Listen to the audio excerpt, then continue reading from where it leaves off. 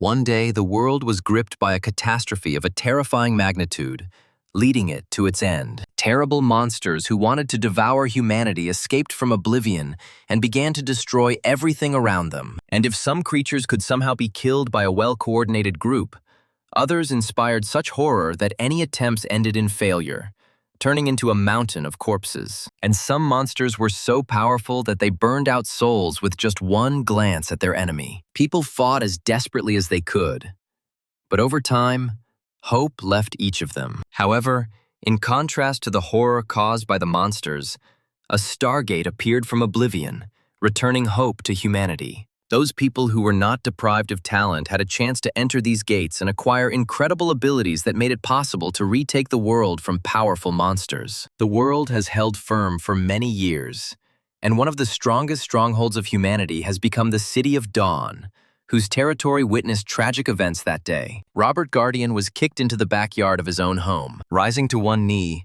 Robert swore at his adopted brother, reproaching him for his betrayal. Darren stood in the doorway with the Guardian family's personal lawyer, grinning at Robert, who sat in the dust. A man dressed in a classic suit stepped forward, giving Robert a haughty look and explaining that, due to the fact that Robert had not awakened his abilities by the age of 18, by law, he loses his right to reside in the territory of the awakened community. Robert was shocked to hear that Darren, as a child adopted by the Guardian family, had the right to take over Robert's home for his full use. And although Robert tried to prove that he was right by mentioning those who, despite being of age, did not have abilities, he was again hit for his insolence. Robert fell backwards to the ground, barely able to hear himself being condemned for not believing in the city's laws. Having collected his papers, the lawyer prepared to leave, leaving the right to deal with Robert to Darren. Raising his head, Robert noticed the man's sly gaze directed at Darren, and barely heard him mention a certain promise from Darren. Smiling warmly at the lawyer,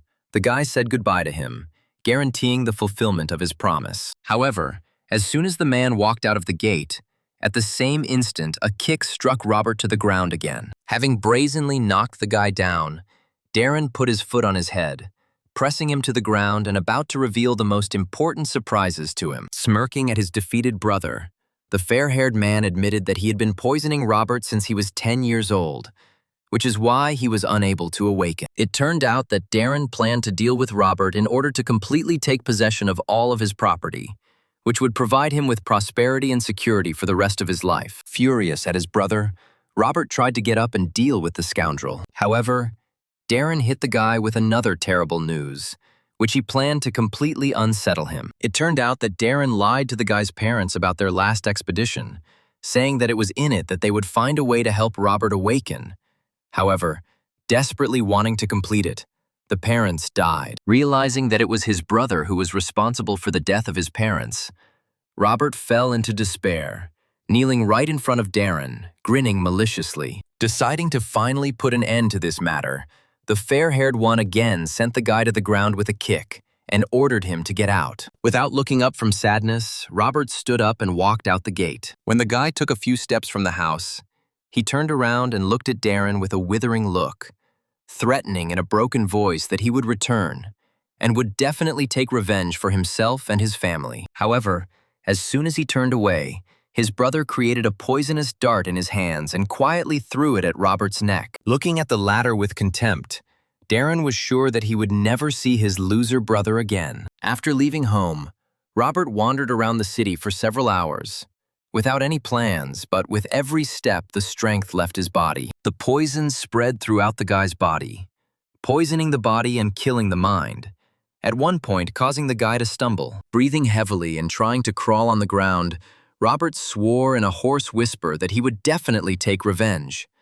But in the end, he closed his eyes and lost consciousness, sadly realizing that he would never wake up. At that moment, the clouds above the head of the guy lying on the ground thickened, and a light lit up in the very center of them. A second later, a column of flame shot through the skies at incredible speed, rushing towards the ground. And having reached the ground, the flame hit the head of the lying Robert. Surprisingly, the flame did not burn the body, but enveloped it like a blanket, shimmering on the skin and clothes until it went out. At the same moment, the guy opened his eyes, returning to life. When he rose to his knee, The first thing that came out of his mouth was the statement of the fact that the reincarnation technique had worked. It turns out that at the same time that Robert was learning about Darren's betrayal, somewhere in heaven, the warrior god Adrian himself became a victim of betrayal. The thief goddess Milia struck him in the back with a mighty sword, forcing the mighty warrior to fall to his knee in confusion as to why his comrades were doing this to him. Amazed by his ignorance,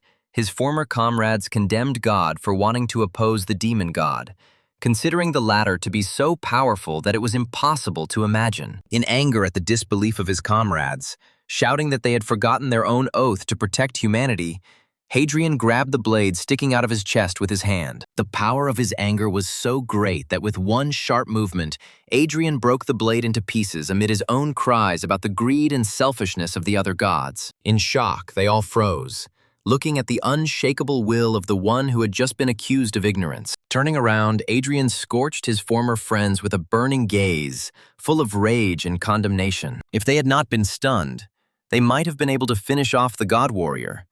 But Adrian, taking advantage of their confusion, created a rune circle on the ground beneath him, embodying the legendary reincarnation technique. Adrian's soul, having left the body of the great god, turned out to be that same pillar of flame that pierced the heavens and struck the body of poor Robert. Standing on both legs, Adrian analyzed the situation and realized one very unpleasant fact about the new body. Taking advantage of the god warrior's experience, Adrian quickly realized that his new body was poisoned to the point that every organ was irreversibly damaged. Stunned that his mighty spirit had been transferred into such a weak body, Adrian began to study Robert's memories to understand what to do next. Images of all the tragic events that happened to Robert, and, in particular, the fact of betrayal by his own brothers surfaced in his head. Adrian realized that his soul chose this particular body precisely because of the similarity of the tragic circumstances of death. Realizing that Robert's will before his death was incredibly strong, Adrian, feeling respect, vowed to fulfill this will at all costs. And as soon as he said this, Robert's soul appeared before his eyes in a golden flame, which, having learned that his last wish was in good hands, melted into thin air. And although Adrian made such a strong promise, he understood that due to the poison, Robert's body was too weak. But the great Adrian would not have been a great god warrior in his past life if he had been afraid to take risks when there were almost no chances. Having climbed into his own memories, Adrian began to look for what could help him cleanse his body and restore its former divine power. The answer was found almost instantly in the form of a secret technique that continues the path of the reincarnation technique. The 6 paths of reincarnation. Adrian understood that this technique would allow him to regain all the power he needed for his purposes. But he also knew that before that he needed to enter the Stargate in order to awaken. Gathering his strength, Adrian went straight to the Stargate, wanting to become stronger as soon as possible. It did not take him long to reach his goal and reach the gate, since the view to it opened from any street in the city. Approaching the territory where the gate stood, Adrian thought about where he was and exhaled calmly, deciding that his former comrades would never find him in a new body. Before visiting the gate, the former god had to register, and therefore he went straight to the counter, expressing his desire to undergo the awakening to the man standing behind it. The man, however, addressing Adrian by the name Roberta, made a dissatisfied face and scornfully indignant, saying that he had already tried to awaken twice this month. However, having heard everything that was said, Adrian looked at the man with an angry look and demanded to repeat it, only looking into his eyes. The man was clearly discouraged by such changes in Robert's character, and therefore was even speechless. The man was brought out of his stupor by the approaching captain of the guard named Harold, who wanted to know what happened between them. While the man was reporting to the captain, Adrian used Robert's memories and learned that in the past, Captain Harold was saved by the guy's parents. Apparently, the captain was a man of honor, because upon hearing the report of the man behind the counter, he immediately began to scold him, reminding him of how much the Guardian family had done for the city. Having heard no answer from his subordinate, who lowered his head in shame, Harold demanded a star map of awakening for Adrian. When he turned to the guy, Adrian saw not an angry grimace but a warm smile, which caused quite pleasant emotions in the former god. But as soon as he took the card, Harold put his hand on the guy's shoulder and whispered that he should be more careful if he failed the awakening this time. And although the words were quite threatening, Adrian realized that they were spoken with concern for the son of the family that had once saved him. For this reason, Adrian saw off the departing captain with a grateful smile. Not one to hesitate, Adrian turned away from the reception desk and headed straight towards the Stargate. Approaching, he pulled out the map given by Harold and raised it above his head, after which it flew up and was immediately absorbed by the gate. Adrian, sighing before taking the important step, immediately followed. The guy's eyes were immediately covered with a golden haze, which melted away after a couple of seconds, revealing to him a view of a huge open square full of others trying to awaken. Adrian tried to take a step, but immediately trembled all over, because it was terribly difficult for the poisoned body to withstand even the pressure of the place of awakening. The guy realized that it would be incredibly difficult for him to achieve awakening under such conditions. He looked to the side and saw one of the test subjects fall under a bright pillar of light, the source of which was the star with which this person entered into resonance, and remembered that the more light of the star a person attracted, the greater the transformation his body would undergo. Turning his head in the other direction, Adrian saw with regret a man who had fallen to his knees in despair, because he could not resonate with any star, and because of this he would remain an ordinary person. Raising his head, Adrian used the God Warrior's senses and noticed a star that his body could resonate with, but it was too weak to do so. The situation was deplorable, because even if the guy received the light of a star and could be reborn, the transformation would not be complete. However, Adrian would not have been a God Warrior in his past life if he had not been willing to take risks, and so he began to embody the 6 paths of reincarnation technique, summoning as much spiritual flame as his past divine soul could. He used all the experiences from his past life to make the flame bright and strong enough to purify his new body. The fiery silhouette flared up more and more every moment, dousing Adrian with a heat that he did not notice. When the silhouette flared up so that the flame could blind, the fire swirled around the guy's body,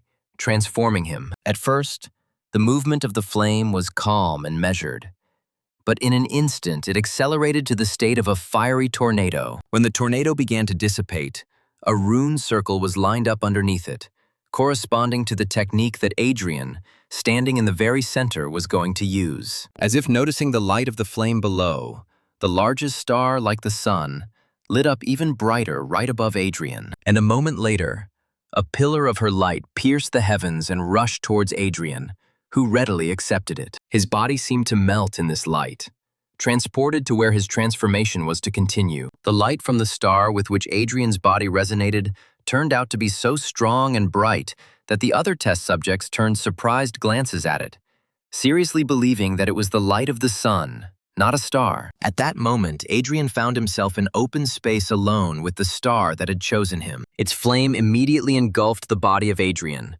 who was ready for this and tensed, intending to curb it. The flame burned the guy's body painfully, ready to burn him if he lacked fortitude. However, in a violent outburst of emotion, Adrian endured the pain of the flames. His angry grin said more clearly than any words that he would endure any pain just to achieve his goals. In the end, the star's flame went out on Adrian's body, making it clear that the guy had harnessed its power, which made him feel truly powerful. However, it turned out that the power of the technique he used summoned the light of more than one star, and another, darker one appeared in front of Adrian. Her flame also engulfed the guy's body, but he readily accepted it and curbed it without much difficulty, after which he felt agile and fast. Having dealt with 2, he saw the third and immediately set about obtaining her powers as well. The yellow flame gave way faster, and from it, Adrian felt that his will and determination became even stronger. Next was the flame of a blue star,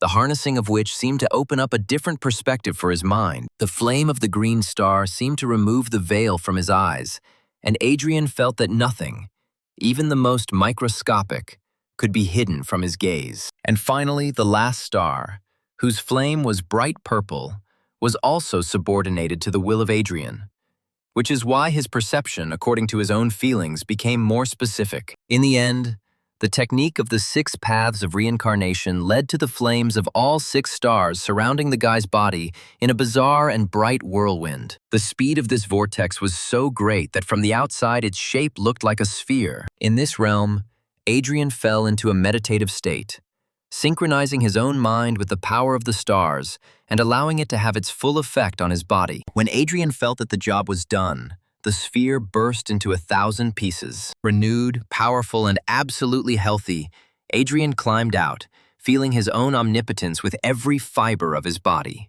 The flame of one of the stars pliantly touched the guy's outstretched hand, which only confirmed his guess that the body was completely healed. At the same instant, a new, unusual rune circle lined up behind Adrian's back, the symbols of which, however, Adrian was familiar with. Adrian knew that after awakening, the body changes in accordance with the acquired class.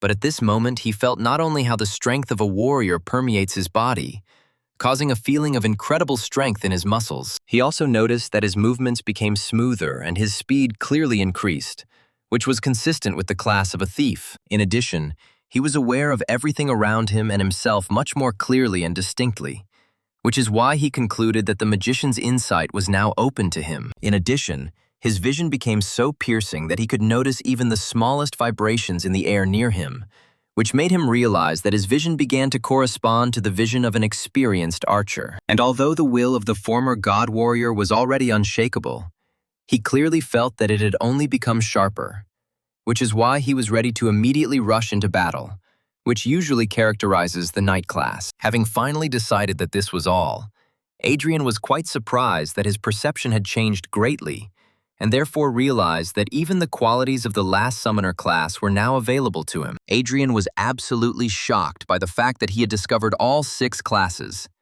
because even in his previous life, he had only heard of a couple of cases where someone managed to discover a predisposition for several classes, and even then, no more than 2. Clenching his fists proudly, the guy grinned, realizing that in this case, he would easily surpass even his previous self. Looking up, he saw that the space around him began to crumble, which meant that the awakening process would soon end. At the same moment, Adrian, closing his eyes and opening them again, walked out of the Stargate back to the place from which he entered. And on the way out, he met with the very thing that he clearly did not want to see at all. Because Darren stood there, instantly attacking Adrian with contemptuous comments towards his, as it seemed to the fair-haired, absolutely useless attempts to awaken. Having angrily looked at the scoundrel, Adrian, not wanting to stand on ceremony, boldly sent the guy. Darren was taken aback by this attitude from the one whom he had kicked with his own feet a few hours ago, and who now moved away from him as if the blond man was not worth the dirt under his nails. Fury immediately boiled in the blood of Darren, who did not understand how Robert, who had been poisoned by him, could walk like this now, as if nothing had happened. Outraged by this outcome, the fair-haired man pulled out his daggers and shouted at his brother, intending to finish off the insolent man that very second. Captain Harold's cry was heard from the direction of the gate, warning Darren not to do anything rash. And Adrian, hearing this, turned towards the attacker just in time. Using his thief-class skills, Darren quickly found himself right in front of Adrian, ready to plunge his blades into him. However, he could not oppose anything to the former god warrior with his vast combat experience, who in the blink of an eye saw a bunch of holes in the enemy's attack. Dodging the inept attack, Adrian rushed forward, thrusting his fist straight towards his opponent. As soon as he got close enough to Darren, his fist instantly hit the latter right in the jaw. Adrian's blow was so strong that Darren was thrown several meters away. As Darren approached the wall, those around him watched in shock as the two awakened fought, amazed that Adrian was able to knock his brother down. Flipping in the air, Darren twisted and landed on his feet, not understanding how it was possible that his poisoned brother could send him flying with one blow. And although he was ready to immediately rush at Adrian again, his appearance as a warrior ready for battle put the guy into a stupor. At that very second, Captain Harold appeared between the fighters, shouting at Darren. Glancing at the blonde with an angry look, Harold heard him complain that the captain of the guard was too indulgent to the son of the Guardian family, and regretted that he had not yet been fired. An indignant Harold, looking contemptuously at Darren, pointed out that anyone with 2 eyes could clearly see that Adrian had awakened, which meant Darren had no right to attack him. And although Darren wanted to say something in response, he was distracted by the surprised exclamations of onlookers, who were amazed at how beautifully the guy was besieged by the newly awakened one with just one blow. Outraged to the extreme, Darren looked at Adrian with an angry look, but could not do anything about it. And therefore, without saying a word, he turned around and left. Grinning as he left, Harold walked up to Adrian and used his portable analyzer to find out what class the guy received. Looking at the screen, Harold saw the symbol of a warrior and hastened to congratulate Adrian on this with all his heart. He noticed that it now became clearer how Adrian managed to send Darren flying with one blow. People who had previously seen Adrian as a loser who could not awaken suddenly began to smile in front of him, admiring how hard he had hit his stupid brother who decided to launch a frontal attack on the warrior. Adrian smiled at them, but in his head he was glad that he was able to hide the fact that he had unlocked more than one class, showing only the warrior class, because he was afraid that this feature might cause him difficulties. Harold put his hand on the guy's shoulder and, smiling warmly, again congratulated Adrian with all his heart. Taking the card out of the analyzer, Harold handed it to the guy, recommending that he quickly go to the Warrior Academy for training. Taking the card, Adrian examined it and sighed relaxedly,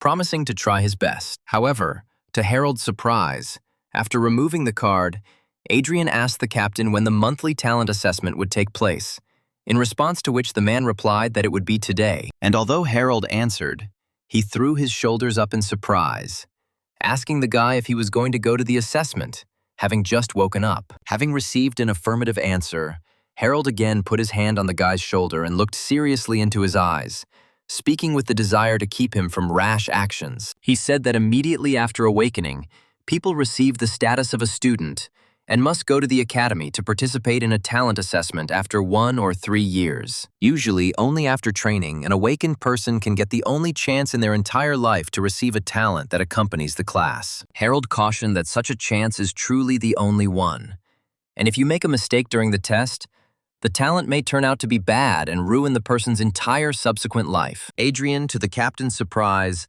only smiled relaxedly, convincing the man that everything would be fine, and he was absolutely confident in his plan. Turning to the side, Adrian said goodbye to the captain and headed straight to the trucks that would take him to the test site. And although he thought that Darren had left, he, looking from the shadows, looked at the guy with a frown, thinking that his decision to go to the assessment immediately after waking up seemed incredibly arrogant to him. Turning his head, Adrian noticed the scoundrel, and therefore thought that he should keep an eye on him, because Darren probably would not give up trying to kill his brother. Outside the city, there are a really large number of monsters, and although individually they are afraid of the light of the Stargate, gathering in huge hordes, the monsters cast aside their fear, rushing to attack a peaceful human settlement. And although the awakened ones oppose the monsters in large detachments, not a single foray is complete without losses. The soul of everyone who fought for humanity against monsters gains immortality under the light of the stars,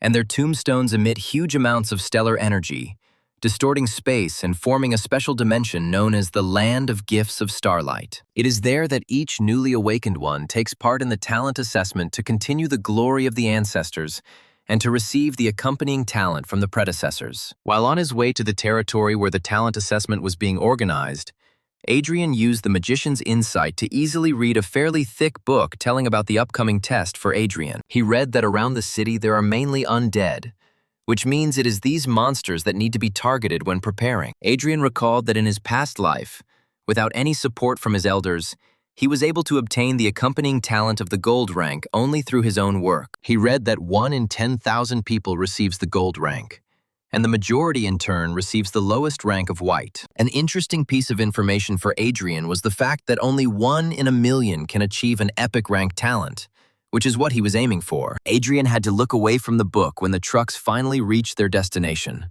and the guy was able to go straight to the hero's cemetery. Opening the book again, Adrian walked to his seat, trying not to be distracted by the whispers of the young men around him, surprised at his presence. Throwing a not cheerful glance at the pile of graves, Adrian was surprised that the guys who studied at the academy were so ignorant of the test. The guy's attention was suddenly attracted by a girl armed with a bow, about whom everyone around him instantly began to whisper. Hearing that her name was Rebecca and that she awakened at only 11 years old, Adrian looked at her appraisingly and was not at all surprised to see that her aura was no stronger than usual, although the concentration of her soul was quite dense. At this time, a group of 6 tomb guardians of the lands of gifts of starlight lined up in front of the crowd of awakened disciples. Especially notable among them were the stocky warrior and the long-haired archer. The warrior called his comrade and whispered congratulations to him that his guild of archers would soon be replenished in the form of such a gifted warrior as Rebecca. And although the archer waved away these congratulations,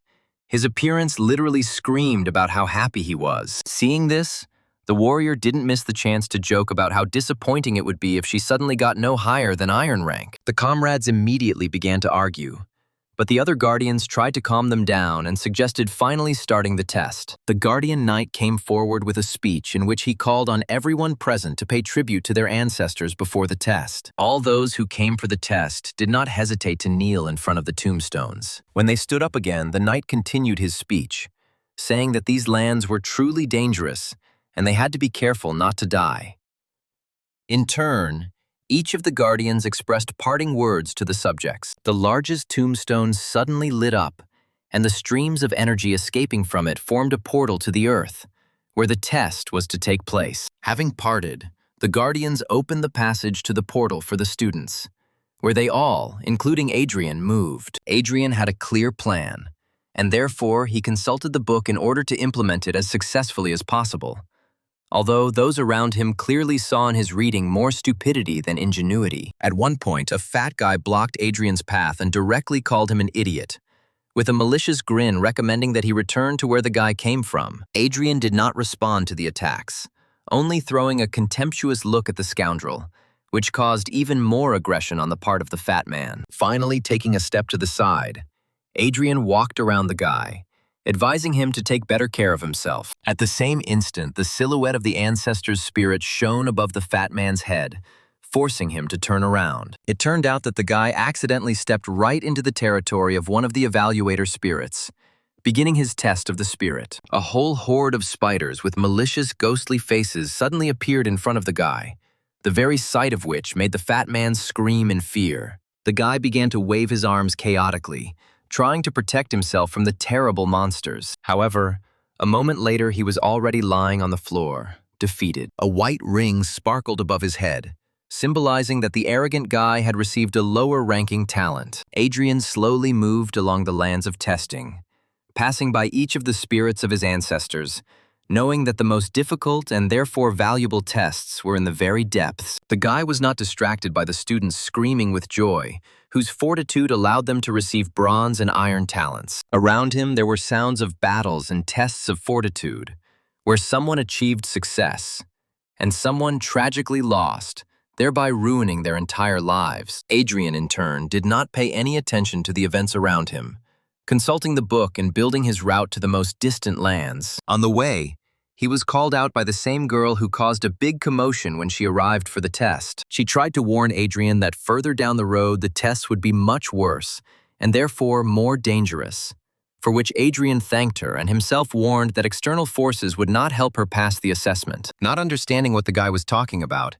Rebecca looked back at the mechanical guards walking next to her, surprised that some student could so easily recognize that they were not real.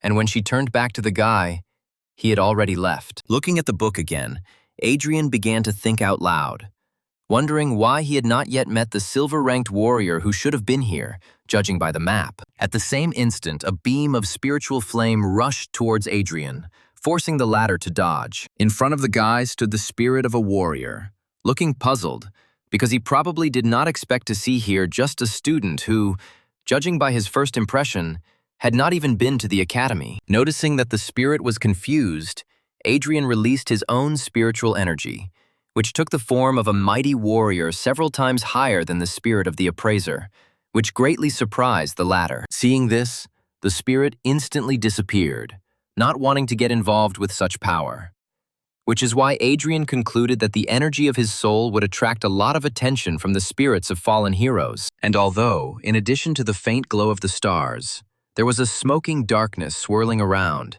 Adrian knew his surroundings perfectly, thanks to the book, which indicated in the form of coordinates how to get to the desired ancestor spirit. After checking it, the guy turned his head and, Using the grave of the disappeared spirit as a guide, moved to the right in search of more powerful spirits. As soon as he was again in the vicinity of the star tombstones, the two spirits instantly incarnated, and their spiritual light rushed towards Adrian. The guy dodged and turned to face two puzzled spirits, who, seeing how bright the energy of his spirit was, turned to each other. To Adrian's surprise, the spirits began to fight with each other, from which the guy concluded that his soul was so attractive to them that they were ready to fight each other for it. Smiling awkwardly, the guy ran away, finally apologizing for not being able to choose them for his test. Adrian moved deeper and deeper, meeting more and more spirits who wanted to test the guy and give him their talent. Passing by the mighty warrior, Adrian met the spirit of a dexterous and nimble girl who tried to stay in his field of vision as long as possible.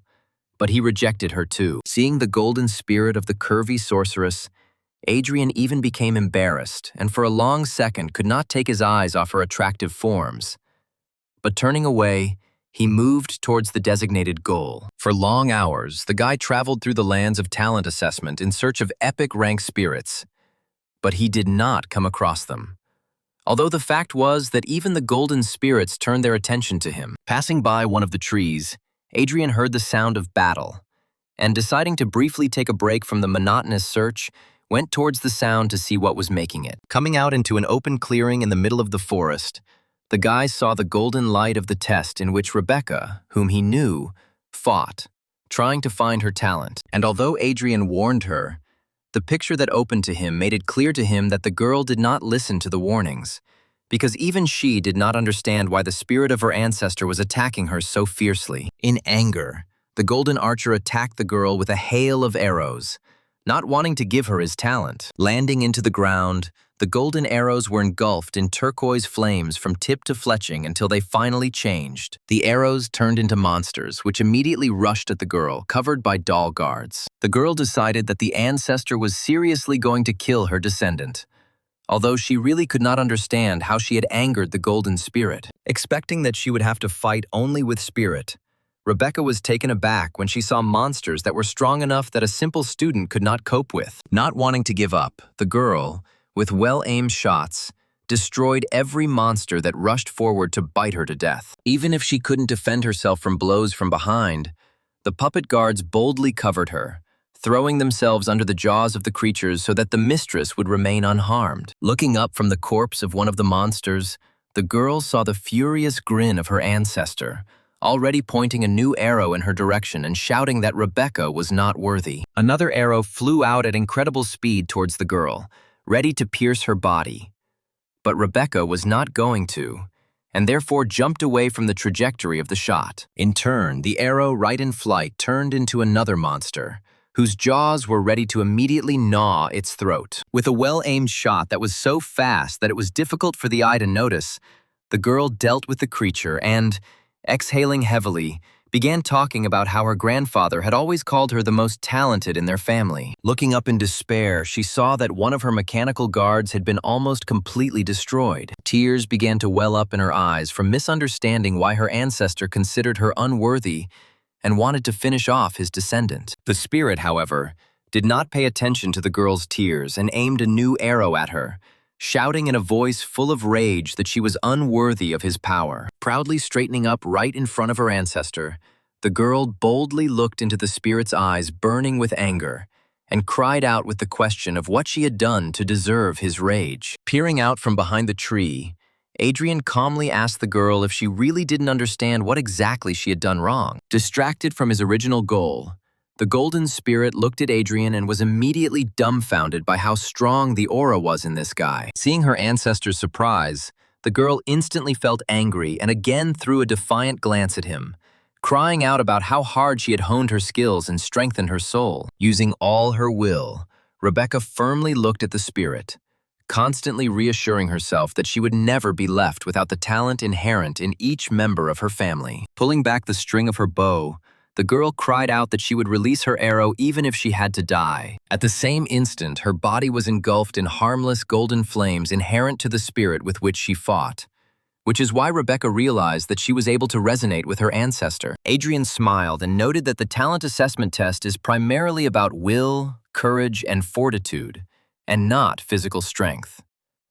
The guy said that it was the mechanical guards who protected the girl during the battle that became an indicator of her fear of battle, which is why the ancestor shouted about her unworthiness. The golden light of the test finally faded, and Rebecca realized that the test was over in complete victory. Sighing heavily, she noticed how tense every muscle was after the hilarious fight. The golden archer extended his hand forward, and the flame from it touched the girl's body, healing her and gifting her with what she had come for. Proud and pleased with herself, Rebecca passed the test, and therefore received the sign of golden talent that accompanies her family. Looking from the side, Adrian smiled, seeing how the girl received something that would make her life incredibly prestigious. As the spirit vanished into thin air, Rebecca turned to him and awkwardly thanked him for the advice the guy had given her. And although the girl asked how he himself, being just a student awakened quite recently, ended up so far in the lands where the golden talents are located, Adrian only answered that his goal was the best possible talent, and, turning away, moved away. Noting that his soul seemed weak, the girl heard the guy boldly say that it was none of her business and asked to keep his presence here a secret. Seeing that the guy walked away from the lands of the gold ranks further into the depths, the girl was quite taken aback, realizing that his goal was even higher. In the end, Adrian reached his goal, in the form of a huge tombstone connected by a monstrous golden chain. Smiling contentedly, the guy noticed that he was on the right track, since he saw something so colossal in front of him. The moment Adrian took another step, his body tensed from the terrifying force of pressure, indicating how difficult the test awaited the guy, since it was difficult for him to even be here. The huge, monstrous dog looked to be of advanced rank, and therefore, according to Adrian, he was an incredible number of times stronger than the guy himself. However, the guy was not at all afraid, but on the contrary, he was delighted,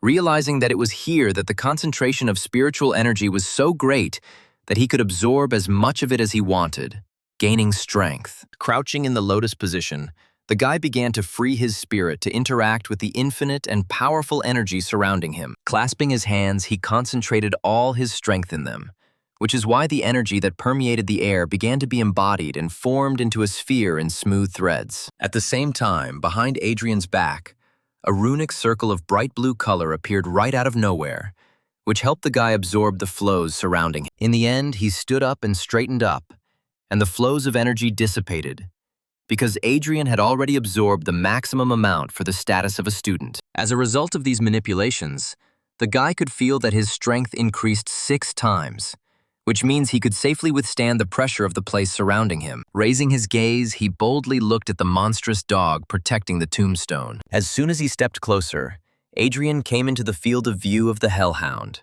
which is why it, which had previously been lying peacefully, rose to all fours and growled menacingly. A huge beast, whose jaws could tear apart an entire crowd with one bite, stood in front of Adrian, ready to destroy anyone who dared to appear for a test of epic rank. However, Adrian, who was a former god warrior, was not at all afraid of the terrifying sight and boldly stepped forward. In an instant, the monster pushed off with all 4 paws and rushed at the guy, intending to tear him apart. But Adrian himself was not going to die so easily. The rune circle that appeared behind him served as a much-needed acceleration for Adrian, and he, using such a useful skill, rushed into battle. His speed was so incredible that the hellish dog, grinning angrily at the enemy, was completely unable to keep up with the warrior flashing like lightning. Dodging another blow, Adrian grinned maliciously, calling the hound just a puppy, unable to provide worthy resistance. At that same second, the dog let out a monstrous roar so loud that Adrian had to group himself to protect himself from it. In a mindless rage, the dog again rushed straight at the guy, ready to finish him off for his insolence. And although his jaws were almost closed on Adrian's body, he only grinned maliciously and did not move from his place. And as soon as they closed, Adrian penetrated through the upper jaw of the dog's mouth, as if passing through a dense wall of fog that did not cause any harm. Adrian stood over the hound's jaw, contentedly noting that a real hound was undead and would not react in any way to provocation, unlike this dog, who flew into a rage. With one flick of his finger, the confident Adrian destroyed the dog's form, breaking it into hundreds of pieces. Having landed, the guy proudly straightened his clothes and looked at the stairs, which the mighty beast so zealously defended. Adrian had a view of the incredibly majestic-looking gate through which he had to pass. As soon as he came closer, the gate swung open with a loud buzz in front of the brave warrior who had come to show what he was capable of. And although confidence flashed in his eyes, Adrian was a little worried about what was happening now, and what was about to happen any minute. Looking straight ahead, the guy took a deep breath and proudly stepped forward, like a worthy warrior who had earned the right to gain strength. Although these gates were called hellish, behind them Adrian saw a rather calming landscape in the form of a waterfall and lake, surrounded by rocks and ancient trees. But the guy didn't have time to admire the beauty, because at the same moment he stepped closer, a pillar of burning flame headed towards him with incredible speed, forcing him to dodge. Turning in the direction from which the flames came out, Adrian only managed to notice how a blade burning with fire was approaching his face. Only having time to notice the blade, Adrian did not even cover his eyes when it stopped a centimeter from the face of the one who dared to come for the epic talent. A heroic spirit of epic rank hovered in the air in front of the guy, raising his blade and looking at the newcomer in surprise, who turned out to be just a student. Bravely looking straight into the warrior's eyes, Adrian asked him not to hold back, arguing that he had gotten here not through luck, but out of a desire to see what epic rank could do. The stunned spirit warrior looked at the disciple with an amazed look, not understanding how a simple disciple could dare to go so far just to see what an epic rank could do. Smiling slyly,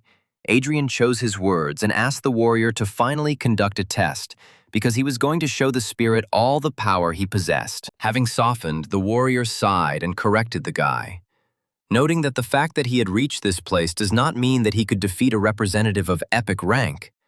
But he smiled and agreed to show his power. At the same instant, with one click of the warrior's fingers, the guy found himself in the arena, looking around in surprise. After analyzing the situation, he realized that his spiritual energy had quadrupled, surpassing the limitations imposed on being a disciple. It turned out that the warrior transferred not his body, but Adrian's mind and his own straight into the arena, and their bodies remained where they stood. At this time, the bodies of Adrian and the warrior's spirit were observed by 5 more spirits, whose energy shone with a bright light of epic rank. They were clearly pleased when they saw how, for the first time in a long time, someone came to their lands for a talent of epic rank, although they were surprised that the person who came turned out to be a completely undistinguished student. One of the spirits was clearly angry that the warrior spirit was the first to get to Adrian, because after defeating the Hellhound, he himself was going to test the student. At this time, Adrian, already armed with a sword, was warming up, wondering out loud that the epic rank turned out to be so strong that, just by desire, he transported the guy straight to the world of dreams. The warrior standing in front of Adrian swung his blade and threw it to the side so that it got stuck in the stone. Straightening his arms, he invited Adrian to attack, ready to fight on equal terms, because the spirit itself compared its strength with the strength of the guy. Smirking, Adrian noted that his opponent was acting somewhat arrogantly, thinking that he could defeat a guy without a sword on equal terms. A moment later, the guy rushed into battle, using all his fighting skills and past life experience to leave his opponent no chance. And although the spirit fought desperately, he understood that even with a sword in his hands, it would be incredibly difficult for him to defend himself, let alone unarmed resistance. The man tried his best, but Adrian was incredibly fast and attacked as actively as he could. In the end, the spirit warrior was unable to dodge the final attack,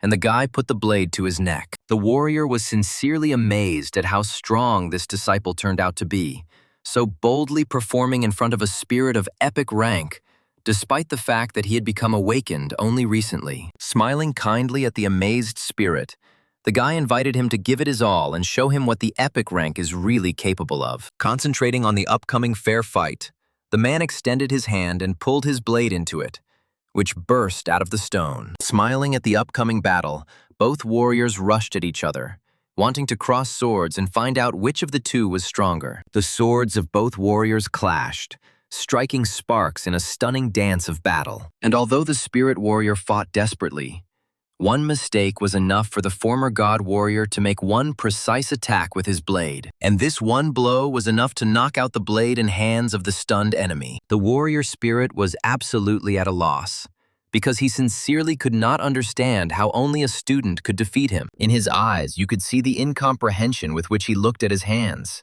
as if doubting his own abilities. Satisfied with himself, Adrian thought that now the result of his test was quite satisfactory in order to finally receive the epic rank talent he deserved. And although he was ready to receive his reward, the spirit warrior suddenly disappeared into the air, causing confusion in Adrian. Returning to his body, the warrior curiously examined his opponent, whose mind was still in the world of dreams. Other epic spirits, seeing how their comrade returned to his body, were surprised, deciding that the test was over so quickly. And besides, there was no ritual for transferring talent, and they concluded that the guy had lost. However, they were puzzled when they saw that Adrian himself had not yet returned from the dream world, and therefore they asked their comrade what happened to them there. Raising his head proudly and not looking away, the warrior honestly admitted that he had lost the battle. The rest of the spirits were shocked when they heard that their comrade, whose strength reached an epic level, lost to an ordinary student, even though they were equal in the dream world. They assumed that the warrior had simply given in, but he shook his head and replied that the fight was fair and he was rightfully defeated, and for this reason, he had an idea. After listening to their comrade, the epic spirits were divided, trying to decide whether to follow his plan or not. However, after consulting, they decided to agree, and at the same moment, all 6 were transported to the world of dreams and appeared before Adrian's eyes. Adrian, who had already thought that his rival had abandoned him in this world, relaxed when he discovered that he had returned with reinforcements in the form of 5 spirits of epic heroes. As soon as they appeared in this world, each of the 6 spirits first looked at the one they were about to test with an appraising glance. Smiling kindly, the spirit mage noticed that the guy did not blink an eye when he saw as many as 6 epic spirits in front of him. Scratching his beard, the elder opened his eyes and spoke with the hoarseness in his voice characteristic of his appearance. Removing one hand behind his back and nodding proudly towards his comrades, the magician invited Adrian to fight all 6 epic spirits at the same time. Looking at those who came with confusion, Adrian heard that if he wins, he will receive 1 epic talent from each of them, which is why his eyes sparkled with awareness of the situation. Behind the spirits of men stood the archer and the summoner, who, having sarcastically examined the guy, suggested that he leave with the talent of a warrior, because judging by his appearance, he would not have enough strength. In response, the former god warrior laughed like a madman, receiving sincere pleasure from the whole situation. Proudly looking up and raising his sword, the guy expressed his desire to accept the challenge and his unwavering readiness to fight. The magician frowned, calling the guy self-confident, and the knight called him arrogant, although he seemed to only like it more. Taking a stance, Adrian did not take his eyes off his opponents, ready for any attack from them. The spirits had already pulled out their weapons and also prepared for battle, warning the guy that the following events could be damn dangerous for him. At the same moment, as the magician finished speaking, the thief spirit disappeared from sight, rushing into an attack with amazing speed. In a second, the thief was right behind Adrian,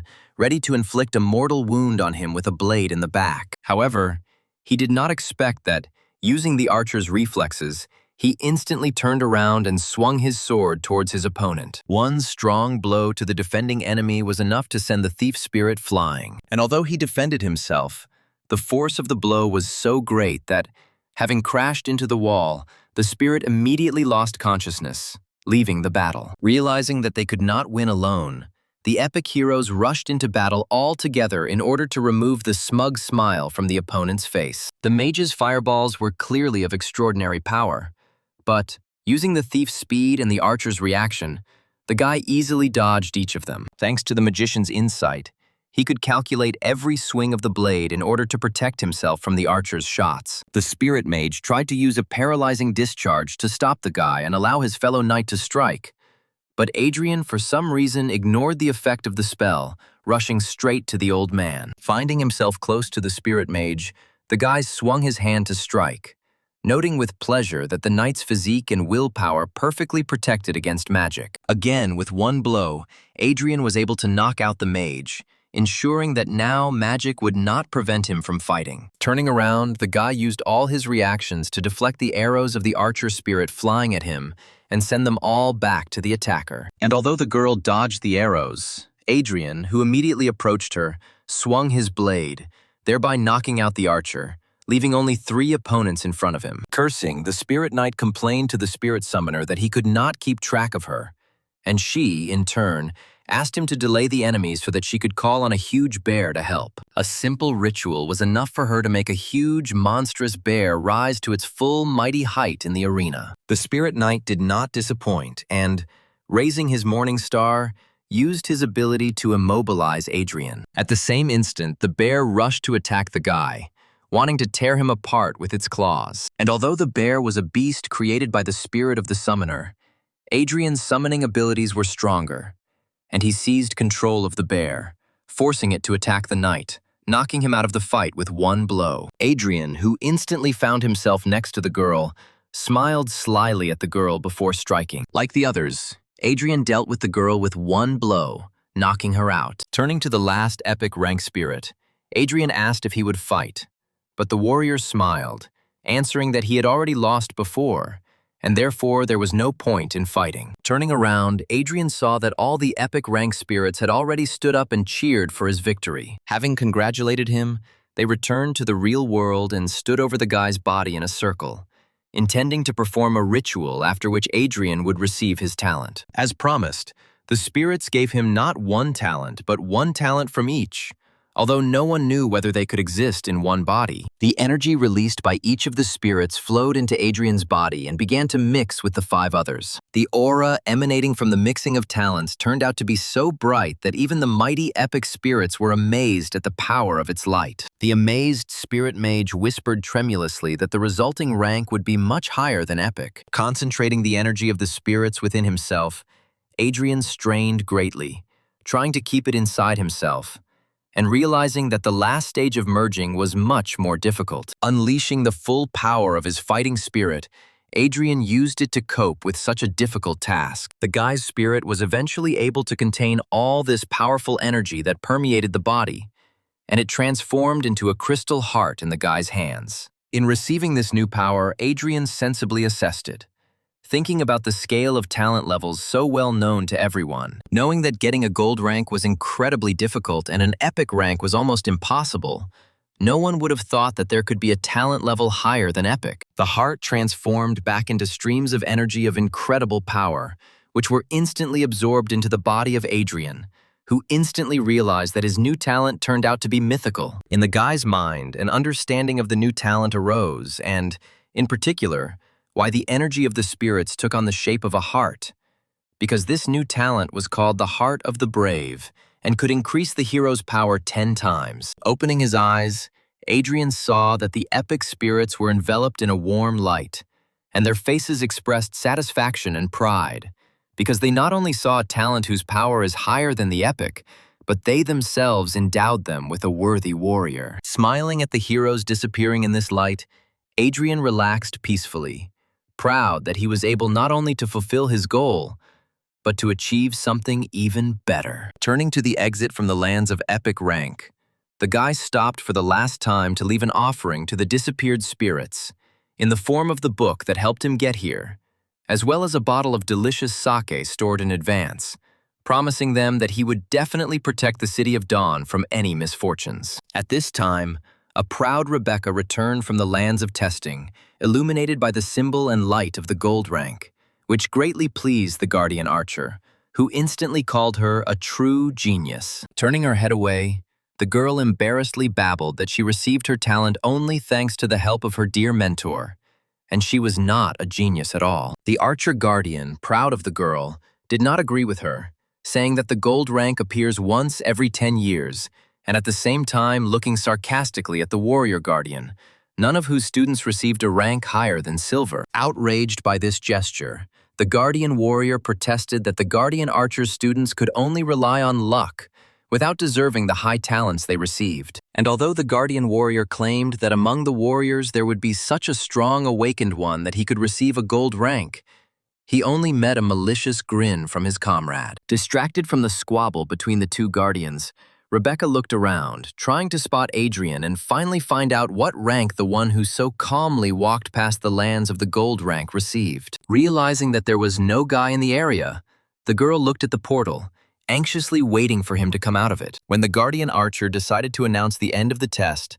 Rebecca asked him to stop and wait, because one test subject never left the test grounds. At the same moment, Adrian, stretching his neck, climbed out of the portal, meeting there not with a storm of applause, but only with such familiar disdain, because the guardian archer was sure that the guy had failed his test. Rebecca, blushing at the sight of the guy, did not hear her mentor's sarcastic comments, remembering only, not without a shadow of embarrassment, that the name of her new acquaintance was Adrian. Glancing to the side, the guy immediately saw the fat man who had crossed his path at the very beginning of the test, and who was right now mocking Adrian, thinking that he was hiding from the test, afraid of failing it. Not paying attention to the sarcastic comments, the guardian warrior took a step towards the guy, asking with a smile what rank one of his ward warriors received. Smiling, Adrian relaxed for a second, which is why the aura of his talent shone faintly, covering the entire body of the awakened one. And although the hero received a mythical rank, everyone around saw what he wanted to show them, namely the aura and symbol of the gold rank shining on the guy's body. Everyone around seemed to have broken loose, heatedly discussing and amazed at the fact that this time, 2 participants received the gold rank, although even one was an incredible rarity. Smiling contentedly, Adrian noted, not without pleasure, that he was incredibly lucky that his new talent allowed him to flaunt the rank that the hero himself wanted. Quietly resting his hands on his hips, the guy, not deigning even a glance to the arrogant scoundrels mocking him, told them out loud that they should not mock others, but try to become stronger themselves, which greatly embarrassed the dumbfounded fat man. And only Rebecca, whose confused look Adrian caught, could not understand why the guy received only a gold rank, because he went much further than the place where the golden spirits were. As if he had read the girl's thoughts, Adrian put his index finger to his lips, reminding her that he had asked her to remain silent about where he was going in the testing lands. Once again embarrassed by the attention of her new acquaintance, Rebecca only thought about how many secrets Adrian had from everyone around him. And while she was reasoning, the guardian warrior rushed to Adrian, whose smile made it clear that he was incredibly happy that one of his charges was finally able to receive a gold rank. Although Adrian, not receiving pleasure from someone else's touch, asked him to leave him alone, calling him a bearded man. Offended by the unexpected name-calling, the guardian took one step away from Adrian, removing his hand from his shoulder. However, after a moment he put aside his offense, deciding that a student receiving a gold rank was much more important than any grievances, and therefore he again put his hand on his shoulder and smiled joyfully, saying how very proud he was of his student. However, other warrior teachers, looking at the man with disapproval, noted displeasedly that they were seeing Adrian for the first time, and therefore did not consider his victory in the test to be their merit. However, even the guardian archer, who just a second ago was mocking his comrade, now stood with a serious look, noting that receiving as many as 2 golden talents was a real historical event. The news that 2 entire members had achieved gold ranks spread with incredible speed through the streets of the City of Dawn, so quickly that almost on the same day, Darren, who wanted to finish Adrian off more and more every second, learned about this truly frightening event for him. He instantly flew into a rage as soon as he found out that Adrian had received a gold rank, because the guy did everything to prevent this from happening. Adrian himself, after the test, did not want to waste time, and, realizing that he could not do without the academy, after the test he immediately went there. His mere appearance at the academy became news #1 for all the people there, because gold rank among warriors is an incredible rarity. Standing near the counter with the guardian warrior, whose name, as it turned out, was Frank, Adrian heard with slight dissatisfaction all these comments addressed to him, which, from malicious and arrogant, became interested and flirting. Frowning, Adrian even began to regret that he showed people his gold rank, because he received much more unnecessary attention than he wanted. Finally, the man behind the counter, smiling welcomingly, handed Adrian an envelope, a badge with a warrior symbol, and a card indicating his status. Still proud of his ward, Frank put his hands on his hips and wholeheartedly congratulated Adrian on officially joining the Warriors Guild. Adrian was about to unpack the envelope, but Frank, who stepped aside, waved his hand and called him to follow, because he was going to help the guy get a well-deserved reward for his work. For the first time since the test, Adrian smiled at Frank and followed, noting to himself that he was surprised by the fact that the guild treated its members well enough. Walking through the long corridors of the academy, the men arrived at a training room filled with mannequins and exercise equipment, in the middle of which stood a stocky man whose hair, with its bright green color, resembled a fresh apple. Having greeted Adrian and Frank, the man introduced himself as Roosevelt Walter and added that he was the treasurer of the Warriors Guild, and therefore, it was he who would offer Adrian a reward corresponding to the gold rank. Looking into the box that Roosevelt bowed his head and handed to the guy, Adrian saw a book there, the inscription on the cover of which read about the name of a special skill of the warrior class. Taking the box from Adrian's hands, Frank himself looked inside and smiled, looking up at Roosevelt and noting that the treasurer is very generous, because this skill is really powerful. To which Roosevelt, not without pleasure, said that they are obliged to invest all their efforts in the development of a gold rank hero. In addition to the skill, Adrian also received as many as 10 star stones of the initial rank, which is a significant reward, since Frank himself received only one at one time. Opening the book, Adrian read a couple of lines, but almost immediately became perplexed by their content. Roosevelt smiled again when he saw the guy's reaction and said that learning skills is an incredibly important activity for every awakened person, and therefore Adrian is recommended to start learning as soon as possible. Smiling joyfully, the guy agreed with the treasurer, promising to start training as soon as possible, and thought to himself that things were turning out very, very interesting. As soon as Adrian and Frank left, Roosevelt removed the smile from his face and headed to his office, where Darren was already waiting for him, who immediately began asking the treasurer whether he had completed his task. Calmly closing the door behind him,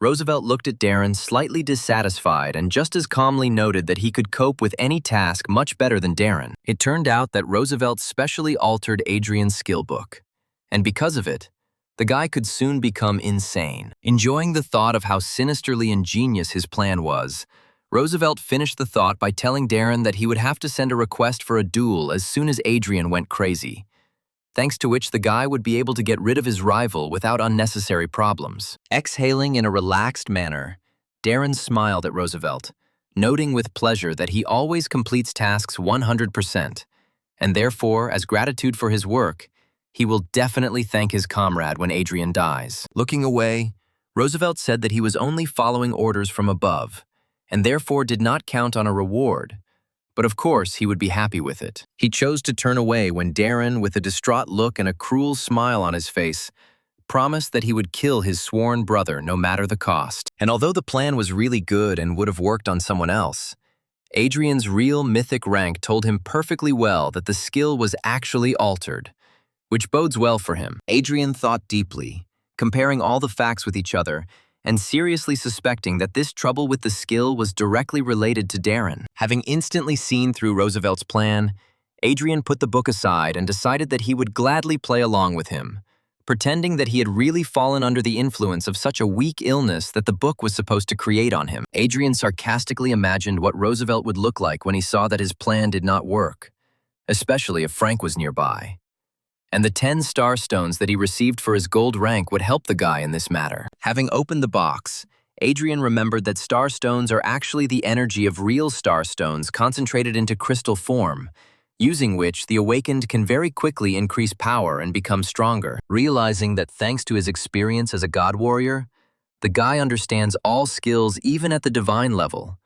But if he wants to gain power, he needs to start all over again. Sitting in the lotus position in the room allocated to him personally, Adrian closed his eyes and used his spirit to begin to absorb energy, while simultaneously discussing how the skill of an unpredictable fist blade is a rare skill, and it is necessary to learn it. Using his experience, the guy read all the necessary techniques for developing this skill and found out exactly which nuances of this technique were spoiled, and corrected them without any problems. In persistent meditation, the boy concentrated on studying, hoping only that 10 star stones would be enough to help him master the skill. As soon as Adrian concentrated and closed his eyes, his spirit burst out of his body and caught the stone in a weak whirlwind of blue flame. And as soon as he started, his hand burned with pain, which almost brought the guy out of concentration. The flame enveloped the fist, changing color and forming a blade.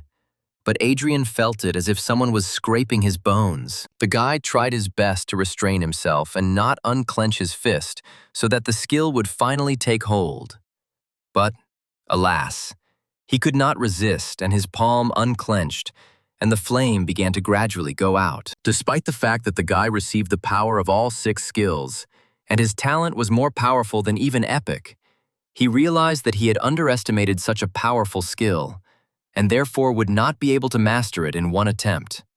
Because during this one time, the skin of his hand turned red and shriveled from fire. Realizing that it would take at least 1 year for an ordinary person, Adrian grinned, knowing that with his strength there was no way he would allow himself to hesitate, and therefore would definitely master the skill as soon as possible. Concentrating again, Adrian used the power of his spirit to once again cause his hand to become covered in bright pink flames, which now took on a much more distinct blade shape. Exhaling in satisfaction with his own work, the guy stood up and with one movement made the sword fly from the wall straight into his own hand, forcing his energy to again form the shape of a blade around his hand.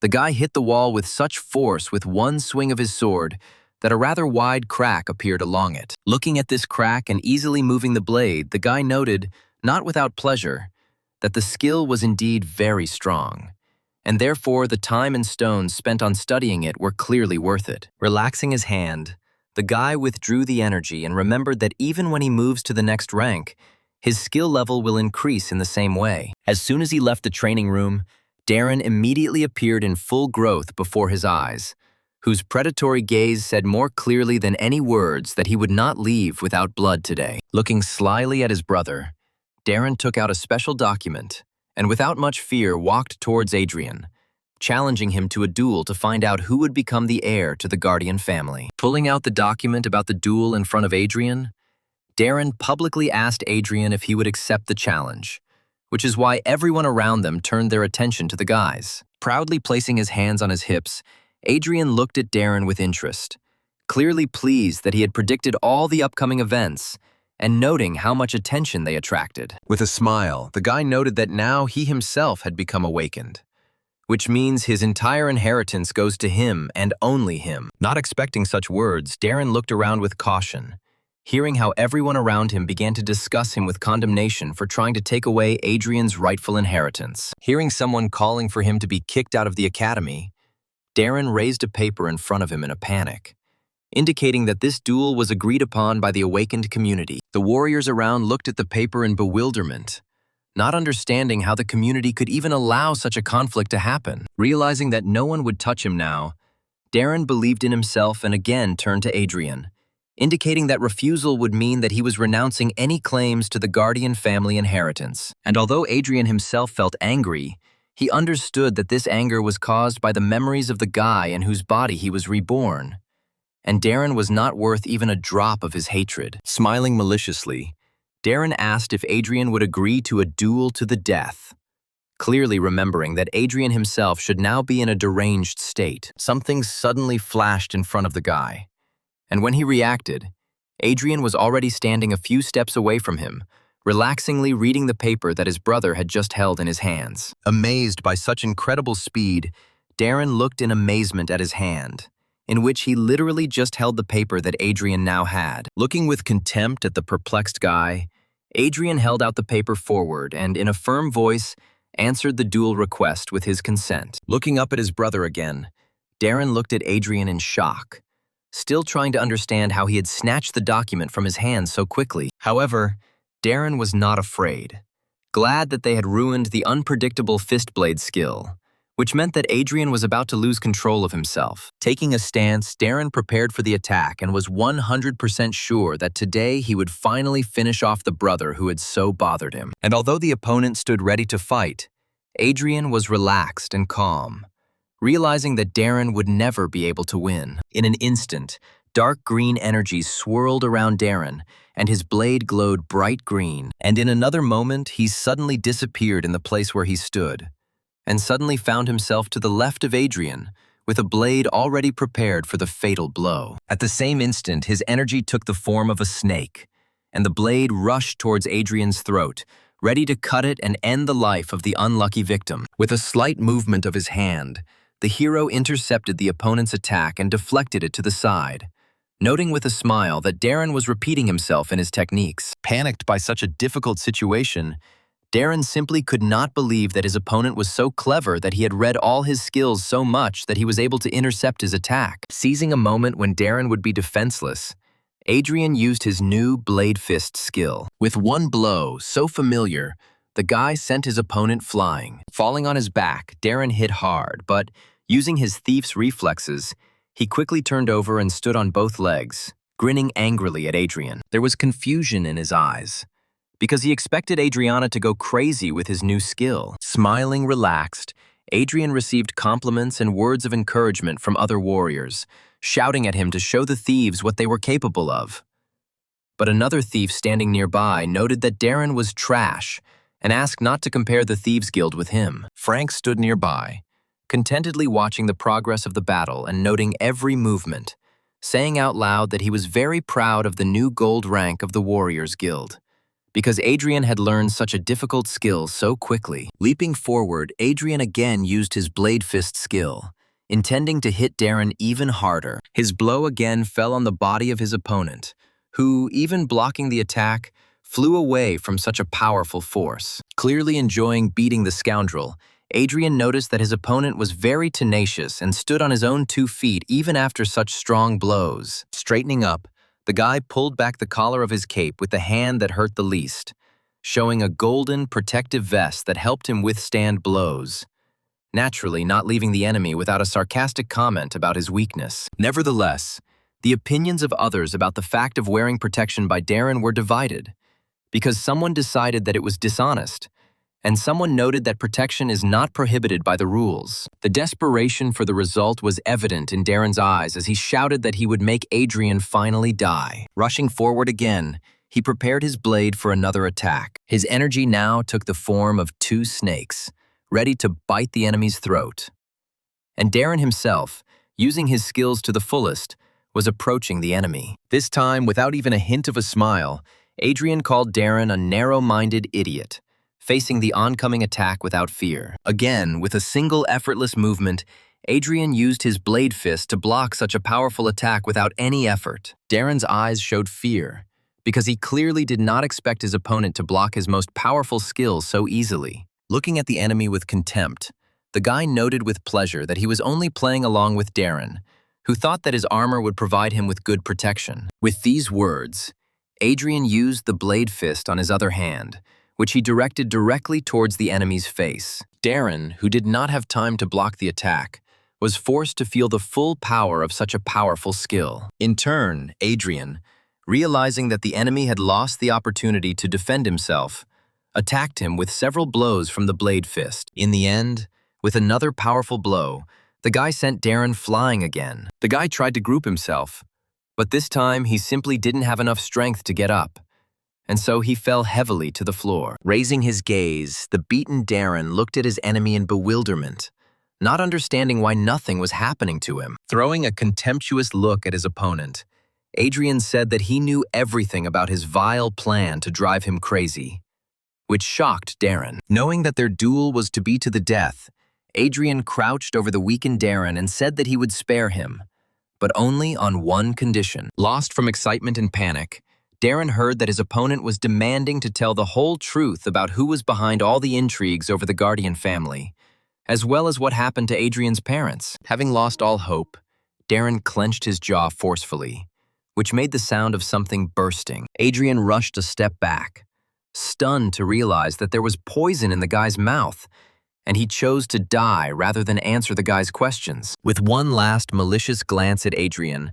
Darren told him that he would never know what happened to his parents, and also that he was unable to cope with those who intended to end the life of the Guardian clan. Stunned, Adrian silently listened as Darren said his last words, saturated with malice and contempt. Having said his last word, Darren suddenly rolled his eyes and leaned back, and his chest stopped rising in time with his breathing, making it clear that from now on, Adrian's sworn brother was dead. Adrian felt incredible contempt for his opponent, but also a certain amount of respect, because he was ready to die for his goals, turning away from the deceased with regret.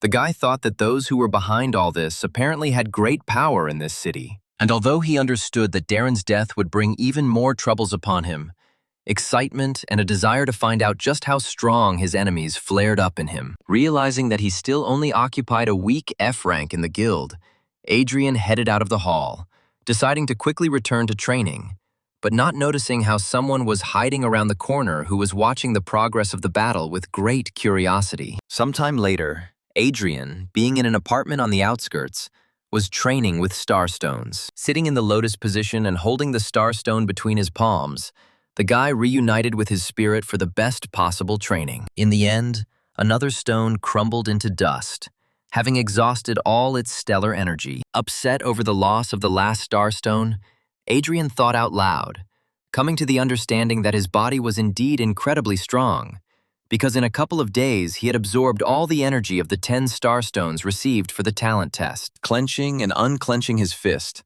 the guy noted with pleasure that in just a couple of days he increased his energy level from 105 to 246 units, which is a truly outstanding result. Looking at the dust left over from the used starstone, Adrian estimated that one such stone contained approximately 10 units of spiritual value. However, in fact, this was only a theory and extremely erroneous, because the average awakened person can absorb only a smaller part of the energy that is stored in the stone. For such an awakened person, a result of 10% of the total energy of the stone is quite good. If a gifted person can use 30% or more of energy, then he can be safely considered gifted. However, without expecting it, Adrian managed to absorb as much as 70% of the stone's energy, which was a truly impressive result. Absolutely pleased with himself, the guy remembered that in his previous life he achieved only 40% of the results, which means his current body is indeed several times more powerful. Having warmed up after a long process of absorption,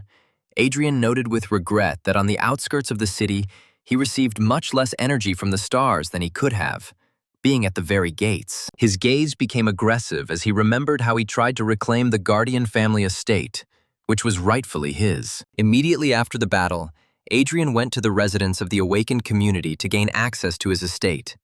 But, as it turned out, after passing into Darren's possession, the estate no longer belonged to the Guardian family. Smiling boldly and intertwining his fingers in a businesslike manner, the man noted that after Darren's death, the estate passed into the possession of the Awakened Society, and Adrian was given only a small apartment on the outskirts. Adrian had to admit that it would be very difficult to return his property because, apparently, this estate was of great value to the one who was plotting against the guy. Hanging his head sadly, Adrian also admitted that, unfortunately, he could not in any way resist someone significant, because his rank in the guild was only initial. And another sad thought visited the guy's mind when he realized that he had miscalculated again. He learned that, although he does not have the right to the estate, he will still get the inheritance, although it turned out to be much less than what the guy expected, and it will only be enough for 20 stones of stellar energy. Pressing his fingers to his head, Adrian winced at the headache,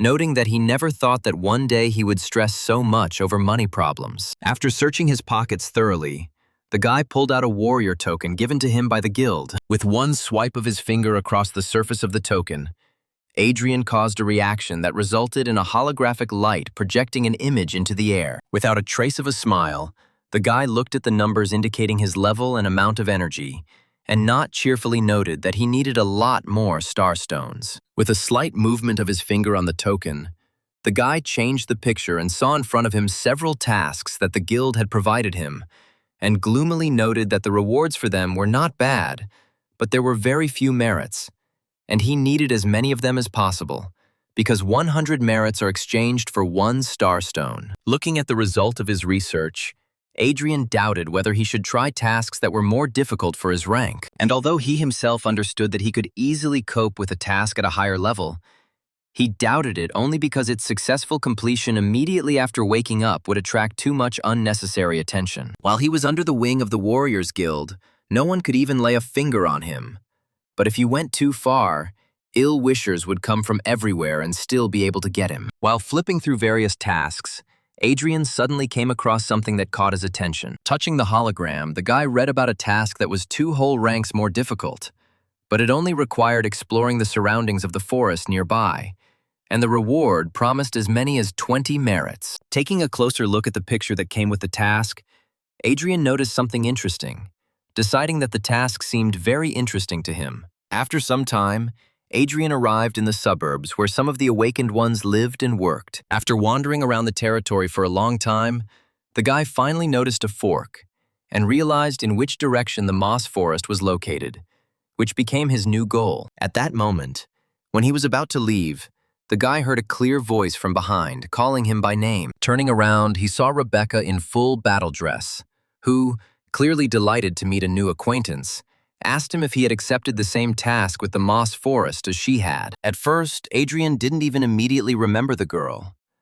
but remembering how he helped her during the test, he awkwardly confirmed her guess. Rebecca, clearly overjoyed even more, immediately approached the guy almost closely, asking if he would then like to join her squad, since they had come on the same mission, quite embarrassing Adrian himself. A silhouette of a man suddenly appeared behind her, immediately bringing the girl down to earth with the assertion that she should have first asked the squad leader before calling anyone into the squad. Coming out into the light, the stocky man noted that for a squad of rank E, a hero of rank EF would be a burden.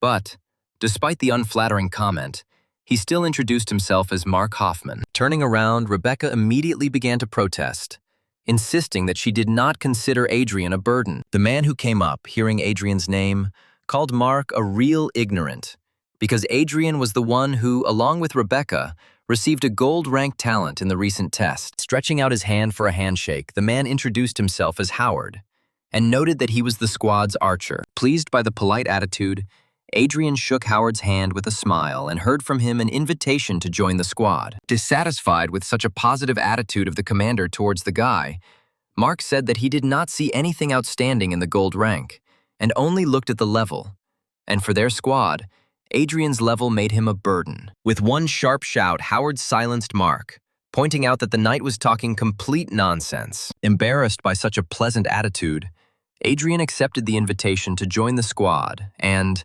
trying not to pay attention to Mark, followed Howard, who led the squad straight to the moss forest. When the team finally entered the forest, the sky was covered with the crowns of mighty trees, whose trunks were intricately intertwined. As soon as they climbed deep enough, tree creatures began to emerge from the bushes at them, forcing the heroes to fight. Wanting to cover the combatants, Rebecca pulled the bowstring and aimed a burning arrow towards the snarling monsters. With one well-aimed shot, she hit one of the monsters, causing the flames to immediately flare up, engulfing its woody body. And although the shot was accurate, and the flame clearly wounded the monster, it suddenly extinguished it with a growl, turning to the one that had so suddenly carried out such a strong attack. The monster was about to rush straight at Rebecca, but Mark suddenly appeared between them, taking the monster's attack on his strong shield. Before Rebecca had time to prepare a new arrow, she noticed that Commander Howard was already preparing to fire, calmly taking aim at his enemy. The commander's equally well-aimed shot surprisingly caused much more damage,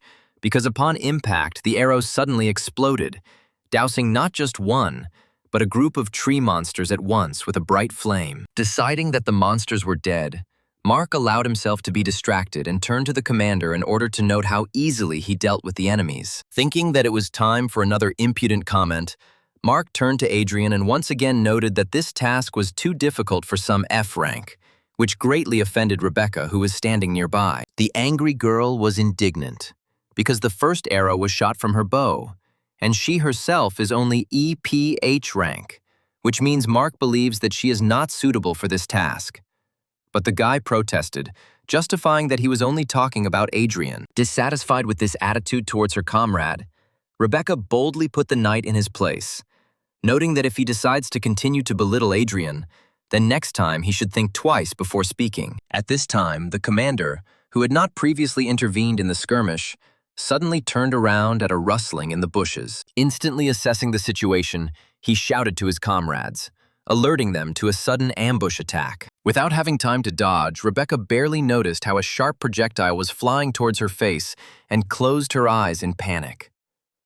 Without straining at all, Adrian intercepted the arrow in one deft movement and, clenching his fist, broke it into pieces, which made Rebecca quite surprised. Throwing away the fragments of the arrow, the guy pointed towards the bushes from which the projectile flew out and shouted that that was where the attacker was. The team thief named Gerald instantly jumped onto the tree and rushed in the indicated direction straight along the branches, promising to deal with the monster. In a couple of jumps, he caught up with the already fleeing tree monster with a bow in his hands and raised his blades to attack. It only took him a moment to cut the monster's entire body into pieces in a few attacks. The guy had already returned, landing springily in the clearing where the team was, and Rebecca at that time looked embarrassed at Adrian, who was following the thief's movements. The blushing girl looked away in embarrassment, thanking the guy for saving her, to which he smiled warmly, noting that they were one team. Clearly angry, Mark, in a fit of jealousy towards the lovely archer, thought to himself that Adrian was surprisingly successful in finding opportunities to woo the girl. Having quietly glanced at the knight, Adrian looked away with a sigh, deciding not to pay attention to him and thinking about everything that was happening to the forest. But there was clearly something wrong with him, and the guy felt it too clearly. Adrian knew very well that the Stargate was by no means the only powerful spiritual force in this world, and that it was balanced by powerful dark energy. He knew that the stronger the starlight, the greater the vibrations of darkness, which awaken in living beings all the most terrible and terrible things,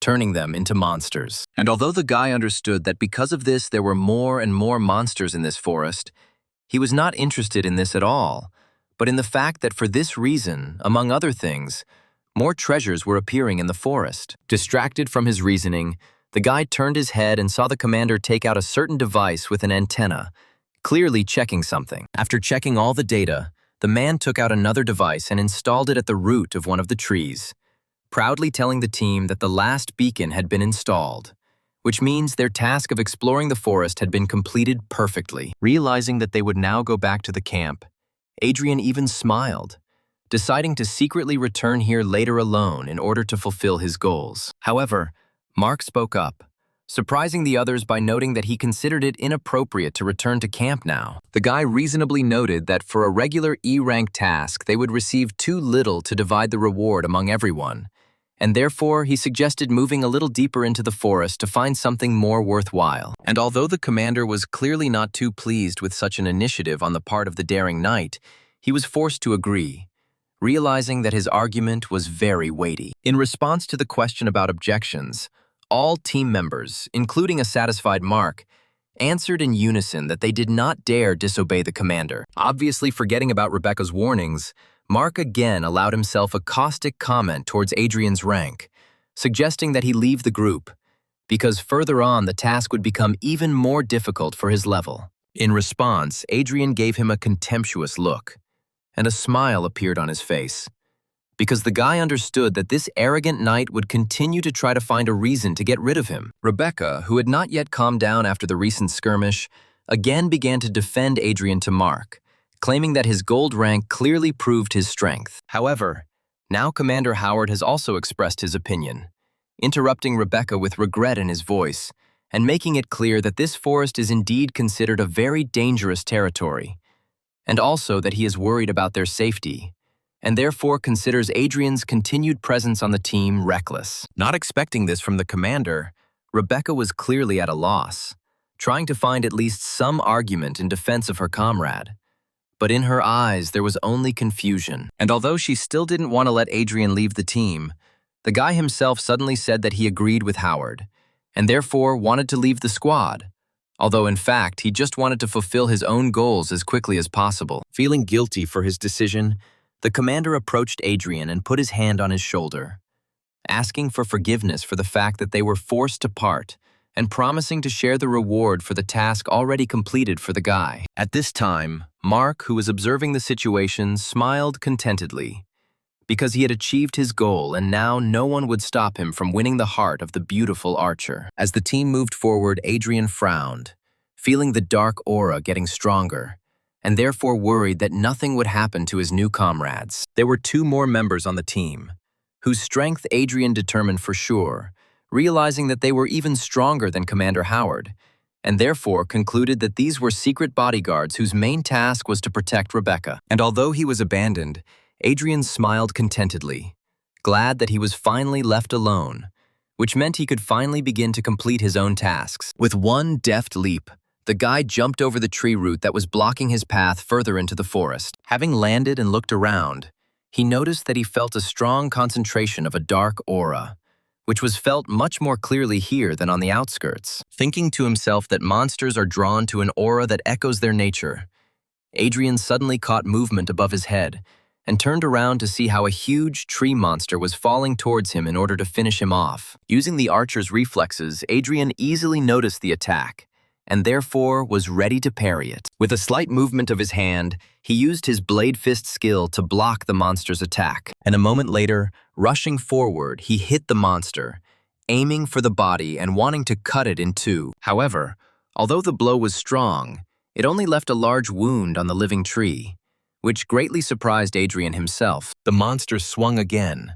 wanting to finish off the intruder, and Adrian sadly thought that, using as much as 70% of his strength, he could only wound the monster. With a quick jerk, the guy dodged a barrage of attacks intended to kill him, and agreed with the idea that this would also be enough if you knew well the one you were fighting. Standing firmly on both legs, Adrian snapped his fingers and used his magician abilities to immediately cause a small clot of flame to fall on them. In one smooth movement, the guy pierced a bunch of flame right through with his blade fist, causing it to engulf his entire hand. And although the monster, having caught its breath, immediately rushed at the guy, he was ready to accept the attack and show something interesting. Rushing towards him, the guy slipped under the enemy's blow and slashed him across the body with a blade, causing the monster to immediately burst into flames. Looking at the smoldering body of the already dead monster, Adrian allowed himself to relax a little and smiled at his own understanding that using his own ingenuity and knowing the weaknesses of the enemy,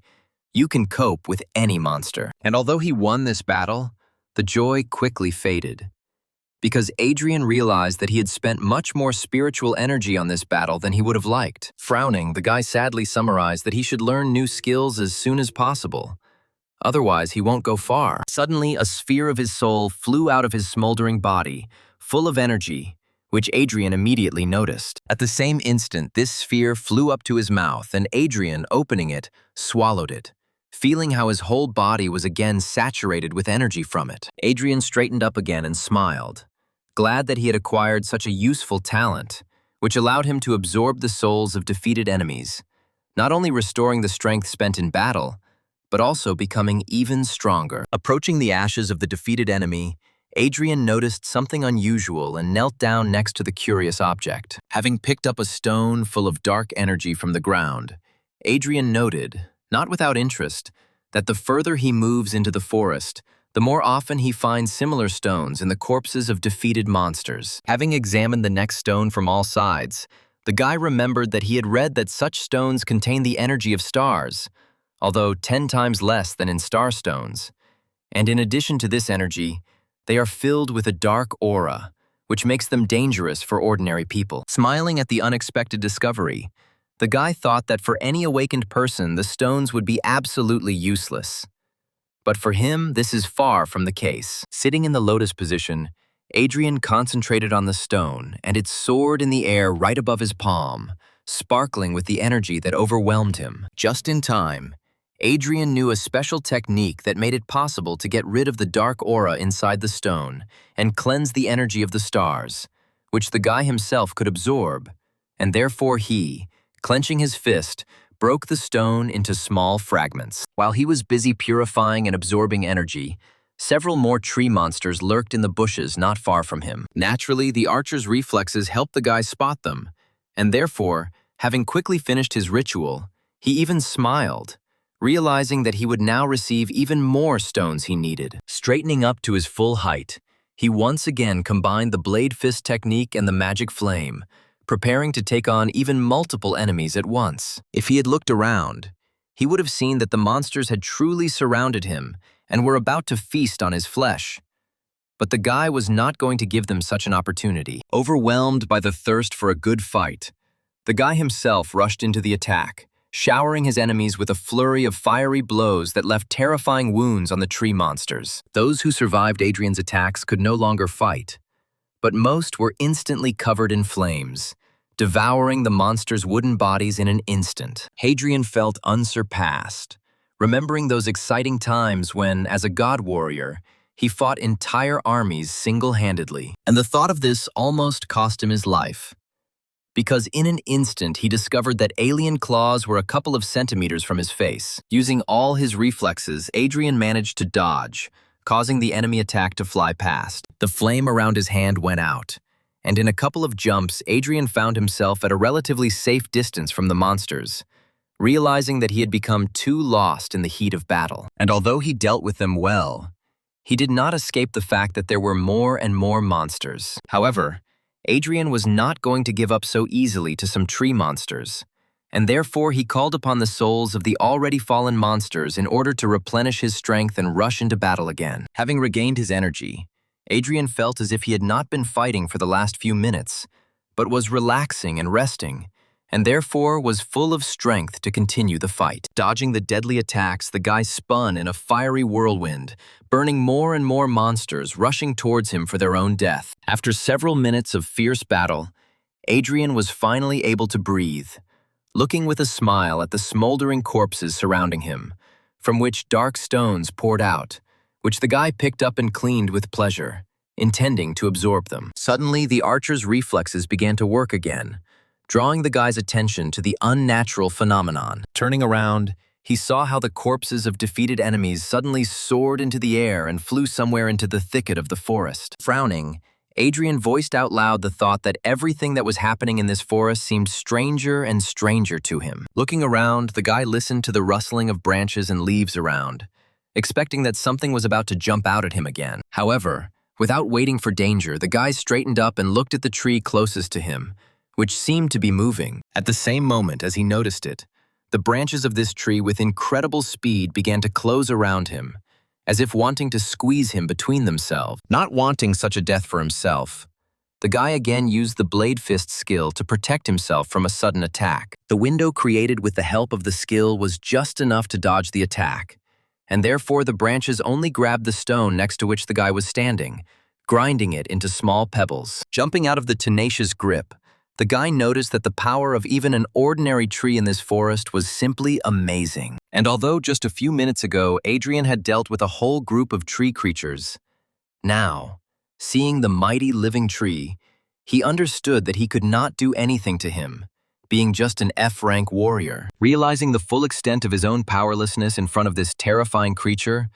the guy admitted without a shadow of joy that he could only dodge so as not to be killed. Standing tall and ready to defend himself, Adrian used one of the techniques he had learned in his previous life to gain an advantage. The technology slowed down all the processes inside the guy's body, because of which the movements became almost indistinguishable to the eye, and therefore the guy now seemed like a statue, which could have been a great help if the tree was guided by movements. Deciding that due to the lack of eyes, trees record vibrations from movements when choosing the direction of attack, and therefore, his plan worked perfectly. Being in a motionless state, Adrian only moved his eyes, trying to find a way out of the current difficult situation, and at the same time reasoning that the forest had mutated too much due to dark energy. Realizing that only destroying the source of this dark energy could save the forest, the guy estimated the size of its territory and sighed sadly, realizing that the search would take a lot of time. At one point,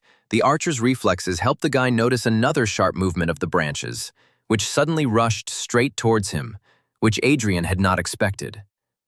However, believing in his plan, the guy remained motionless, and the branches flew past him, clearly aiming at something else. A loud sound of whipping blows rang out across the forest as branches rushed towards something humanoid, quickly running away from danger. The small, arboreal humanoid ran away in panic from the branches of a mighty tree who wanted to tear him into pieces. Adrian looked in the direction where the sounds of destruction were coming from and peered at the small silhouette, cowering from the fear of death. Clutching his head, the baby tried to hide from such frightening branches, emitting plaintive sounds reminiscent of the crackling of bushes. Apparently, these sounds and the baby's trembling were clearly felt by the tree, and therefore the branches again rushed straight at him, wanting to tear him into small planks. An eerie crashing sound was heard throughout the entire forest, with which the branches struck their target in a sweeping manner. However, there was no small tree creature at the point of impact, because Adrian, having taken off from his place, reached him in one jump, and, picking him up, carried him away from the terrible tree. The branches scoured the site of the impact, wanting to find the baby's body and devour it. But there was nothing there except ruined soil and stones. Opening his eyes, the tree baby looked up pitifully and terribly at the one who saved him. Using the technique again, Adrian slowed down his movements so as not to suddenly find himself again under attack from the branches, and the baby in his arms again crackled something in his tree language. Slowly lowering his gaze and making sure that the branches did not react to this, Adrian spoke quietly, noting that a large amount of stellar energy was felt in the baby, untouched by the dark aura, and then asked if he understood his savior. Smiling rather sweetly, the baby rattled affirmatively and nodded his head, making it clear that he understood everything perfectly. Smiling, Adrian noticed that the rescued creature was quite smart, because it not only understood his speech, but even thanked him for saving him. Deciding to take a risk, the guy directly asked if the kid knew where the source of the dark aura was in this forest, to which the creature actively nodded. Turning around, the baby pointed somewhere further into the thicket of the forest, clearly wanting to help his savior. Rejoicing at his unexpected ally, the guy was honestly surprised that this kid not only knew where the source of the aura was, but was also urging him on. Having looked around and realizing that the branches of the living tree were quite far away, the guy gathered his strength and rushed forward to where the tree crumb was pointing him. Somewhere in another part of the forest, several tree creatures were eagerly attacking a bulky shield protected by an unusual aura. Holding back the enemy's onslaught, Mark shouted to the commander about his readiness to maneuver. At the same instant, an arrow enveloped in the magician's flame flew towards him, which, flying past his shoulder, pierced one of the creatures and instantly exploded, without, however, touching the knight covered with a shield. However, one of the creatures suddenly jumped out of the column of flame without being wounded by it and rushed at the magician. And at the same instant, he was shot down right in flight by a well-aimed shot with a fiery arrow fired from the bow of Commander Gordon. Turning to the team, Mark noticed the commander's face, tense from the sudden danger, having just saved the life of an ally. Having relaxed, the knight approached Rebecca, who had been closely following the progress of the battle all this time, and told her to remember how to properly deal with such monsters, not forgetting to note that without the burden of Adrian, they were moving much faster. Frowning with displeasure and still angry that Adrian was kicked out on his initiative, Rebecca gave the guy a dissatisfied look, wondering how he could behave so arrogantly. And although she honestly tried to think about the enemies and the task, her thoughts returned to Adrian, and the girl confusedly thought that his powers were clearly much more powerful than he had shown in teamwork. Suddenly Gerald, looking somewhere towards the trees, called the commander, claiming that he felt that something was wrong. Turning to Howard, the thief pointed to the battlefield, where there were absolutely no bodies of killed monsters left. With a slight but obvious trembling in his voice, the guy, alert, pointed out this fact to the commander. Noticing some movement out of the corner of his eye, Gerald suggested that the forest was absorbing the bodies of monsters. And when he looked up, he saw that the branches of the huge trees surrounding them seemed to come to life. Raising his head in surprise, the stunned Mark saw how some branches rushed towards him with extraordinary speed. In an instant, strong and thick branches entwined the body of the knight, who screamed pleas for help towards his commander. However, before anyone had time to react, the branches sharply compressed, squeezing the body of the daring knight, causing blood to splash out of his mouth, and Mark himself let out an inhuman cry full of pain. Commander Howard was about to rush to the aid of his comrade, but realized that he was too late, and therefore took a step back, approaching his allies, his jaw clenched tensely. Clutching his bow tightly, he tried to understand what was happening around him as his team formed a protective circle. Casting a sad glance at the murdered Mark, Howard suddenly noticed how smaller branches entwined his body from head to toe. The knight's body changed. His skin turned gray and his eyeballs turned black, and the corpse spoke in a hoarse voice, turning towards his former comrades, threatening them with death for invading the territory of dark forces. With pain in his eyes, Howard looked at what his comrade had become, regretting that he could not save him and summing up that the demonic tree had devoured Mark's soul and taken his body. Rebecca asked in a panic how it was possible for a rank E tree to be able to kill an awakened one of the same level so easily.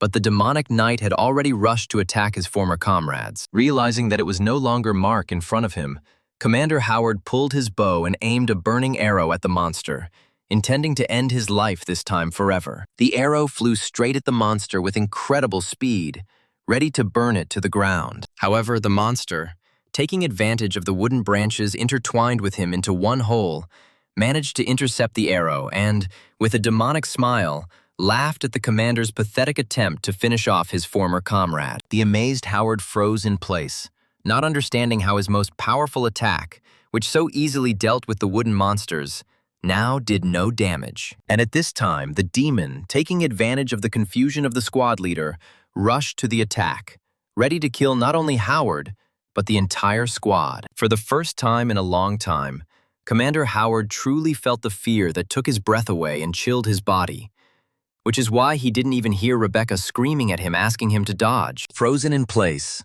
the man only had time to think about how to dodge, but was unable to move a single muscle. And although Howard could not defend himself in any way, the monster was suddenly carried away from the man by a blade-sharp gust of wind, called from Rebecca. Covering himself with his mutilated hands, the monster jumped a few steps to the side, never reaching the commander with its razor-sharp claws. At the same instant that the blow reached the monster, the commander was picked up in one jump and carried even further away from the monster by Gerald, who suddenly appeared nearby. Leaving the commander in safety, the guy straightened up and approached the one who caused that gust of wind of incredible power.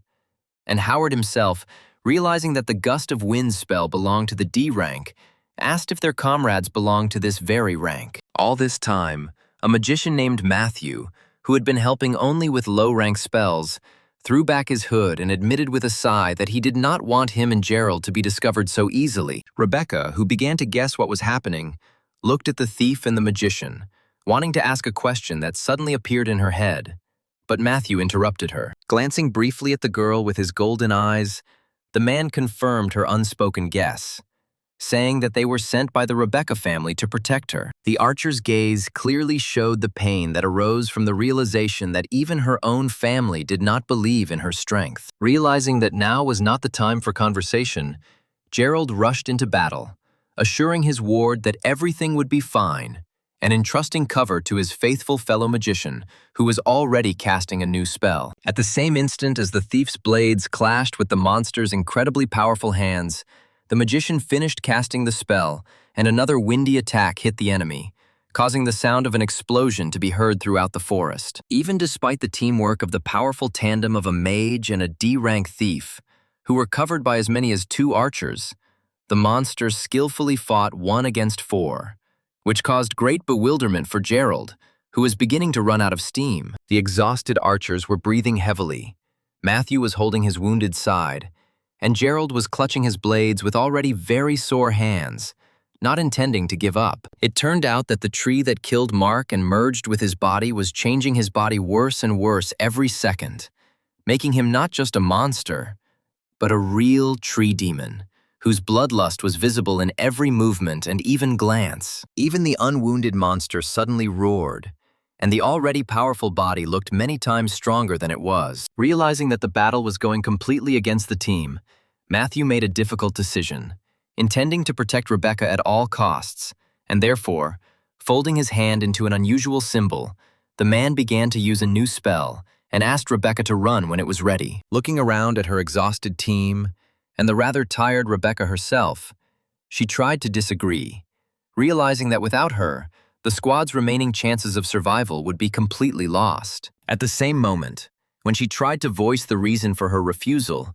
Matthew used a spell, immediately causing 2 gusts of wind of incredible strength, cutting through huge roots in its path and rushing towards the girl. And as soon as the magical wind reached the archer, it suddenly began to spin, gently picking her up and lifting her into the air, dragging her somewhere deep into the forest away from the battle. The girl, who had fallen to her knees far from the battlefield, raised her head, shocked that they had done this to her. And although she wanted to return as quickly as possible, A sudden crunch of branches from the side made her turn her head towards the bushes, from which other monsters were running towards her. Realizing that she couldn't cope alone, Rebecca took one last sad look at the battlefield and, turning sharply, rushed to run as far as possible from the monsters attacking her. But even though she was far from the most terrifying monster, her strength began to leave her, which is why the archer began to panic, realizing that she was about to fall. Realizing that there was no way she could escape, the girl turned around to make a last, desperate attempt to defend herself.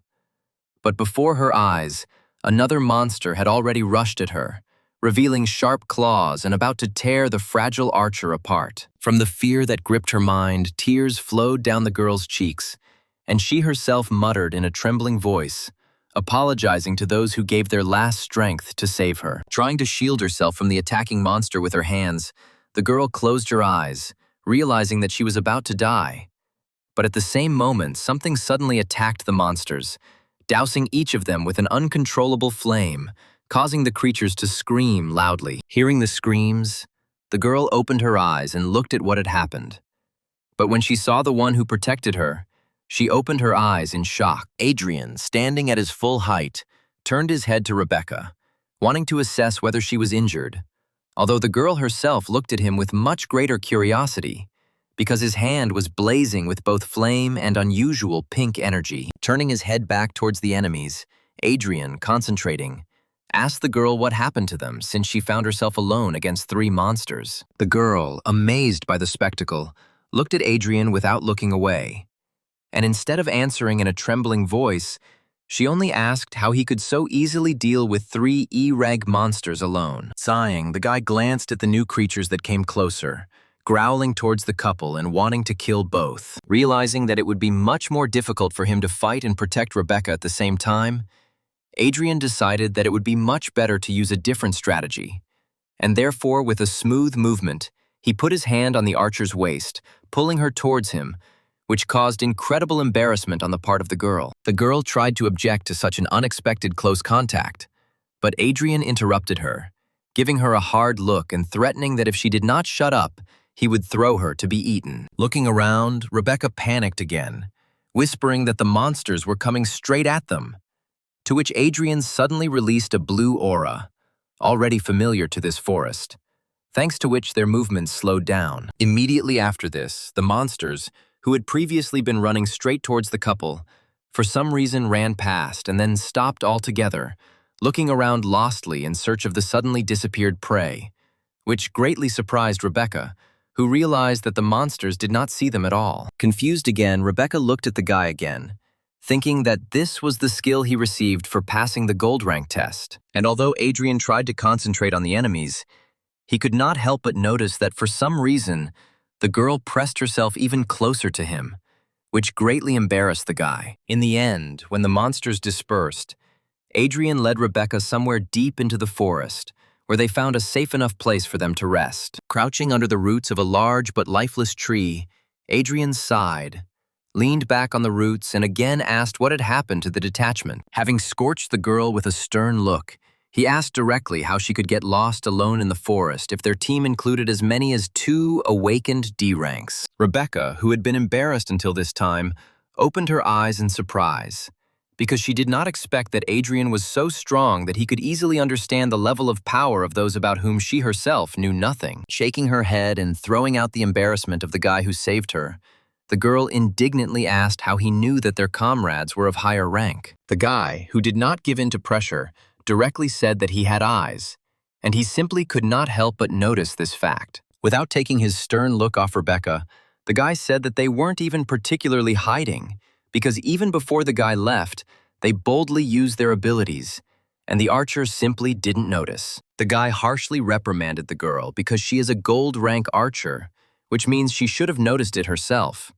But Rebecca turned out to be so inept that she missed simple information that was right under her nose. Hugging her knees and closing her eyes, the girl sobbed, in a trembling voice agreeing with the guy's words and confirming that she was weak, because if she were stronger, she would not be a burden to her comrades. Even seeing how upset the girl was, Adrian did not allow himself to show pity, and, still looking sternly at her with his green eyes, the guy harshly noted that tears could not help the matter, but instead it would be better if she finally said what happened. For a couple more seconds, the archer could not control her tears, and when she finally came to her senses a little, she spoke, telling Adrian about everything that had happened to them. Having listened to her to the end without interrupting, the guy nodded, thinking about everything he had heard and collecting his thoughts. After wiping her tears, the girl told Adrian that his slowing down skills were incredibly useful against these monsters, and therefore they should quickly go to the camp so that with his help,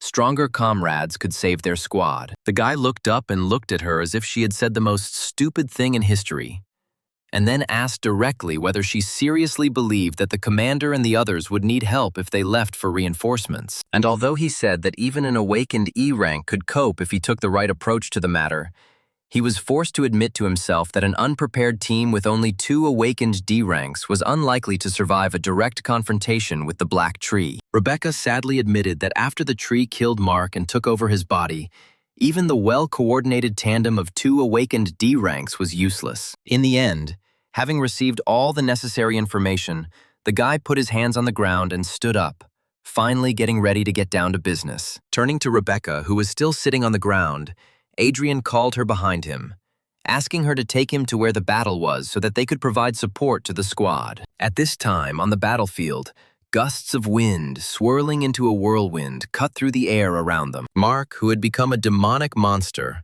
showered the magical barrier with a flurry of attacks of incredible power, wanting to get to what it was covering. The wounded Matthew, whose face was bruised, held his hand in front of him and firmly looked forward, supporting the spell with all his strength, because he understood that as he stood, the wind would weaken, because of which both the magician himself and his unconscious comrades would be instantly killed. At this time, Adrian, holding Rebecca in his arms, landed on a branch nearby and looked around the battlefield, where the demon was still attacking the vortex defense. Surrounded by an aura that slowed their movements, they looked around the battlefield, realizing that the situation was dire, and Rebecca decided to ask Adrian if he had some kind of plan. The girl was firmly convinced that Adrian would be able to deal with this monster. But the guy interrupted her and, throwing a sad look, confidently said that he couldn't handle it himself, but Rebecca could. Remembering how the last battle ended, the archer was surprised by Adrian's statement, because she even doubted that she could cope with simple tree monsters, let alone this demon. Looking sternly into her eyes again, the guy directly said that she should learn to use her gift received from the gold rank test as soon as possible. In a harsh voice, the guy mentioned that she had never used a single skill yet, which made him doubt whether she deserved her gold rank. Turning to the monster, the guy summarized that she needed to learn to use her skill now if she wanted to save the commander and those who were ready to give their own lives for her. And although the girl received her skill on the same day as Adrian, she guiltily looked away, and then looked at him again and asked him to teach her. Sighing, the guy softened his voice and said that she should use her heart, and that it was there that she would find the answer to this question. Closing her eyes, the girl tried to concentrate, and after a couple of seconds, her eyes, from which a golden glow emanated, opened, and a golden mark lit up on her forehead. Looking into the archer's eyes, the guy immediately realized that she had acquired the Eagle Eye skill, which is considered very strong among all gold rank skills. Having examined the girl in whom there was no trace of embarrassment and awkwardness, the guy even thought with some pride that she was strong enough to reach East rank under his mentorship faster than in 10 years. But just a second after thinking about the thought of mentoring, the guy looked away and frowned, not understanding why he was thinking about it again.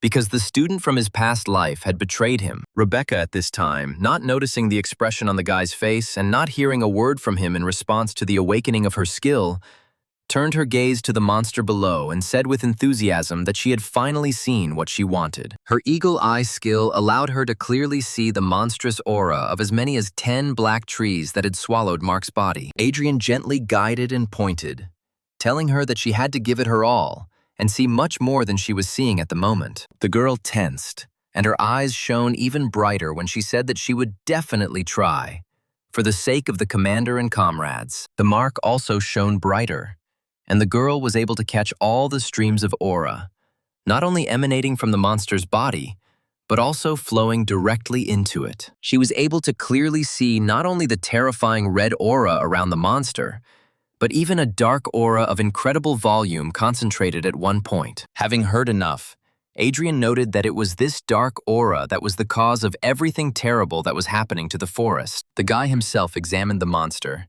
telling the girl that the power of 10 black trees in one knight's body is too colossal to fight honestly, but he can be attacked in a weak spot. Reacting instantly to the guy's words, Rebecca immediately pulled out her bow and pulled a burning arrow, aiming at the weak spot and claiming that she would now complete the task. However, Adrian managed to prevent the girl's rash act by ordering her not to be smart and clicking her on the forehead. The guy scolded her with displeasure, saying that she was just an F-rank archer, and her arrow would never penetrate the defense of such a powerful creature, but would only attract his attention. Rubbing her bruised forehead, the girl looked down guiltily and asked for forgiveness for her rashness, asking him to teach her how to do the right thing. The guy sighed and closed his eyes in disappointment, claiming that it was because of this rashness and inattention that their squad got into such a mess, after which he asked her if she saw another way to solve the problem. Rebecca finally smiled, saying she understood what Adrian meant. Snatching an ice arrow from her quiver,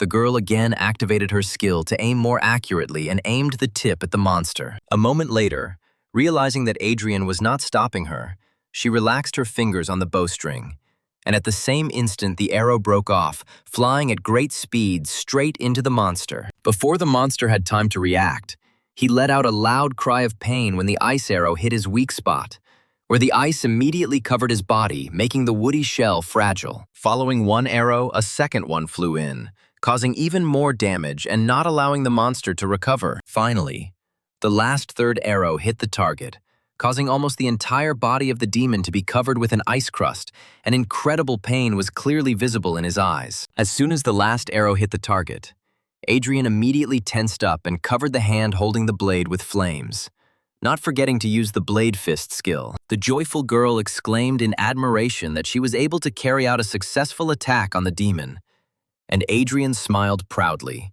supporting her enthusiasm. Turning to the guy and seeing his smile, Rebecca immediately blushed, after which she thanked Adrian, calling him brother for the first time. And although she was glad that she succeeded, she understood that the ice arrow would not hold the monster for long, which she immediately told her comrade. Having prepared for the attack, Adrian suddenly jumped from the branch and rushed straight at the monster with the goal of destroying both it and all the dark aura that had accumulated in its body. Watching the guy rush into the attack, Rebecca expressed her thoughts out loud that the guy, although he tries to look stern and indifferent, is actually very kind. In an instant, Adrian found himself right on the battlefield.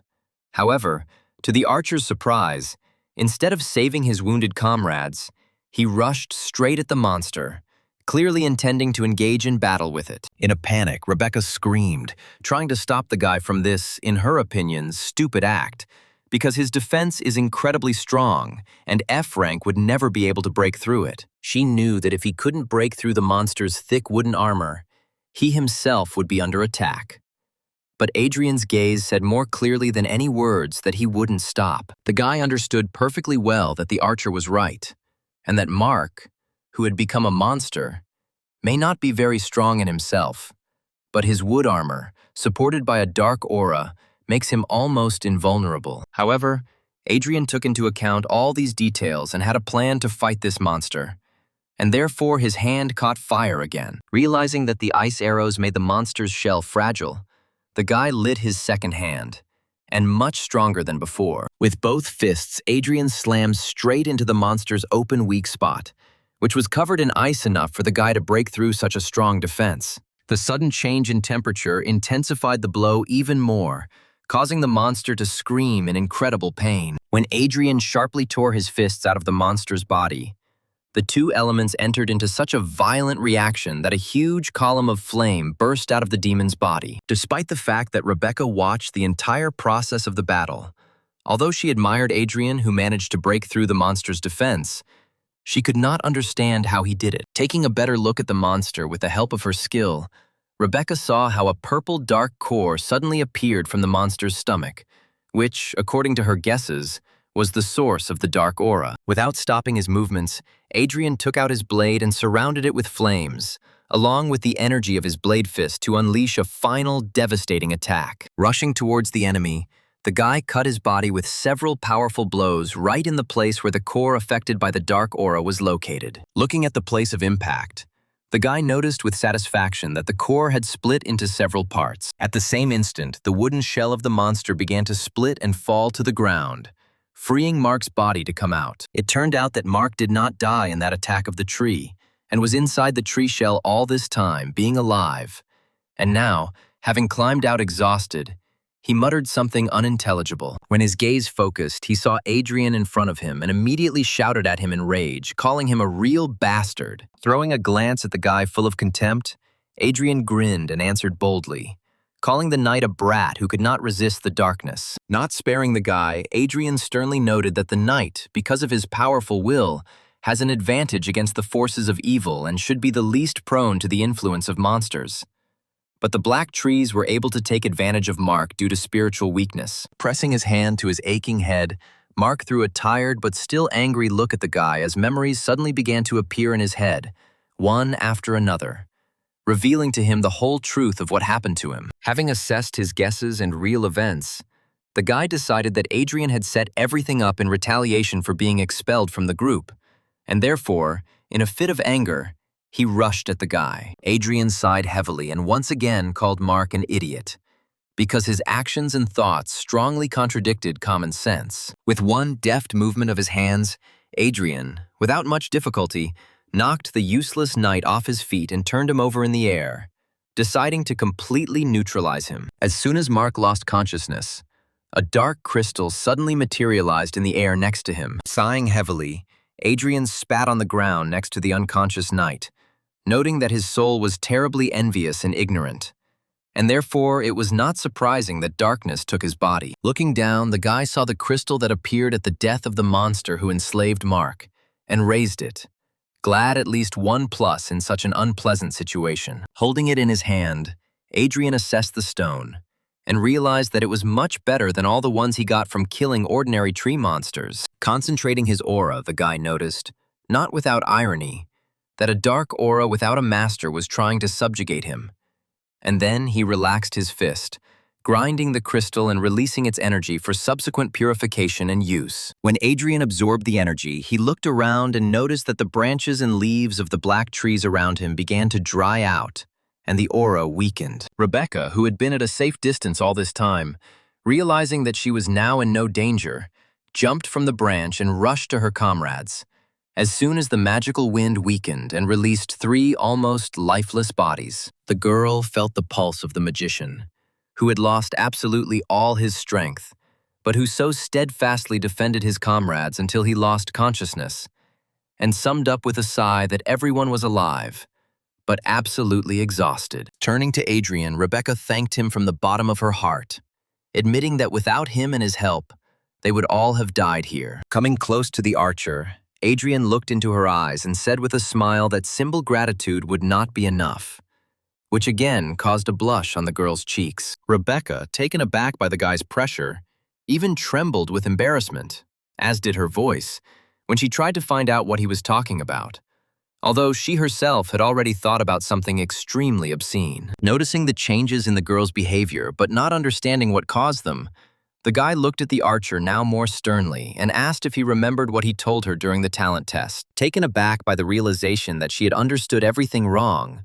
Rebecca, upset, remembered that then Adrian asked her to keep everything a secret, and this time, it turned out, he asked for the same thing. Having praised her for her quick wit, the guy put his hands in his pockets and casually walked away from the clearing, telling the girl that it was now safe here, and she better not go anywhere while he was doing business. The archer asked what kind of business he might have now, to which the guy relaxed and calmly said that he was going further into the forest to completely destroy the dark scourge. The amazed Rebecca, who thought that the core in Mark's body was the source of the dark aura around her, wanted to ask again, but Adrian had already left. Just in case, again using the technique of slowing down movements, Adrian moved through the forest, focusing on his own sensations. Peering at the trees around, the guy noticed that all the trees affected by darkness began to dry out, which only confirmed his guess that with the destruction of that core, the darkness in the forest became much less. Suddenly, from under Adrian's suit,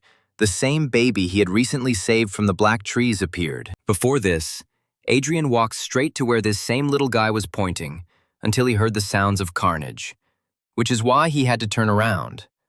But now, after stroking the little one on the top of his head, the guy asked him to show him again where to go. Satisfied that he was safe and being given affection, the baby gladly helped the guy again, pointing him to where the main source of the dark aura was. Having covered a long distance in the direction where the tree baby was pointing, the guy finally reached a truly colossal tree, whose top was without a single leaf, and whose branches were blacker than night. Looking around, Adrian noticed out loud that the environment smelled terribly of rot, and the dark aura was felt much stronger. But the guy also felt something unusual. Stretching his paw towards the tree, the baby summoned a stream of green energy, which was immediately picked up by several leaves from the ground. Smoothly, as if along waves, the energy flowed to the tree and touched it, and was absorbed into the mighty trunk, and all the leaves weakly fell to the ground. As if alive, the roots of the tree suddenly began to move, but without a threat, like other trees, opening a passage to the heart of the tree for the awakened one who came. Delighted that he had such a useful kid as an ally, Adrian smiled and moved inside the tree, noting that without him, he would never have been able to get here. When the guy went inside, the roots began to move again, now blocking the passage. And Adrian asked the little one if this was where he himself had come from. The guy reinforced his question with stroking, and the baby in response again crackled something in his own language, unfortunately incomprehensible to Adrian. Adrian, in turn, deciding that this was an affirmative answer, wondered how such a sweet and kind creature could appear from a place affected by a dark aura. Moving inside the tree for quite a long time, Adrian suddenly thought that during the entire journey he had not felt a single monster. Finally, the guy noticed something that looked like an exit from a long-running tree tunnel and hurried there, wanting to get this matter over with as soon as possible. However, when Adrian approached the exit from the tunnel, what he saw was too much of a surprise for him. Inside the tree, there was something very reminiscent of a human settlement. But this village turned out to be abandoned, and there were no signs of life around. And although the creation was clearly man-made, Adrian noticed that for a human village, this village looked quite unusual. And besides, he doubted that it was the source of erosion, because he did not feel the dark energy around the settlement at all. However, having walked deeper into the settlement, the guy suddenly noticed an unusual aura, which alone evoked a feeling of danger. Having decided to investigate the discovered phenomenon, the guy used one of his techniques to properly examine the surrounding space in the manner of anomalies. Waves of energy spread out from him along the walls and the ground, and then returned, revealing to the guy more and more clear information about the energy surrounding this place. At one moment, Adrian turned sharply in the direction from which one of the waves brought a feeling of strong, dark energy that would have caused great fear in any other person. Frowningly looking into the bushes from where shining red eyes full of rage were looking at him, the guy admitted that this aura was too powerful, and he would not be able to cope with it if he was only EF ranked. The guy sadly thought that he was literally just a little bit short of raising his rank. And then he remembered that he had saved one of the particularly strong crystals of dark energy and decided to use it, hoping that this stone would be enough to raise his rank. The only thing the guy doubted was that he could absorb such a large amount of energy at once. But suddenly, a tree baby emerged from under the suit and attracted Adrian's attention. Looking at the baby, Adrian noticed that he was pointing somewhere to the side, saying something in his own language, and asked if he wanted them to go exactly there. The kid nodded actively, and the expression on his face expressed some anxiety, which made the guy wonder if his little comrade felt the terrifying aura that he himself felt. Dismissing these thoughts and not taking his eyes off the terrifying aura, Adrian agreed with the kid, deciding once again to go where he pointed. Having walked a little further into the village, bypassing the place from which a terrifying aura was felt, Adrian suddenly emerged from the cave in which the settlement began and saw a small tree standing close to a flimsy fence. Boldly jumping from the guy's arms, the baby approached this small tree, looking at it with care and affection, and touched its trunk, again causing smooth flows of green energy that merged with the internal energy of the tree. Flowing inside the tree, the energy reached the branches and divided into several streams which, released outward, were transformed into spheres floating in the air with images that turned out to be the memories of the Ents. Peering into the spheres, the guy saw in them how in the past life in this village was in full swing. Adrian saw a peaceful colony of Ents, whose faces were framed by smiles, and realized that it was they who built this small settlement. The guy saw how these creatures cared about nature and coexisted with it in peace and order, and therefore did not understand what could happen. That now this forest is in such decline. Shifting his gaze from one sphere to another, the guy looked for an answer, but did not find it. And at one moment, they completely began to tear apart, which is why Adrian lost the opportunity to understand what had happened. Hearing the baby calling him, the guy was distracted from his thoughts and knelt down to understand what the baby was telling him. And he, in turn, actively moved his hands, which made it clear that he wanted Adrian to find out what happened to village residents. When the baby noticed that his big comrade understood the request, he folded his hands and made a pitiful expression on his face, showing with all his appearance how much he needed Adrian's help. Naturally, after such invaluable help from the little one himself, Adrian could not but agree, but immediately added that there had been no living people here for a long time, and therefore there was nothing special to count on. The baby looked very upset and desperate, and Adrian, picking up the baby, pressed him to his shoulder, hugging him tightly to calm him down. Making sure that the baby was holding tight, Adrian jumped over the fence, expressing out loud the hope that the villagers were still alive. However, what he saw left him speechless, because any hopes for an optimal outcome instantly evaporated. The bodies of murdered Ents lay all around, each of them killed with varying degrees of cruelty, but most were connected by the fact that they were torn into pieces, which is why there were a lot of splinters on the ground here in the ladies. As soon as the baby saw such a horrific picture, tears and hysterics immediately burst out, because the baby had lost all his relatives on this land that smelled of death. Adrian covered the baby's eyes to block his view of the corpses of his relatives, regretfully asking him not to look. Realizing that it was impossible to leave members of the little Ents family like that, Adrian spent a lot of time burying each of them, after which he patiently and compassionately waited for the baby to say goodbye. Looking sadly at the baby, the guy thought that he would not calm down soon, because he was still just a child, and such an injury was too much for him now. Finally, the guy sighed and turned to the side, deciding that it was better to leave the baby alone now, while he himself went to destroy what had caused such tragic events. However, as soon as he turned around, the baby jumped onto his shoulder with a furious expression on his face,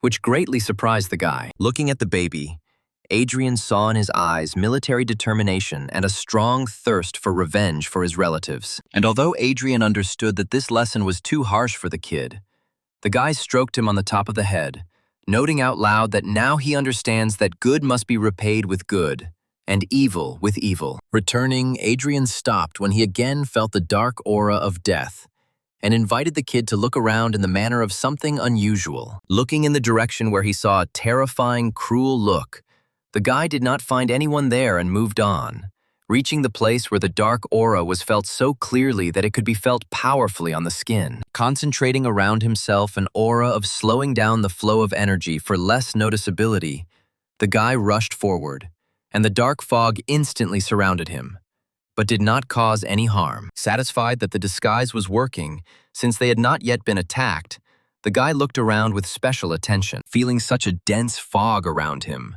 consisting of a dark aura, the guy thought that this fog could be the very reason why the forest suddenly began to mutate. After looking around but not feeling anything higher than E or D rank, the guy decided to move deeper into the dark territory. Walking further, Adrian saw wandering monsters behind one of the trees and carefully moved around so as not to attract their attention. And having moved even deeper, Adrian understood why the monsters were here. Because before his eyes there was something unusual. It turned out that the trunks of several black trees were intertwined together, forming something very similar to a dark altar. Peering inside, Adrian saw the body of a huge black tree at the core of the altar and branches emanating from its body, turning into the trunk and, apparently, transmitting dark energy throughout the forest. Next to the huge black tree, a smaller monster was actively moving, dressed in unusual robes and covered with ritual tattoos, which, according to the guy, was a priest. Hiding behind cover so as not to be noticed, the guy carefully watched what was happening as best he could, wondering what was happening, but guessing that the priest wanted to absorb the dark energy of a huge black tree. Standing proudly next to the huge ent, the priest cried out that he needed a sacrifice in order to absorb his power and finally become the king of the moss forest. Staring in amazement at what was happening,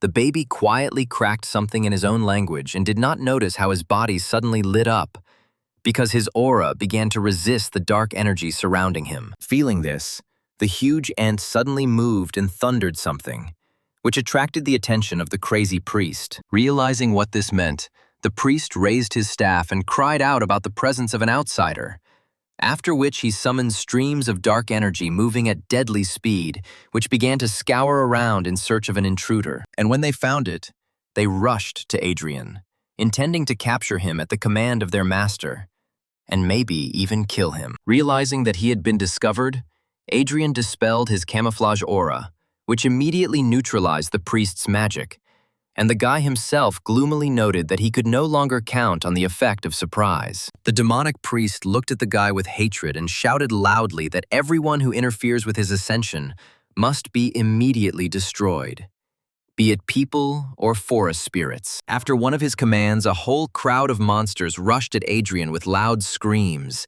wanting to please their master and deal with the intruder. Realizing that he could not hesitate, the guy took a fighting stance and used a fiery fist blade in order to quickly deal with the monsters that were interfering with him. Rushing into battle, the guy tried not to take his eyes off the priest, and at the same time, not lose concentration from the battle, successfully destroying every monster that was stupid enough to come within striking distance. Despite the fact that there were indeed a lot of enemies, the guy successfully broke through the crowd, destroying the monsters one after another in incredible combat pirouettes. And although Adrian successfully fought against these monsters, he understood that very soon his strength would begin to leave him, and any confusion could cost him his life. It was for this reason that the guy focused again on the priest, who was shouting instructions to his demonic ears. Remembering the old saying that if you want to kill a monster, cut off its head, the guy rushed straight towards the priest with one powerful leap, intending to finish him off with one concentrated blow. Knowing very well the weaknesses of different classes of creatures,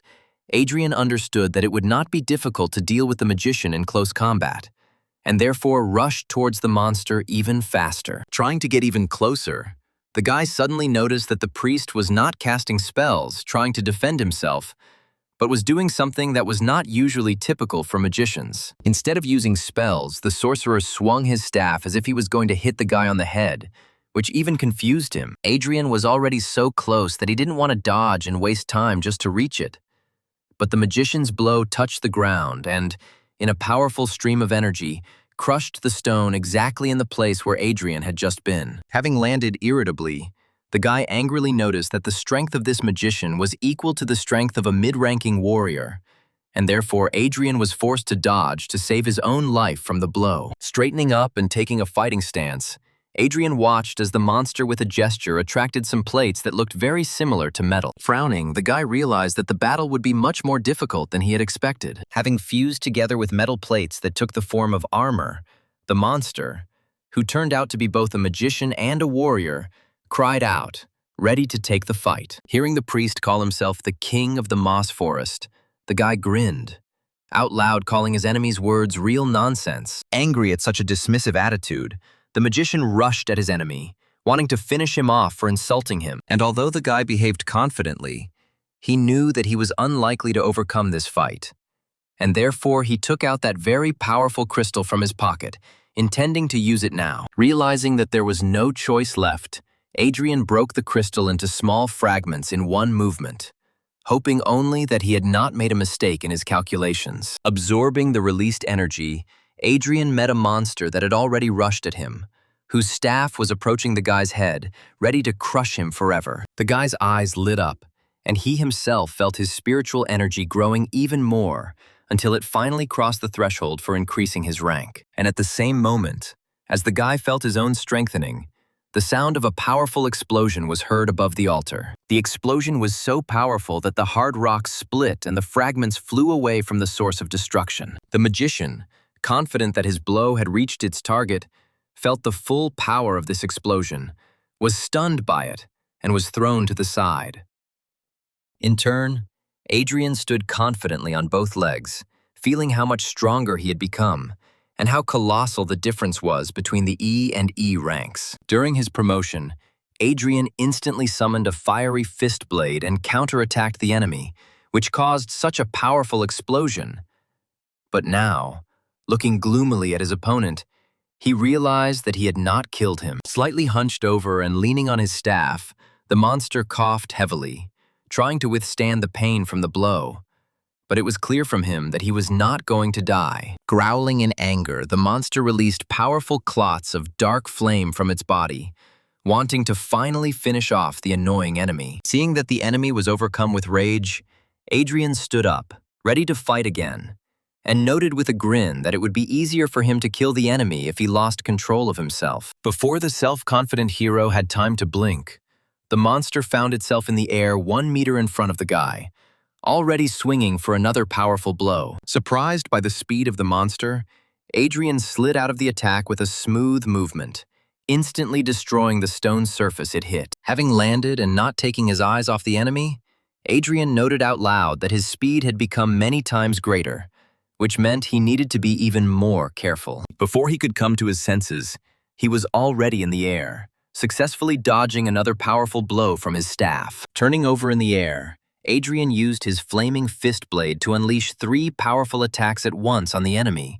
who had not had time to regroup to defend himself. And although the blow clearly reached its target, Adrian was forced to dodge powerful attacks again, because his own blow could not penetrate the monster's strong defense. While Adrian was preparing for another melee attack, the monster suddenly created a sphere of dark energy in his hand and took aim. Adrian, accustomed to close combat, was clearly surprised when a projectile flew at him and tried to dodge, but the sphere changed the direction of its flight right in the air. Scorched by the burning and poisonous dark flame, Adrian collapsed to the ground, struck by the unexpected attack. Falling to his knees, Adrian clenched his teeth in incredible pain as the monster said with ominous arrogance that there was no way an ordinary person could withstand a direct blow from dark energy. However, when he saw what was happening to his enemy, the monster exclaimed in shock, realizing that his attack did not finish the guy off. Kneeling on one knee, Adrian began to glow, and the flame of dark energy began to go out,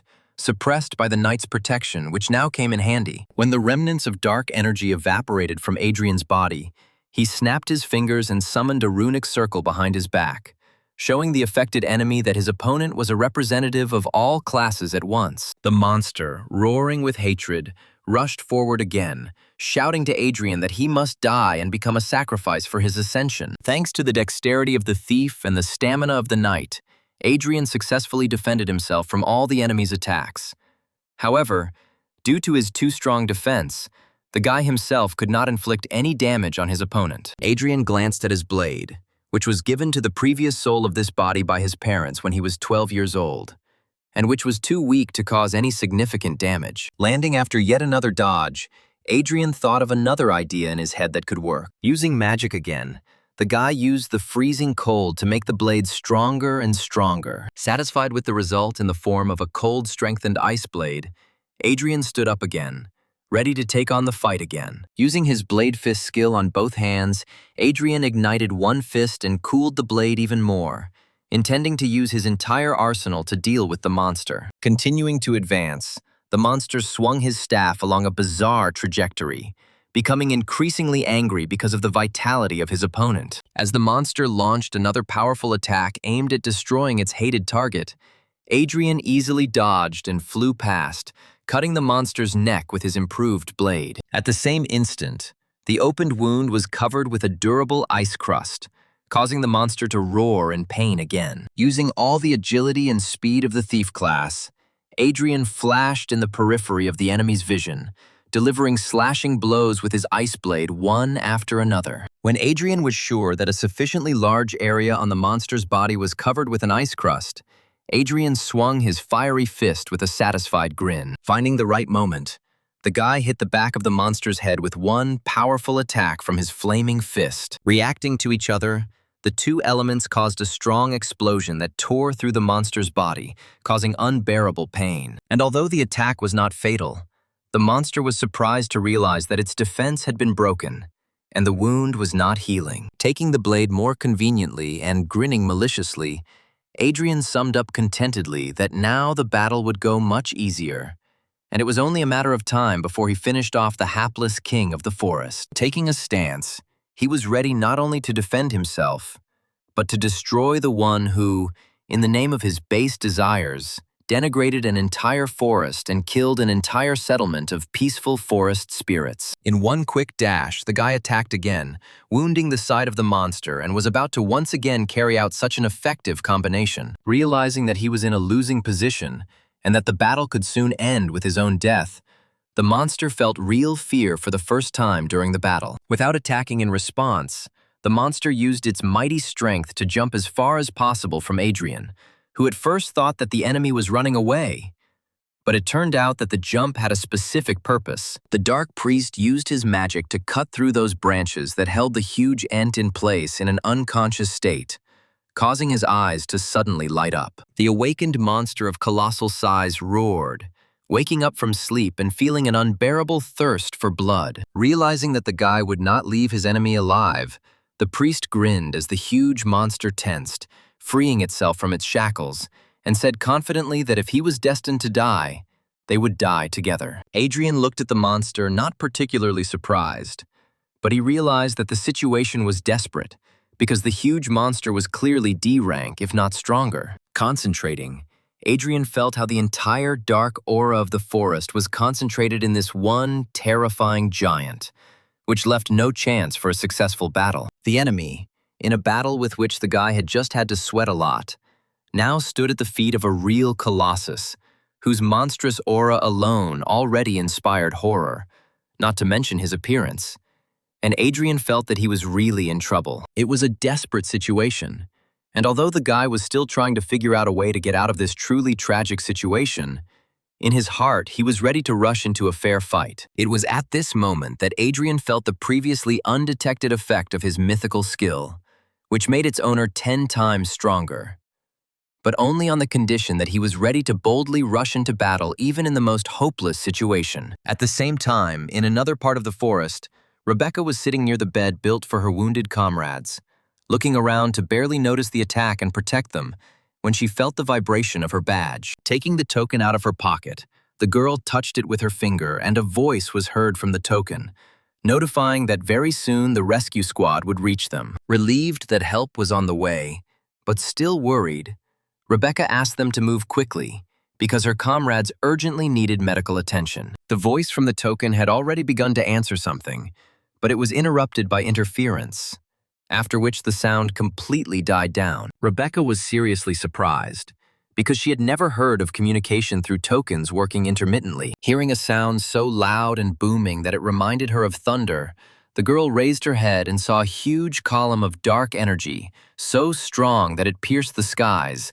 coming from the depths of the forest. Amazed by what she saw, the girl thought in fear that Adrian had gone there, which means he could be in great danger. At that time, Adrian stood in a fighting stance in front of a real titan, whose body was literally glowing from incredible amounts of dark energy permeating his body. The guy tried to maintain the firmness of his stance, but powerful gusts of wind and fragments of stones forced him to move. Adrian tried to assess his strength and realized that the monster was still D rank, but the entire dark aura of the forest flowed towards him endlessly, making him much more powerful than he was while he was inside the tree. And although Adrian understood that he was unlikely to survive a long battle of endurance, his spirit was captured by the anticipation of a great battle, and his heart, surrounded by a shell of mythical talent, beat faster. Adrian felt the flames of his powerful spirit engulf his body, causing no damage, but enhancing all his senses tenfold. Finally, the giant moved and, spreading his legs,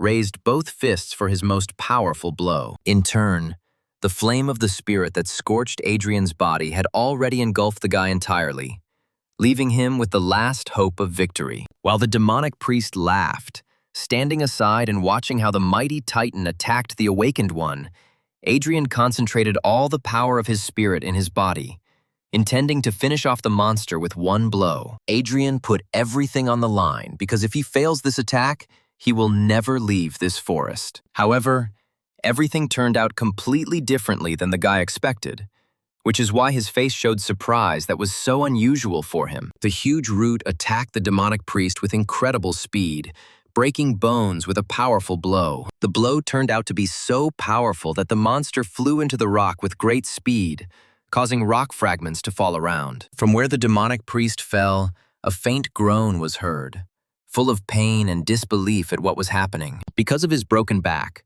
the priest could not stand up and was forced to lean on his hands, trembling in pain and trying to ask in a voice full of suffering how the giant could attack his relative. However, instead of answering, the priest, raising his gaze, saw several colossal roots falling on him at once, at a speed that was not natural for such a size, which, upon landing, immediately showered the monster with a series of blows so powerful that no living creature could survive them. Adrian was honestly amazed that the situation, which seemed absolutely hopeless to him just a second ago, had changed to incredibly optimistic. When the roots stopped hitting the demonic priest, his crushed body was driven a full meter into the rock. The huge giant let out a cry of rage and pain when he saw that the very monster that had enslaved him was finally dead. The colossal roots did not stop moving because the monster's enormous rage did not fade away, and, casting an angry glance at the crowd of black trees, the monster ordered the roots to destroy them. Until recently, Adrian himself had escaped from the living roots, and now he watched with interest as they destroyed the filth that had afflicted this great forest. Looking at the massacre inflicted on the monsters, the guy was amazed, realizing that he had seriously underestimated the one with whom he was going to fight to the death just a couple of minutes ago. Turning to the giant, Adrian saw the giant take a step towards him and tensed, again taking a fighting stance, ready for battle. The spirit flames, supported by the mythic rank skill, engulfed Adrian's body once again, ready to fight even after seeing the unstoppable power of this mighty forest spirit. Having prepared the blade, Adrian looked up and saw how the giant took another step forward, which means that the battle cannot be avoided, and it will not even be possible to escape, because the roots covered almost the entire clearing. At the same moment when Adrian was ready to fight, from under his suit a tree baby jumped right onto his head, who, looking sternly at the giant, aggressively crackled something in his tongue,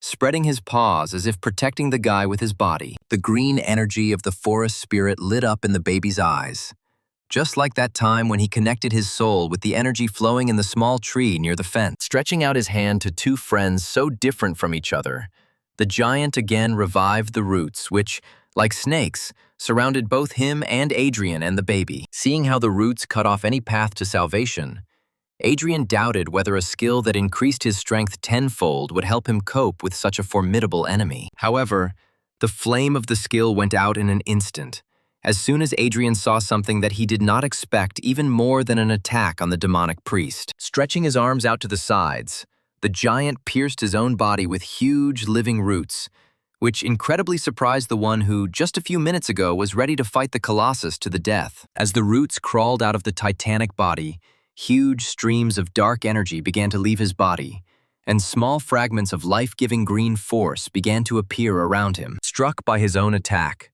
the giant still stood on his strong legs, but in the end his strength left him in the same way as the dark aura, because of which the Colossus staggered and, rolling his eyes, fell on his back, causing a sound similar in volume to a thunderclap. Streams of green energy around the giant transformed into the very spheres of memories that the tree baby had recently evoked when touching his tree. Looking into these spheres, Adrian finally learned how corruption conquered this mighty forest, namely under the influence of that same demonic priest who brought the dark spirits, whose madness affected the nature around. Having appeared with them in the settlement of peaceful Ents, the priest demanded that they give him their shrine, around which the settlement was built. He invited the spirits to join him in exchange for life, but the proud tree spirits responded with a formidable refusal, ready to fight for their home, relatives, and shrine. And although they fought with all their might, the odds were clearly not on the side of the good spirits, and therefore one of them, having found a soul that was supposed to turn into a new tree spirit, infused it into a small tree in the hope that at least it would survive this attack. Having hidden the soul of the baby, the Ent desperately rushed into battle. But after a couple of moments, the black spirit pierced his body with its spear at one order of the demonic priest. Adrian watched with pity the extermination of the people of peaceful tree spirits, realizing that it was because of this tree spirit that sacrificed itself that the baby survived the attack. Seeing what had happened, the tree baby, in whom just a minute ago the determination to protect his human comrade was burning, began to cry bitterly. However, suddenly, from the energy of the sphere of memories, the spirit of the very Ent who saved the baby's soul materialized, and, stroking the baby on the top of the head, with a warm smile asked him not to cry and to look into the future with a smile. Turning to Adrian, the spirit smiled, but the guy saw sadness in his eyes when he asked not to abandon the baby and treat him kindly. In response to the last will of the forest spirit, Adrian bowed to him, saying out loud that even though they were not people, the guy respected their dedication and courage with which they fought for their forest. While the baby was crying on the top of his head, Adrian straightened up and with all his pride said that he would definitely take care of the tree baby. Having heard what he so wanted to hear before death, the spirit smiled joyfully, and within a moment, his soul melted into the air. Realizing that the dark aura no longer affected the forest, Adrian helped the tree baby bury the last and bravest forest spirit. From the moment the picture of the death of his relatives opened before their eyes, the forest baby did not stop crying. And now he stood in front of the grave, wiping tears from his cheeks. In turn, Adrian, trying to cope with regret, turned his gaze to the cleansed sanctuary, which now looked as if it was the center of all the life force of the forest of moss. Approaching the place where the demonic priest was driven into the ground by several powerful roots at once, Adrian noted out loud that he was not surprised by the fact that it was here that the dark energy was able to gain influence over the entire forest. Having pulled out the absolutely broken body of the demonic priest, Adrian noticed something very interesting with curiosity. Adrian managed to remove the surviving helmet, bracers, and armor of the demonic priest without a single scratch, which could still be used in the future. Looking at the staff that the magician wielded so skillfully, Adrian thought that he himself did not need this staff, but it could be safely sold on the black market. The only problem that the guy faces is the fact that he simply cannot carry it all in one hand. Having examined the priest again in case he had missed something, Adrian was surprised to note that he had completely lost sight of the last incredibly useful item. Noticing with satisfaction that this item would perfectly solve the problem that had arisen, Adrian picked up the priest's headband, which conveniently contained a spatial pocket. Smiling contentedly and remembering all the items that he had taken from the priest, Adrian placed them all inside the spatial pocket, thinking that the incredibly useful items he received were as many as 10 dark stones that would help him further increase his strength. However, the most useful, without a doubt, could be considered the spatial pocket itself, which you can keep for yourself and store a lot of useful items in it. The only thing that confused Adrian was that the spatial pocket was a rather rare artifact that even C-rank heroes could rarely afford, and therefore it was surprising that some demonic priest of only D rank had it. Throwing aside serious thoughts, the guy shook his head and allowed himself to relax, because just recently he thought that death awaited him,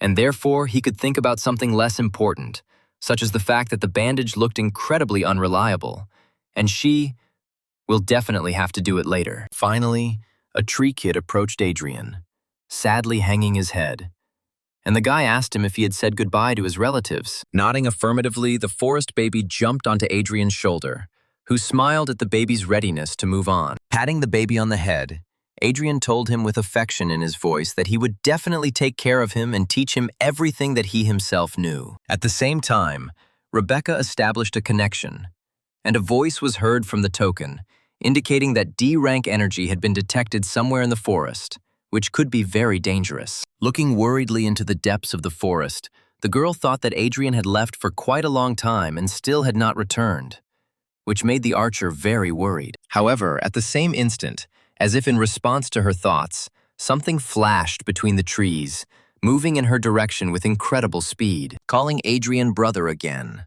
the girl was noticeably happy when she realized that her worries were in vain, and the guy returned without a single scratch. Blushing in front of the guy in whom the girl had a clear interest, the girl informed him that a rank D mutation had been noticed in the forest, to which Adrian only calmly smiled. Instead of thinking about mutations, Adrian became more interested in whether the evacuation team would arrive soon. Sitting down next to the sleeping squad, Adrian asked Rebecca not to forget the promise she made to him. After making sure that the girl nodded in agreement, the guy lay down next to the others, relaxed his body, and closed his eyes. Rebecca's gaze became a little worried again.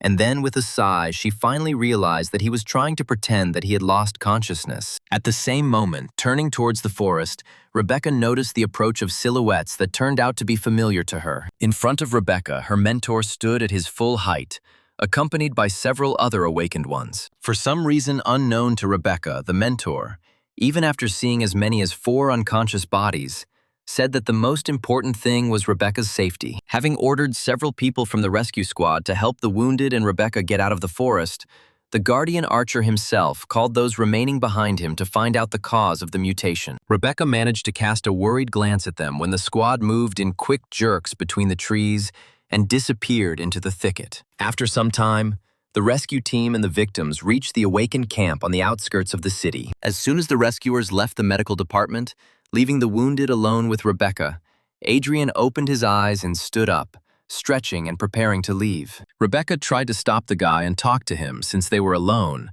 but came across an uninterested look. Turning gloomily, the guy interrupted her and told her commander to send the reward for exploring the forest to him personally. Before Rebecca had time to say a word in response, Adrian walked out, slamming the door behind him, causing the girl to grumble displeasedly, cross her arms over her chest offendedly. At this time, her tokens suddenly vibrated, and then the mentor's voice was heard from it, asking if the archer had met other awakened ones in the forest. Embarrassed by the realization that she needed to keep the guy's secret, the girl said bluntly that she had not seen anyone. In response, there was surprise in the man's voice, because the team reached the altar and saw that it had already been cleared, and only a squad of at least D rank could do this. Rebecca gloomily looked from the token to the door, and in her head there was only the question of how Adrian could cope alone because he had recently become awakened. Adrian himself finally reached his area, reasoning that although he has quite a lot of dark crystals,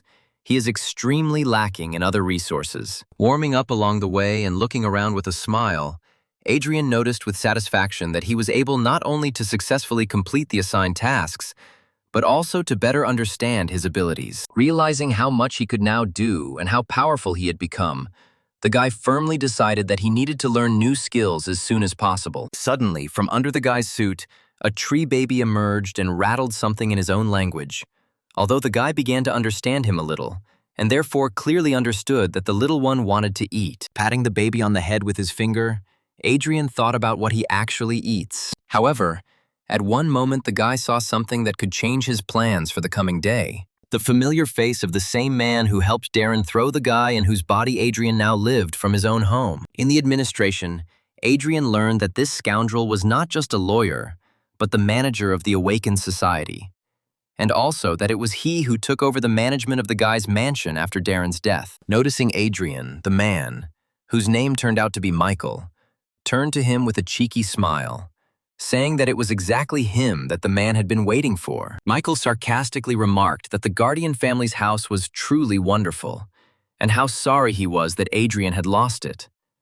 To which the guy smiled, recommending that he enjoy it while he could. And although he looked friendly in appearance, in his heart the guy despised Michael, remembering that no one had behaved so arrogantly towards him for a very long time. Not wanting to further communicate with the scoundrel, the guy came to the black market, where he was originally going to get. First of all, the guy decided that he needed to evaluate and sell what he received on the assignment, and only then he could go shopping. On the way, the guy grabbed some food for the tree baby.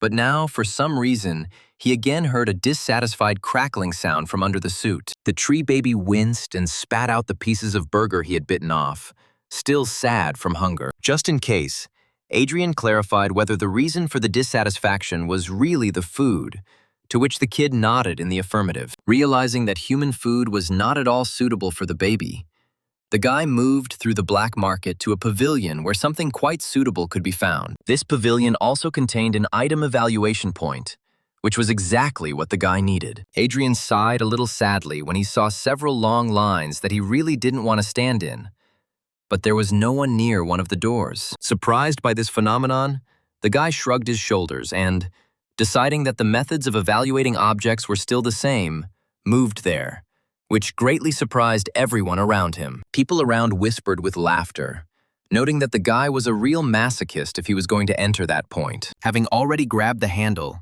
Adrian noticed a sign on the door, which said that he would have to unravel the spiritual scheme, otherwise he would receive 3 blows from the guard. Not the least bit frightened, the guy calmly opened the door and went inside, where a strong-looking man with a comfortable-looking wide cape stood at full height. Adrian realized at first glance that the man was a true professional, no lower than rank C, and this fact surprised the guy very much. The man grinned confidently, noticing that another guy had come for the triple strike, and asked Adrian if he had read the rules before entering. Stretching his hand to the side, the man pointed to the wall, where the guy could see the star diagram itself, after which he invited Adrian to solve the diagram in order to receive the services of an appraiser for free, noting that if the guy takes on the solution, it's better to finish the job, otherwise the guard will beat him.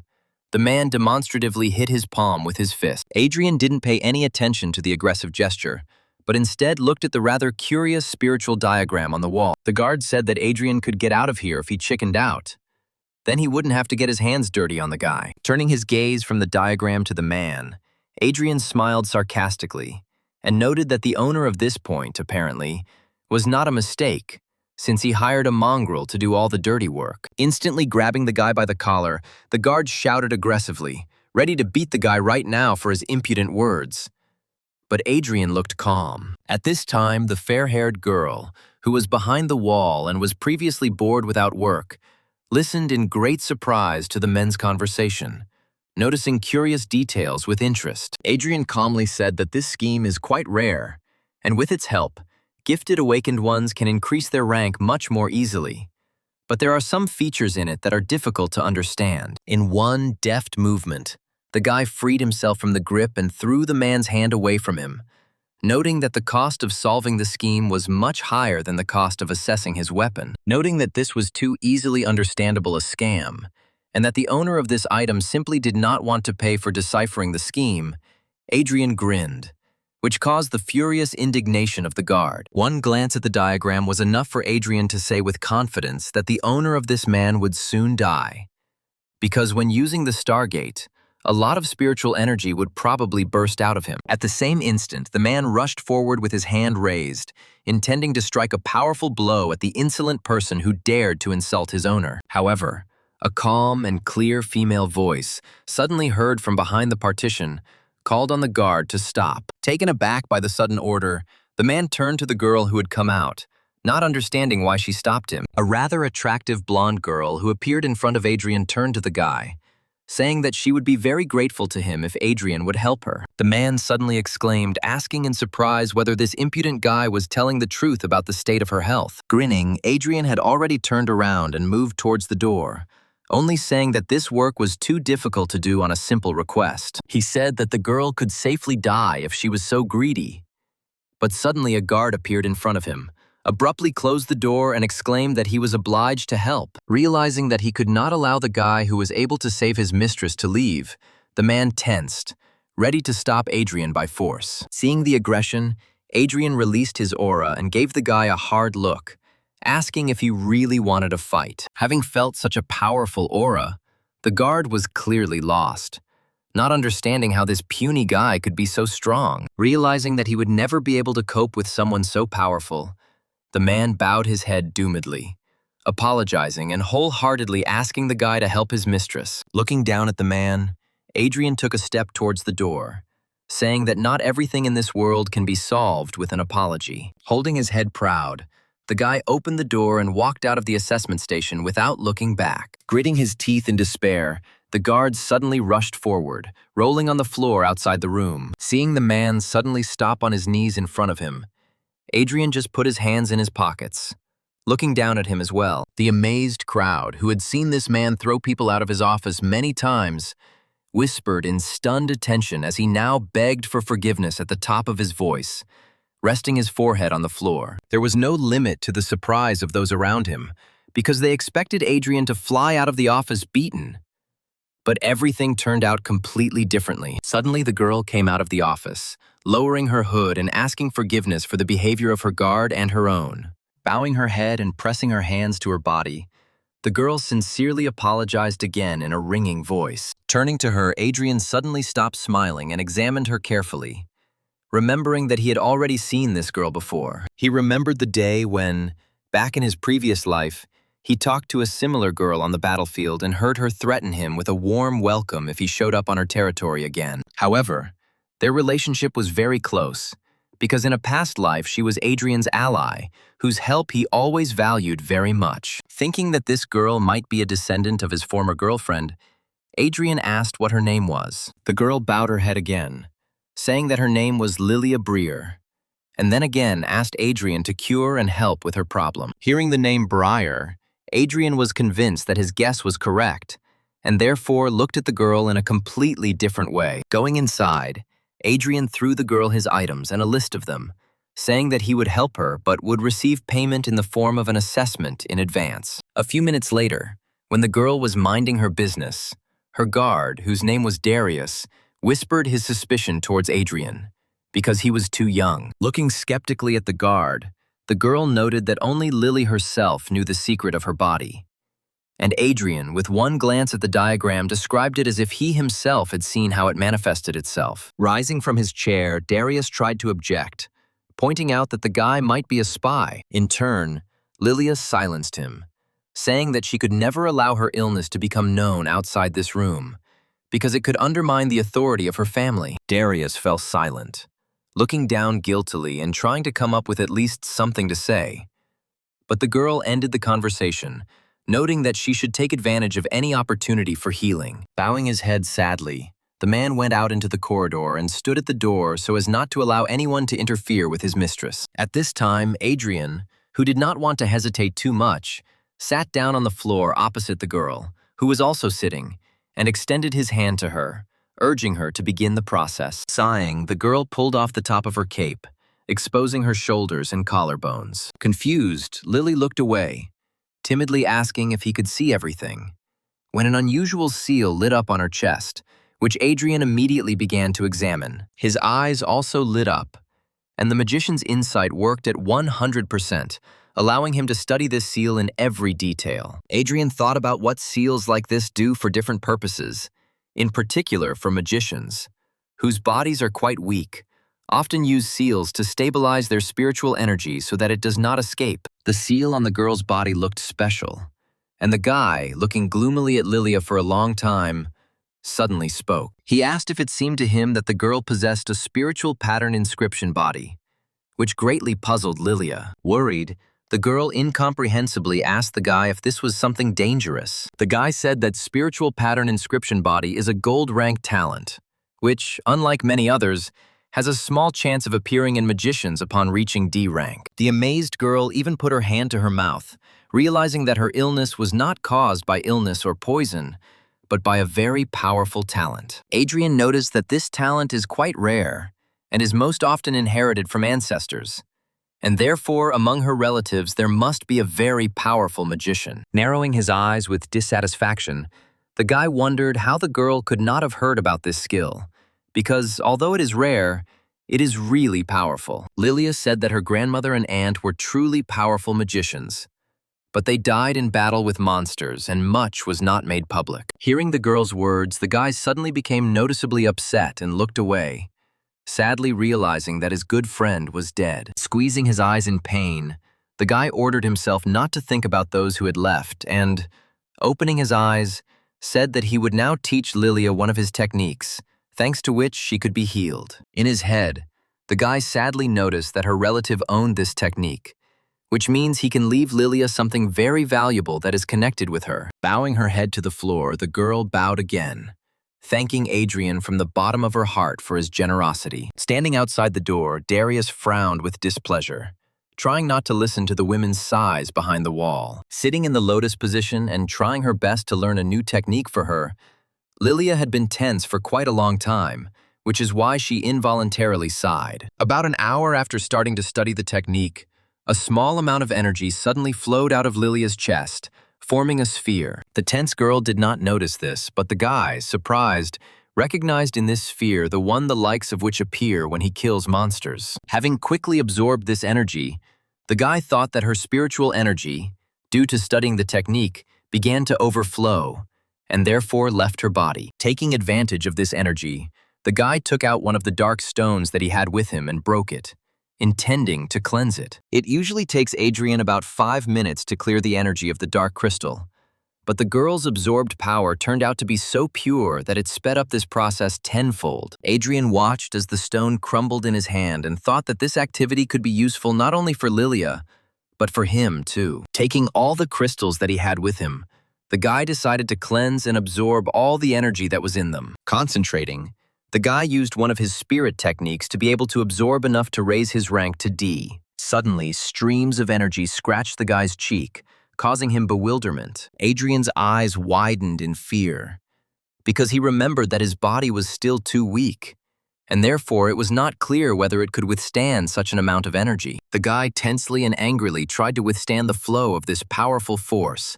while his body was covered with more and more wounds, which could lead to very dangerous consequences. Adrian's strength began to leave him, and it became more and more difficult to withstand such pressure when he looked up. Lilia, who had previously been very tense, managed to concentrate on her goal without any special difficulties. Blushing with tension, Adrian decided that there was no other way out, which meant he would have to take extreme measures. Bringing his hands together in a seal, the guy released his spirit to use the desired technique to the fullest. Adrian's face was already covered in small scratches, and his expression reflected his pain as he began to form his energy for subsequent manipulations. Realizing the difficulty of the entire upcoming operation, the guy used another technique to separate the energy flows into thin threads that could be transformed into new forms. From these threads of energy, the guy formed a new formation of an empty array, ready to absorb new properties. This array suddenly formed right in the air as Adrian used the last technique to store all the excess of this energy directly into the array. Finally,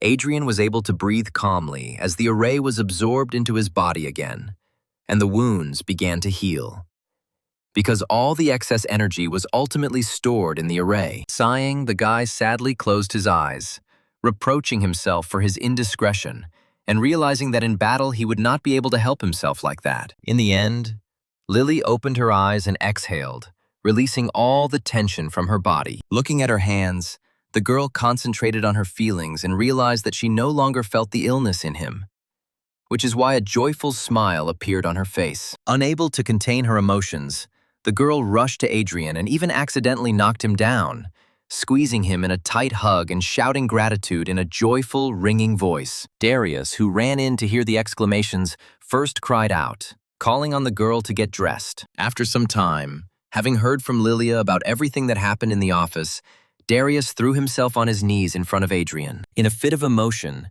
the man rested his forehead on the floor, shouting gratitude towards Adrian for healing his mistress, and also apologizing for his own suspicion. Adrian was even a little surprised to notice that Darius was even too faithful to Lilia, although the guy respects this. Sitting at the table, the guy raised his hand and firmly said that the treatment was not free, and therefore Darius had better bring him payment. The joyful man picked up the box with all the items that Adrian had asked to be appraised and placed it on the table, also indicating that his dagger had also been appraised. The guy, not without surprise, noted with approval that Darius, as a thank you, even provided him with separate tools for repairing the armor. Looking at the blade, Adrian realized that it was a kind of black branch fang, which was a bronze rank weapon, which was not very good, but in principle, it suited him. Trying the blade on his hand, Adrian remembered with nostalgia how in his previous life, he owned and wielded equipment of epic rank. Adrian collected everything else into his spatial bag with one slight movement of his hand. What they saw greatly surprised both Lilia and Darius,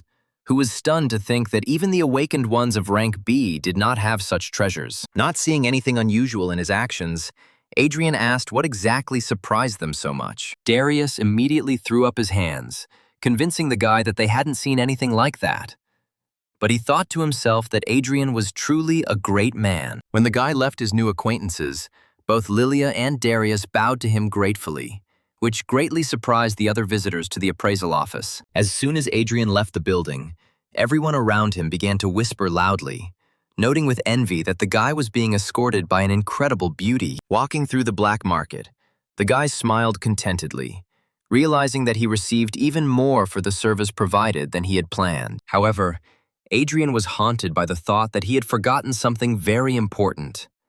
And then he remembered that he wanted to look for food for the tree baby. At the same instant, he felt something moving in his spatial pocket. Looking inside, Adrian saw the tree baby and asked with confusion why he climbed inside. When the kid turned to the guy, Adrian saw that the very hungry kid had drunk all the spiritual energy potions that the guy had just acquired. If Adrian could fall into the ground from disappointment, he would definitely do it, although he understood that he himself forgot to feed the baby. Arriving at the Warriors Guild, Adrian, with a gloomy face, reasoned that potions of spiritual power were too expensive to buy constantly, and the baby still needed to be fed. And although the realization that the baby would ruin him in this way did not make the guy too happy, he was inspired to find a positive in the situation, thinking that the baby would certainly grow up to be very strong. The guy was going to look for more tasks, but a joyful Frank suddenly appeared in front of him, saying that he had signed Adrian up for a meeting between the guilds of warriors and knights. And although Frank was clearly very glad that he gave such a gift to the guy, Adrian turned away and said that he was not interested in this initiative. He simply understood that this event of exchange of experience between newcomers, warriors, and knights would bring him absolutely no benefit. The guy thought that the reward for this would be meager, but Frank silently handed him a piece of paper on which was written about a reward of 1,000,000, as well as 10 boxes of potions of spiritual power. Adrian paused for a couple of seconds, just wondering what a great reward this was. And when he finally realized the essence of this award, he tore the piece of paper from Frank's hands and proudly said that he would definitely live up to his mentor's expectations and take first place. And although Adrian insisted that he would easily get first place, Frank laughed good-naturedly, saying that the guy had only recently become awakened, and therefore there was no point in counting on anything. Frank noted that there would be a lot of elite there, and he invited Adrian to gain experience, although the guy himself had no doubt that he would win. As Adrian moved towards the exit, Michael and Roosevelt watched him, telling the hooded man that it was Adrian who caused his brother Mark to die before being rescued from the forest. They insisted to the man armed with the sword that the fatal wound was inflicted by the weapon and not by the monster. And Adrian, who was in conflict with the knight, was under the main suspicion. Sighing sadly, the man stated that if Adrian really killed Mark, then he himself was destined to die, which brought smiles on the faces of the two scoundrels. Having spent very little time walking around the City of Dawn, Adrian reached the arena of the Awakened, where the meeting between the warriors and knights was to take place. Adrian read that this event is organized specifically between gifted awakened ones, which means that all participants there will be at least silver rank. Coming out to the arena, the guy looked at it and admitted that this place, built for meetings between guilds of different classes, looked really majestic. Once again, Adrian attracted the attention of all the awakened ones who came to the event, who considered him a real arrogant for his presence in the arena. After talking with other organizers, the presenter announced the start of the event and said that the order of battles was determined by the numbers on the bracelets issued to the participants. To his own surprise, Adrian was among the first in line for the duel, and when he came out, stretching his arms, he found himself in the field of view of Rebecca and her mentor, who had come to watch the event. And although the archer's mentor said that Adrian was too arrogant for someone who had recently awakened, Rebecca did not dare comment on his words, awkwardly looking away. Adrian respectfully bowed to his opponent, who, having also bowed, sarcastically noted that the guy would be too easy a target. A slightly plump and rather young knight of rank E took a stance, ready to deal with the enemy in a few seconds. However, the knight did not even have time to take a step when Adrian's burning fist crashed into his jaw. Looking at his opponent with arrogance in his eyes,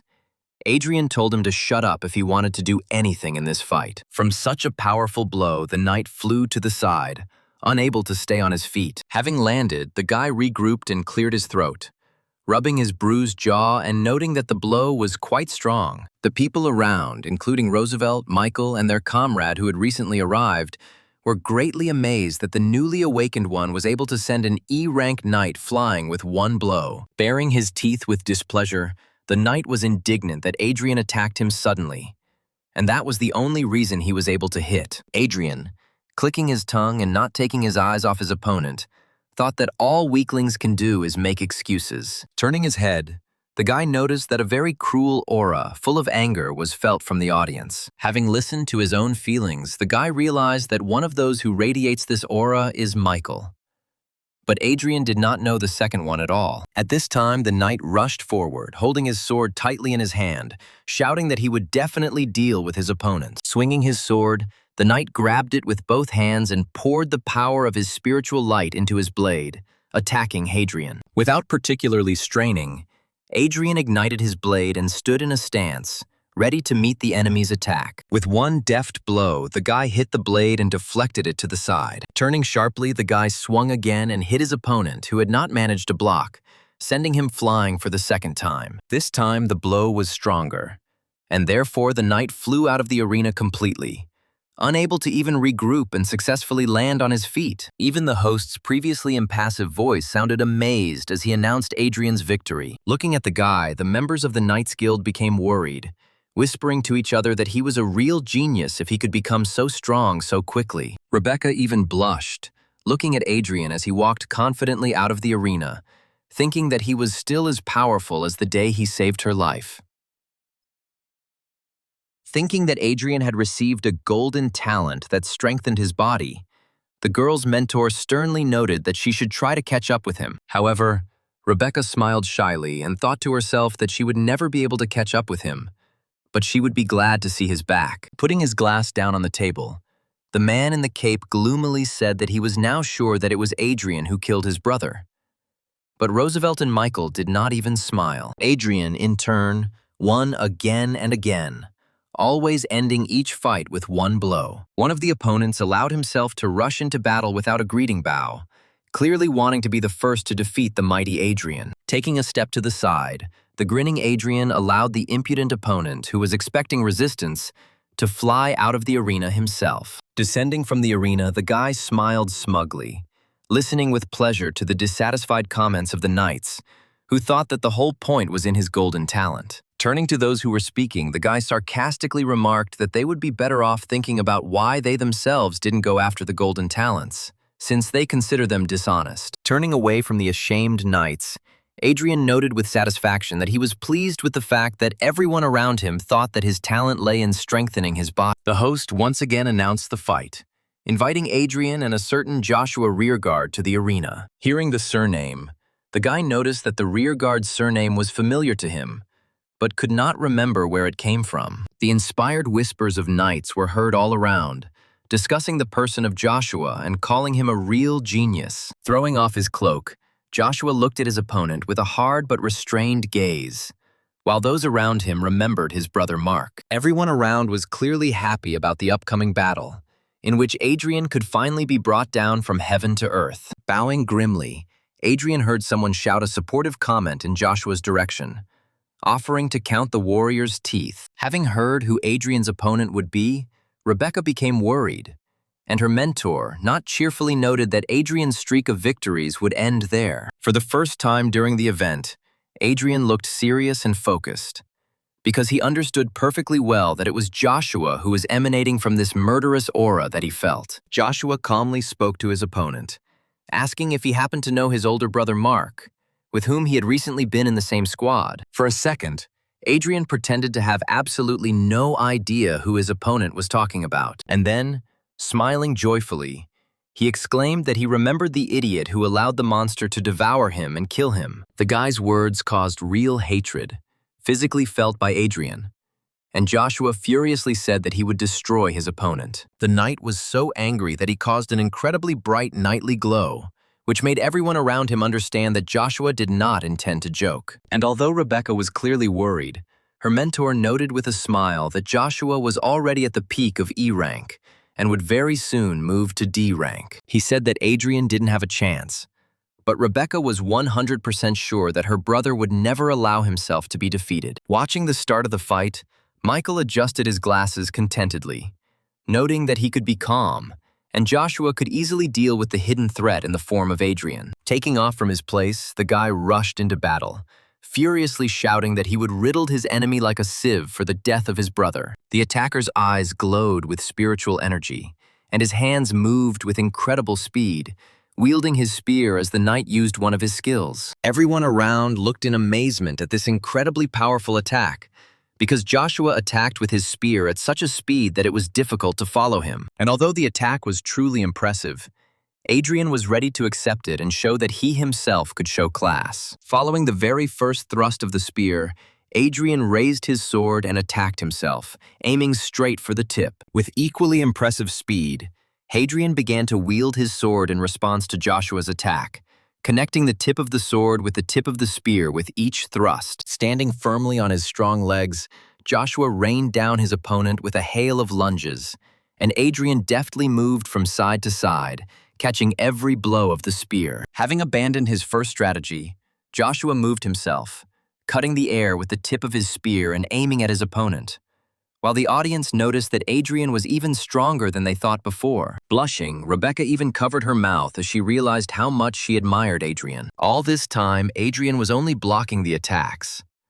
But at one moment, noticing the window that had opened, the guy made a lunge, which Joshua had to block, interrupting the series of attacks. Joshua, who did not expect that he himself would have to defend himself from the force of the blow, even recoiled, gloomily noting that the guy's sword was really strong. Moving easily as if he were dancing, Adrian turned around after a powerful attack and thrust his blade forward, sarcastically asking if his opponent wanted a break. Twisting the spear in his hand, Joshua straightened up and asked directly how Adrian could become so strong if he had awakened only recently. However, Joshua was not going to lose, and therefore was ready to use any means to win. Having fished out something small from his pocket, the guy threw it into his mouth, intending to chew it. As soon as he did this, his eyes again lit up with spiritual energy that suddenly filled his body. At one point, his powerful spiritual aura burst out, being so strong that the air around Joshua's body became hot. Adrian calmly followed the actions of the enemy,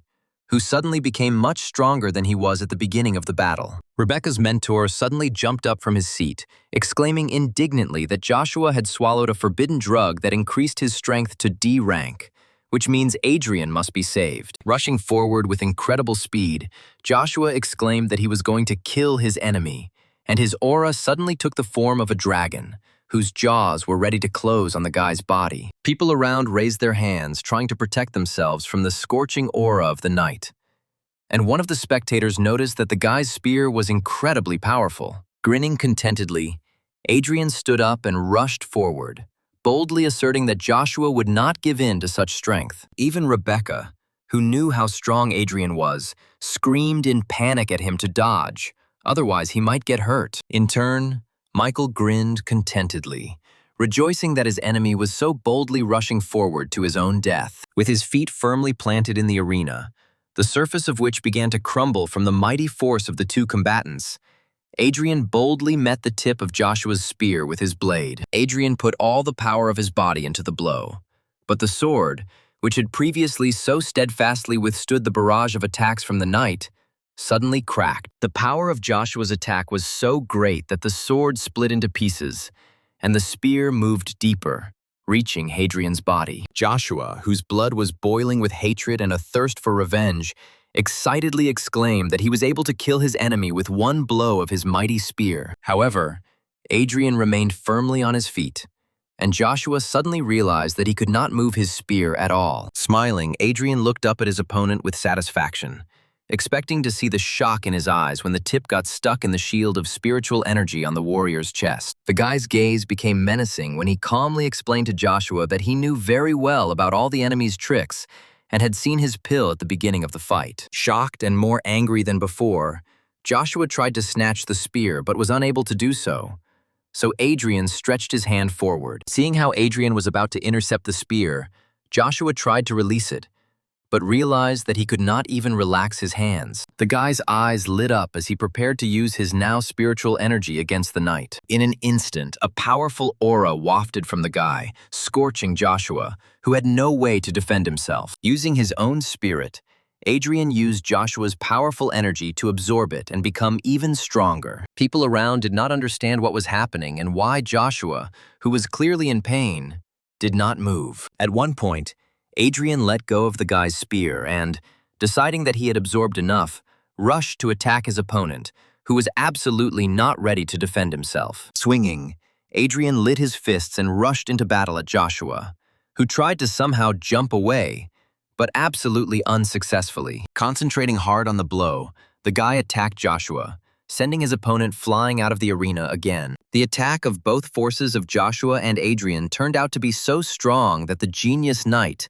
unable to regroup, flew backwards into the pedestal, splitting it into pieces. Joshua immediately went limp, unconscious, as everyone else, including the leader and the judge in one person, rushed to him to check if the knight was dead. Michael froze in place, unable to understand how Joshua, being such a strong knight, could lose to Adrian, who had only recently become awakened. Having relaxed and extinguished the fire of his own spirit, Adrian put his hands in his pockets and yawned boredly, saying that the judge should have made an announcement sooner. The judge harshly noted that Adrian had overdone it, to which the guy reasonably pointed out that his opponent was using a prohibited drug to increase strength, and Adrian himself accidentally made a breakthrough in strength. The judge was stunned speechless when he heard about the breakthrough, and was once again surprised by Adrian's strength, realizing that he had reached the peak of E rank. Joshua at the same time regained consciousness and, raising a furious glance at Adrian, was about to rush back into battle. However,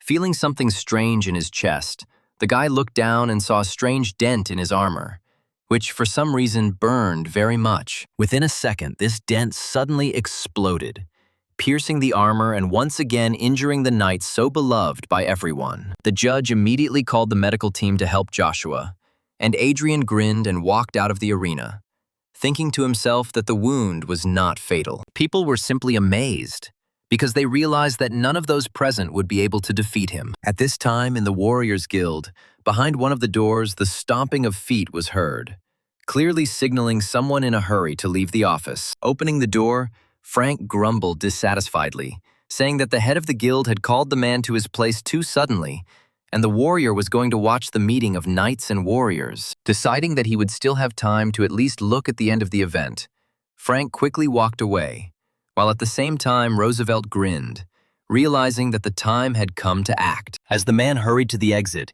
he was suddenly surrounded by several people in suits. Frank turned to Roosevelt as he approached and asked directly what he needed, because the man was in a hurry to watch Adrian's fights at a meeting with the Guild of Knights. Roosevelt yelled at Adrian's mentor, reproaching him for the fact that the man sent the weak Adrian into battles against experienced knights, and because of his stupidity, the genius of the Warriors Guild was now dead. Frank's eyes widened in horror when he heard that his pupil, about whom he had been worried all this time, died because of him. Pointing at Frank, Roosevelt straightened his tie and ordered the people surrounding the man to arrest him, saying that Frank could have sent Adrian to the event for personal reasons. At the same time, an absolutely healthy Adrian stood next to the judge, who happily informed everyone present that it was Adrian who became the winner of the experience exchange meeting. People were still reeling from the realization that Adrian was such a genius that he was able to win such an event just a month after waking up. Having received the award, the guy was quite upset, because he received much less as a prize for winning than he had expected. But he reassured himself that at least there was now food for the baby. Rebecca's mentor, who had previously been ready to rush to Adrian's aid, now calmed down and said that the guy was simply amazing, and Rebecca should follow his example. And Rebecca, without taking her eyes off the guy at all, could only agree with her mentor, although she did not listen to him at all, occupying all her thoughts with Adrian. Suddenly the mentor gasped, remembering the event called the Dawn Fortress, and thinking that the Warriors Guild could now, despite all the rules, appoint Adrian as a participant. And although the girl reasonably noted that he would not be allowed to do this because of his little experience, the mentor said that if the guy were in the Archer Guild, he would do anything to make Adrian a member. Having finished the matter, Adrian heads back to the guild to return to training as soon as possible. The guy pulled out a bottle of spiritual potion from his spatial pocket to feed the tree baby. Having accepted the treat, the baby sat down on the cork and began to drink greedily, smiling happily at the fact that he had finally eaten deliciously again. Glancing at his spatial pocket, the guy again noticed that he looked disgusting, and also thought that he really wanted to surprise Frank with his victory at the event. The driver of Adrian's car turned out to be one of the guild's assistants, who asked the guy why he left the arena so early, and then suggested that it was because the event was not too exciting for Adrian. Adrian said that the meeting was over. That's why he left. To which the assistant was extremely surprised, exclaiming that earlier the event lasted until late at night, and then asked who the winner was. Without much enthusiasm, Adrian, resting his cheek on his hand, said that he was the winner of the event this time. Obviously not really believing the guy, the driver decided to support the joke and congratulated Adrian, thinking to himself that he should ask him to double his training. Finally, they reached the guild, where there were surprisingly a lot of people near the entrance, which surprised Adrian a little. As Adrian got closer, he noticed that most of those present were from the Dawn City law enforcement team. Inside, Roosevelt shouted at the Warriors Guild students who were defending their mentor and preventing him from being taken into custody. One of the students shouted back indignantly, pointing out that mentor Frank had always treated geniuses with kindness, and they were simply trying to set him up. A representative of law enforcement named Hans came forward and calmly said that Frank was only pretending to be a good-natured person, but in fact, he was destroying young animals to please others. Giving the student a calm but menacing look, the man said that they had received notification of Adrian's death and had found irrefutable evidence of Frank's involvement. Frank looked stunned at the people surrounding him, trying to take him into custody, and tried to understand how his ordinary day turned into something so incomprehensible. Turning towards his students, he told them to leave, noting that his conscience was clear, and he was ready to surrender if he received a fair decision from law enforcement officials. The warrior's disciples clenched their teeth in anger, but were forced to allow their mentor to be detained, who, frowning ahead, folded his hands behind his back. Finally calming down, Roosevelt told Frank to his face that he had not set him up, and that indeed there was irrefutable evidence of the warrior's guilt. Roosevelt had already managed to relax and sigh with satisfaction, because his work for the day was done. But suddenly he felt warmth from the outside. A fiery fist suddenly crashed into Roosevelt's jaw, confusing his thoughts and knocking him off his feet. The mighty blow was so strong that Roosevelt went flying and crashed headfirst into a nearby wooden support. Falling and spitting blood, Roosevelt swore and, thinking that it was one of Frank's students, ordered Captain Hans to arrest them all. Seeing who hit Roosevelt, Frank, like his students, opened his eyes in shock, not understanding how this was possible. Captain Hans, although he remained calm, was clearly no less surprised by the blow than the others. A cheeky smile from Adrian, who mentioned that he had not yet gotten even with Roosevelt for the last time, asked directly why he would suddenly turn out to be a dead man. Frank exclaimed joyfully when he saw that his beloved student was alive, and asked if he had left the event early.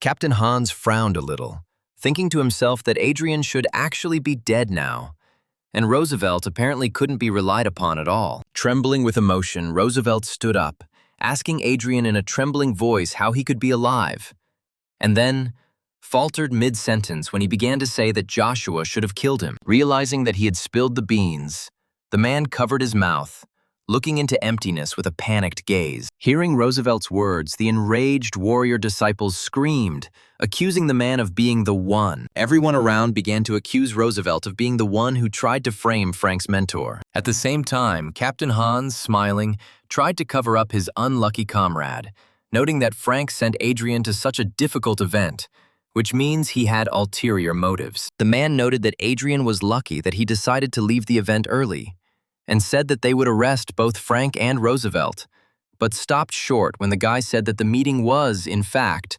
already over. The people around fell silent in shock, wondering how the meeting could end so early, because usually at such a time it was just really beginning. At this time, one of the warrior disciples who was present at the event entered the doors of the main entrance and joyfully exclaimed that Hadrian had won the event in just half a day. However, when he saw representatives of law enforcement agencies, the boy became worried and fell silent, trying to ask what was going on here. Everyone around them screamed in amazement at the realization that Adrian not only survived this dangerous event, but also took first place.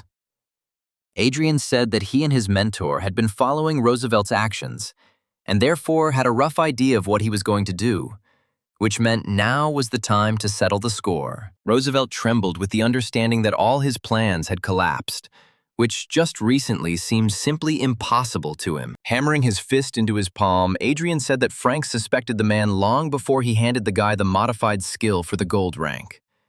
And although Adrian was going to deal with the scoundrel himself, a man suddenly rushed in front of him, from whom he himself did not expect action at all. Running forward, Captain Hans, looking sternly at Roosevelt, was about to arrest him, seriously saying that Adrian was right, and the time had come to deal with the villain. In turn, Adrian, seeing what was happening, frowned, realizing that Captain Hans would never allow the matter to end so easily. After some time, Adrian was already standing on the top floor of the guild building, frowning at what was happening below. Down there, they were taking away the wounded Adrian Roosevelt after being hit, intending to provide him with first aid before his arrest. Frank, who stood next to him, urged the guy not to worry and noted that the director of the guild would definitely investigate everything as soon as he came out of seclusion. Suddenly, he grabbed Adrian by the shoulder, which greatly surprised the guy, who at any moment expected some kind of danger in his direction. Seeing the serious look of his mentor, Adrian already thought that the man was going to attack him,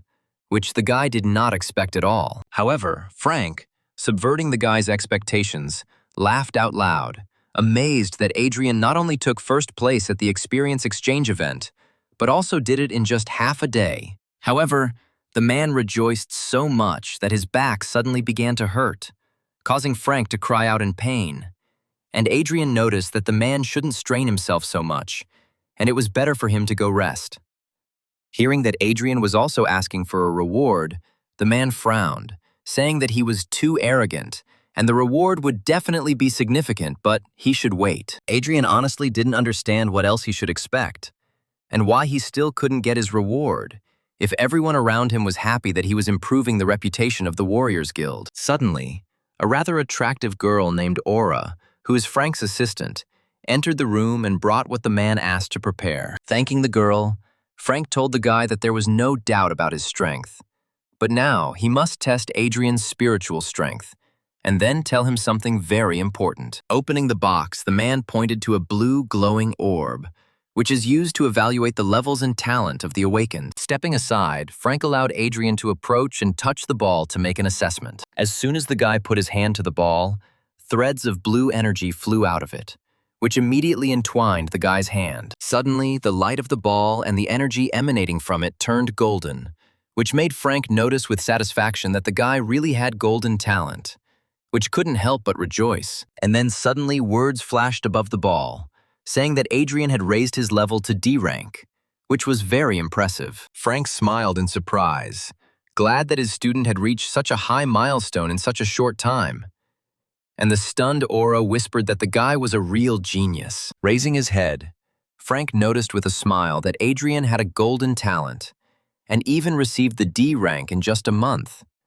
And there had not been such excellent representatives of the Warriors Guild for a very long time. Absolutely not surprised, Adrian turned his gaze to Frank and asked him in a calm voice what was so important about what he wanted to talk to his student about. Throwing a sly look at the guy, the man chuckled and spoke with a smile and enthusiasm in his voice, asking if he knew about the test of the Fortress of Dawn. Adrian heard from Frank that he was now 100% sure that the guy would be able to stand up for himself, and he himself recalled that the previous owner of this body dreamed of distinguishing himself in this test. The guy also remembered that the Dawn Fortress was a temporary gathering place created in the wasteland by the ancestors of humanity, who went through many murders to build a city. After the city was built, the fortress was abandoned and overrun by monsters. Adrian remembered that every 3 years, the managers of the City of Dawn organize an event there for those awakened under 30 years of age to honor the memory of their ancestors. The man pointed out that under the fortress there is a source of spiritual water, where you can practice and significantly improve your strength, but only if you win the test. Frank said that this test was very dangerous, and although Adrian fits all the conditions, he would take a lot of risks if he tried. but it was clear from the guy's eyes that he did not intend to retreat. Putting his hand on the guy's shoulder again, Frank noted that he would be glad if Adrian achieved victory, but survival is still the most important thing. In turn, the guy thought about how much he could get from the spiritual source if he won, because with its help, he could even raise his rank to C. Having agreed that Adrian, although he would try to win, would still concentrate on his own survival, Frank asked Aura to give the guy his reward for the event. It turned out that in addition to the agreed-upon money and spiritual potions, the guy was also entitled to an apartment for awakened rank C, and Frank joyfully handed Adrian the key to it. Adrian, delighted with such a gift, said that it was not far from returning the Guardian family mansion, to which Frank replied that only the head of the guild could help with this matter. Hearing that Frank knew about Michael's treachery and would do everything to help Adrian, the guy smiled and thanked his mentor for such a kind attitude. However, turning away and getting ready to leave, the guy hid his smile, thinking to himself that he had to cope with all his problems himself. After some time, the guy returned to his apartment to continue training and improving. Sweating after absorbing the energy from the last star stone, Adrian gloomily noted that after reaching D rank, the difficulty of cultivation had only increased. Having looked displeasedly at his hand, from which the sand remaining from the starstone was pouring out, Adrian stated that even several 100,000 stones were not enough for improvement. The guy's attention was suddenly attracted by Tree Tiny, who raised his glowing green index finger up and said something in his own language. The guy remembered how at the event, unnoticed by others, he asked the kid to carry out some manipulations on the defeated knight. Approaching the tree, little one, Adrian stroked him and praised him, once again surprised that the tree spirit had such a useful ability. Armed with a new blade, the guy changed into stylish black clothes and noted out loud that the skills of a thief and these new items could be very useful. Opening the window and concentrating on the thief's reflexes and dexterity, the guy jumped out of it, planning to get to his target as quickly as possible. Meanwhile, Joshua lay in a hospital bed, still unconscious after his crushing defeat in the battle with Adrian. Michael suddenly entered his room, accompanied by an unusually tall man and a surprisingly small guy. A man named Vincent was the deputy head of the law enforcement department and, having seen Joshua's wounds, he easily understood what exactly caused his injury. Michael said that Adrian, although strong, is still too inexperienced, which means he needs to be destroyed as soon as possible. The man noted that very soon he would take part in testing the Fortress of Dawn, and Vincent, agreeing, turned his gaze to the small guy and said that this was the job just for him. The guy in the blue jacket even grinned, saying that killing some E-rank brat would not be difficult for him. Satisfied with the answer, Vincent went to the exit, followed by the others, and the man noted that Joshua knew too much, and he was also disabled, which meant they needed to get rid of him. The guy in the jacket agreed and then slammed the door behind him, leaving Joshua alone. Suddenly, something hit his head, causing the guy, even while unconscious, to wince a little. At the same moment, his body suddenly exploded with incredible pain. His eyes flew open and his veins bulged, causing the knight to cry out. Blood began to flow from his mouth as he begged for help through the pain and clenched teeth, raising his hand. Extending his trembling hand towards the window where the silhouette was visible, Joshua begged again, trying to cope with the pain. Adrian, sitting on the window, smiled, looking at the suffering of his past enemy, and asked him directly if he wanted to live. Thinking that the silhouette had only appeared to him, Joshua raised his gaze full of pain to the ceiling and thought with incomprehension how he, being a brilliant knight, could die like this. However, the readiness to fight for his life shone in his soul, and therefore he was going to endure as long as he could. Turning his head, he saw that Adrian was standing next to his bed, directly asking the knight if he wanted to live, which greatly surprised the latter. Smiling maliciously, Adrian invited Joshua to tell him everything he knew, and only in this case would the guy feel sorry for him, although the knight himself thought that this was just a hallucination. Joshua thought that even if this was the real Adrian, being a warrior, he would not be able to cope with the C-rank poison that was killing him, although Adrian himself noted that he could neutralize it without much effort. Turning his head to Tree Baby, who was greedily drinking another bottle of spiritual potion, Adrian brought a rag to him. The kid grumbled something when Adrian wiped his mouth with the rag, leaving a small stain on it. Turning his head back, the guy folded a rag on Joshua's forehead, which greatly surprised the latter, who who fixed an incomprehensible look on Adrian. Adrian did not explain to him that the saliva of the tree spirits contains a large amount of life-giving energy that can neutralize poison, although Joshua did not believe in such a miracle. However, raising his hand and seeing that the trembling and pain in it had subsided slightly, the guy allowed the hope of his own salvation to flash in his mind. Adrian himself saw that the remedy worked even very quickly, which means that all those potions that he drank still paid off. Having more or less regained his strength,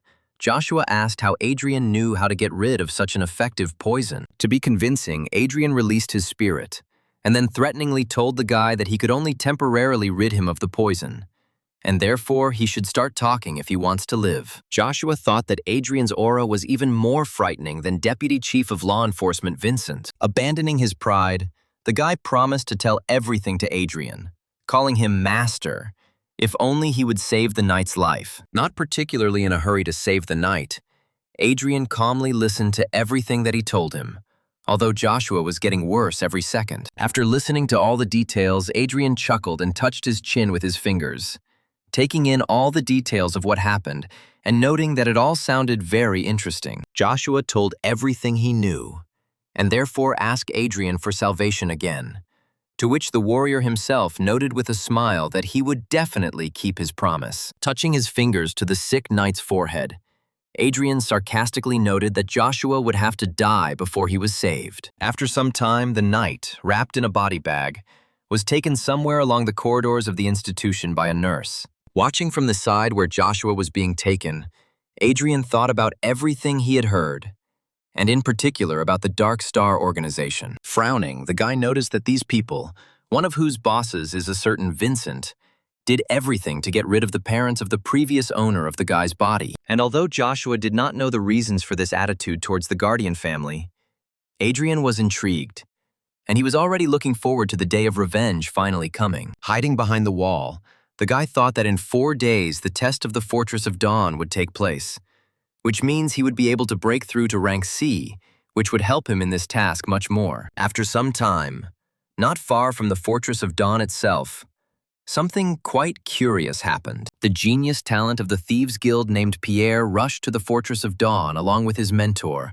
who never ceased to repeat that Pierre was a real treasure for them. The guy, turning to the master, said that he was completely confident in his victory in the test, and also that he was keeping his promotion to rank C, and acquiring a new skill a secret. For clarity, the guy created a figure of beautiful pink patterns on his hand, showing how hard he tried to mold his spiritual energy. The mentor, clearly flattering his student, noted that his formation of spiritual energy was truly rare, and with it, he could achieve incredibly much. The man also noted that the last person to do such a molding was the head of the Warriors Guild, to which Pierre replied that he would show how much stronger he was than the latter. Suddenly, in front of the two thieves, a little further into the forest, a powerful explosion was heard, the flash of which was so strong that it reached the sky. The mentor said that, most likely, someone is now fighting monsters there, and therefore Pierre should be more careful because the monsters here are at least C rank. When he invited the guy to go have a look and find out if the fighter needed help,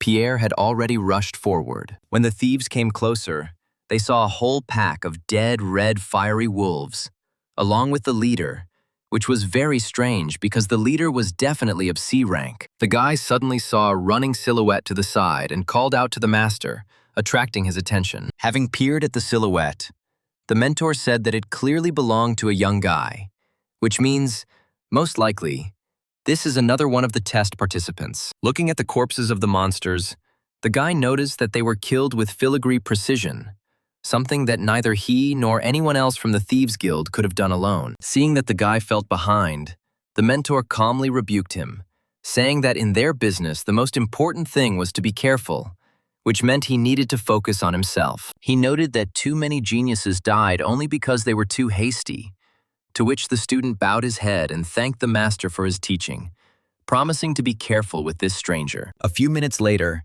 Hadrian, in his black robe, reached the Dawn Fortress, cursing that he had to abandon such valuable bodies of the firewolves because he was noticed. Putting aside his irritation, the guy took off his hood and looked at the huge, majestic building that stood in front of him, which turned out to be the Fortress of Dawn. His student was met by Frank, who came forward and asked if everything was okay, and also offered the guy to join their squad as an alternative to his solo adventures. It was clear that before the guy arrived, Frank was very worried. And when Adrian asked what it was about, Frank said with a smile that he was worried that the guy would miss the beginning of the test. Adrian kindly said that the mentor should not have worried, and that he was simply delayed on the road by several D-rank monsters. Having looked at the guy more closely, Frank said with interest that his strength had clearly increased during the week that they had not seen each other. Smiling embarrassedly and scratching the back of his head, the guy said that his mentor was clearly overpraising him, although inside, he understood that he had been killing monsters all this time, and therefore it was not surprising that he seemed stronger. Having said that he had prepared well enough and there was no need to worry about him, Adrian asked how the master himself was feeling after that unpleasant event in the guild. Grinning, Frank said that such scratches would not get through him, and he was a tough enough nut to crack not to complain. Suddenly, the man tensed up and spoke through his teeth about the pain, but quickly remembered that he was trying to save face, and interrupted himself, noting that he was not in pain, but just the wound was itching. Smiling at the man, Adrian noticed to himself that his mentor Frank was truly a stubborn warrior. Having coped with the pain, the man turned and walked towards the building, gesturing for the guy to follow. With surprise, the guy noticed that the entire Fortress of Dawn was surrounded by a protective star seal of incredible strength and such enormous size that it extended throughout the entire territory of the ruins. Adrian noticed that there were a surprising number of awakened people in the fortress, and then asked if they were all going to participate in the test, to which Frank shook his head. The man said that the trial of the Dawn Fortress was held every 3 years, and was therefore an important event that was broadcast on televisions for ordinary people to watch. The man tried to warn the guy one last time, and told him that the monsters appearing under the Fortress of Dawn were all at least C rank, and therefore he should be very careful. Smiling, the guy said that Frank had already told him about this 10 times,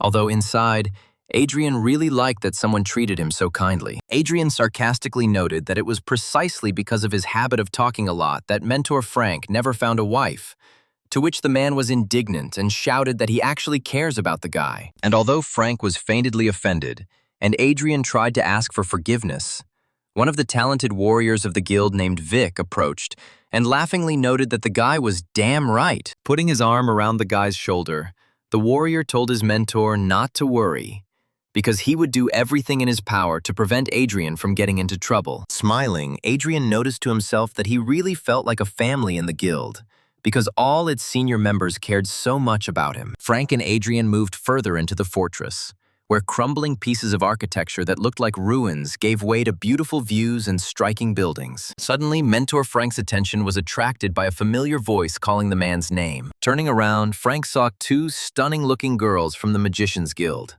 one of whom was clearly the eldest. Frank froze in place, recognizing his old friend Aurora, from whom Adrian felt an incredibly strong B-rank aura. Vic told the guy in a whisper that Aurora is a manager from the Magician's Guild, just like Frank is from the Warriors Guild, and that the girl is a B-rank mage, and they have known their mentor Frank since childhood. He said that the mentor was always competing with Aurora, but had long fallen behind her, and therefore was always lost in her presence.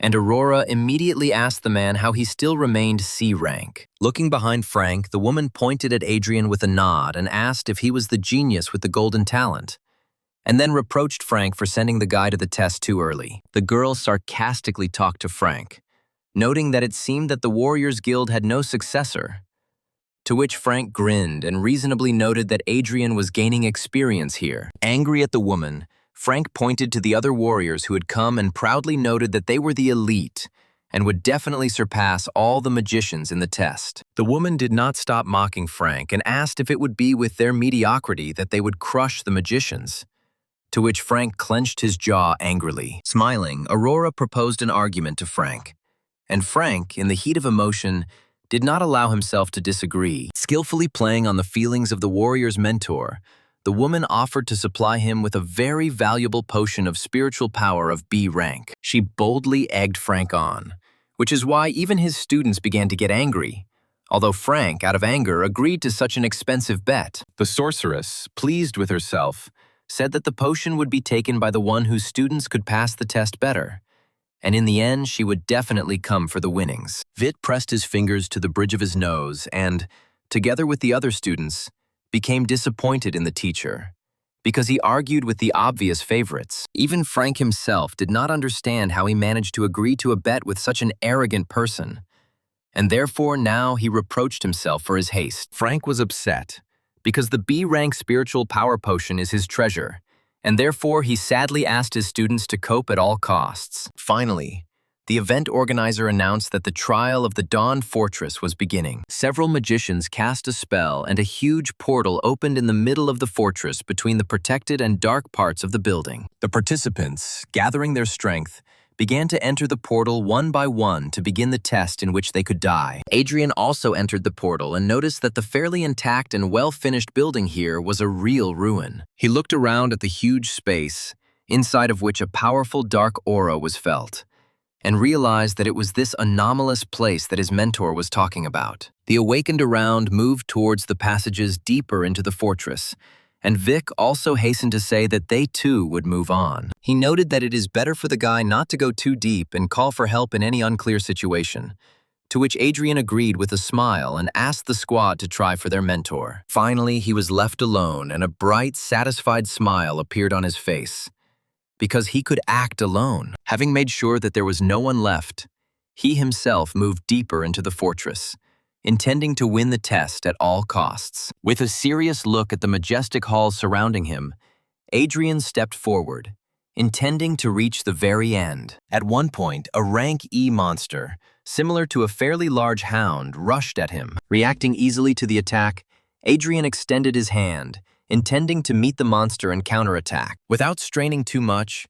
with a slight movement of his hand, the guy intercepted the attack and sent the monster towards the floor, but with such force that the monster, falling to the ground, died immediately. Adrian recalled the conditions of the test, which clearly stated that victory in it was earned by points for killing monsters. For monsters of rank E, he receives only 1 point, which means he should have gone further and, as soon as possible, find stronger monsters, for which they gave 100. Moving forward, he met on his way entire packs of E-rank hounds who crossed his path and clearly intended to finish him off. Frowning, the guy noticed that an ordinary awakened D-rank would obviously have problems in such a situation, but he was far from an ordinary awakened. Cursing, the guy ignited his fist and prepared for battle, planning to quickly deal with these creatures and go find a stronger monster. The monsters immediately rushed to attack, wanting to tear the uninvited guest into pieces and not feeling any danger from the guy. A whole flock attacked Adrian, and their jaws threatened to close on his throat. But he did not even worry for a second, and only prepared to repel all the attacks at once. Within seconds, each of the pack of hounds was lying on the ground dead, and Adrian was upset because he had only just warmed up. Using the skill of his heart, the guy pulled their energy from the bodies of the killed monsters, intending to use it, since they were otherwise useless to him. There were quite a lot of monsters, and therefore the guy could use their energy to form a spirit formation. Having saved this energy in a bottle, the guy put it in his spatial pocket, once again noticing its unsightliness, to which the tree baby said in his language that he liked it. Rolling his eyes, the guy told Tiny that the aesthetics of the Ents were somehow too outdated, and promised to start training him later, to which Tiny rolled his eyes. Having done everything he wanted, Adrian moved further into the depths of the fortress, looking forward to facing someone truly strong. As soon as he turned the corner, his presence was noticed by the same thief whom Vincent ordered to kill Adrian, and with a smile he rejoiced at his luck. The guy rushed after Adrian, silently warning the guy that he was to blame for his death, because he had insulted the master. However, at the same moment, the thief stopped himself, because he remembered that his master Vincent had given clear instructions to make Adrian's death look natural. With eyes hungry for blood, the guy remembered that on one of the paths of the fortress at the top, there was a whole horde of monsters, and therefore he could bring them on Adrian with the help of a special potion. Adrian opened the bottle and its contents immediately began to dissipate, which is why the aroma of the potion began to spread throughout the surrounding space at high speed. The guy cruelly stated that Adrian should be grateful that he would be killed using such an expensive means, although being a dead man, he would no longer thank anyone. Having risen to a higher floor, Adrian studied his surroundings without much effort, looking for those monsters for which he would get more points. Suddenly, before his completely calm gaze, several blades flashed at once, each of which was aiming at the guy. From the darkness native to monsters, 3 armored zombies of rank D immediately rushed at the guy, planning to destroy him. Using the fist of a fiery blade, the guy, without much effort, finished off all 3 monsters with one powerful blow, sending their dead souls to another world. With a smile, looking at how their bodies crumbled, the guy noticed that armored zombies were even weaker than some awakened D-rank ones, and therefore the battle turned out to be too easy. Turning his head, the guy noticed a whole group of living corpses, and then counted them and converted the number of zombies into points that he would receive for destroying them. Having dealt with the crowd of monsters without much difficulty, Adrian calmly moved on, thinking only that their armor could serve as good material. The guy was even more upset when he realized that there were no more monsters ahead, but only a dead end, which meant he would have to go back. However, the magician's insight helped Adrian well this time, because he noticed traces on the floor left by those who passed the test last time. Kneeling down on one knee, the guy studied them with interest and realized that the footprints looked quite strange. Taking a closer look, he noticed that right where the wall blocked his path, there was an incomplete footprint, from which only the heel was visible. Adrian thought that this wall must have moved somehow, since someone had passed here, and then smiled, realizing that this place had many secrets. For the first time in a long time, Adrian used his summoner's senses to feel all the details of the space around him. The guy looked around and saw details of a hidden mechanism in several torches on the wall. He realized that it was enough to light the 1st, 3rd, and 5th torches for the mechanism to work. With one deft movement, the guy created a flame from the air, which flowed to the desired torches and lit them. Approaching the torches, the guy saw other parts of the mechanism and turned the 2nd, 4th, and 6th of them. As soon as he finished his manipulations,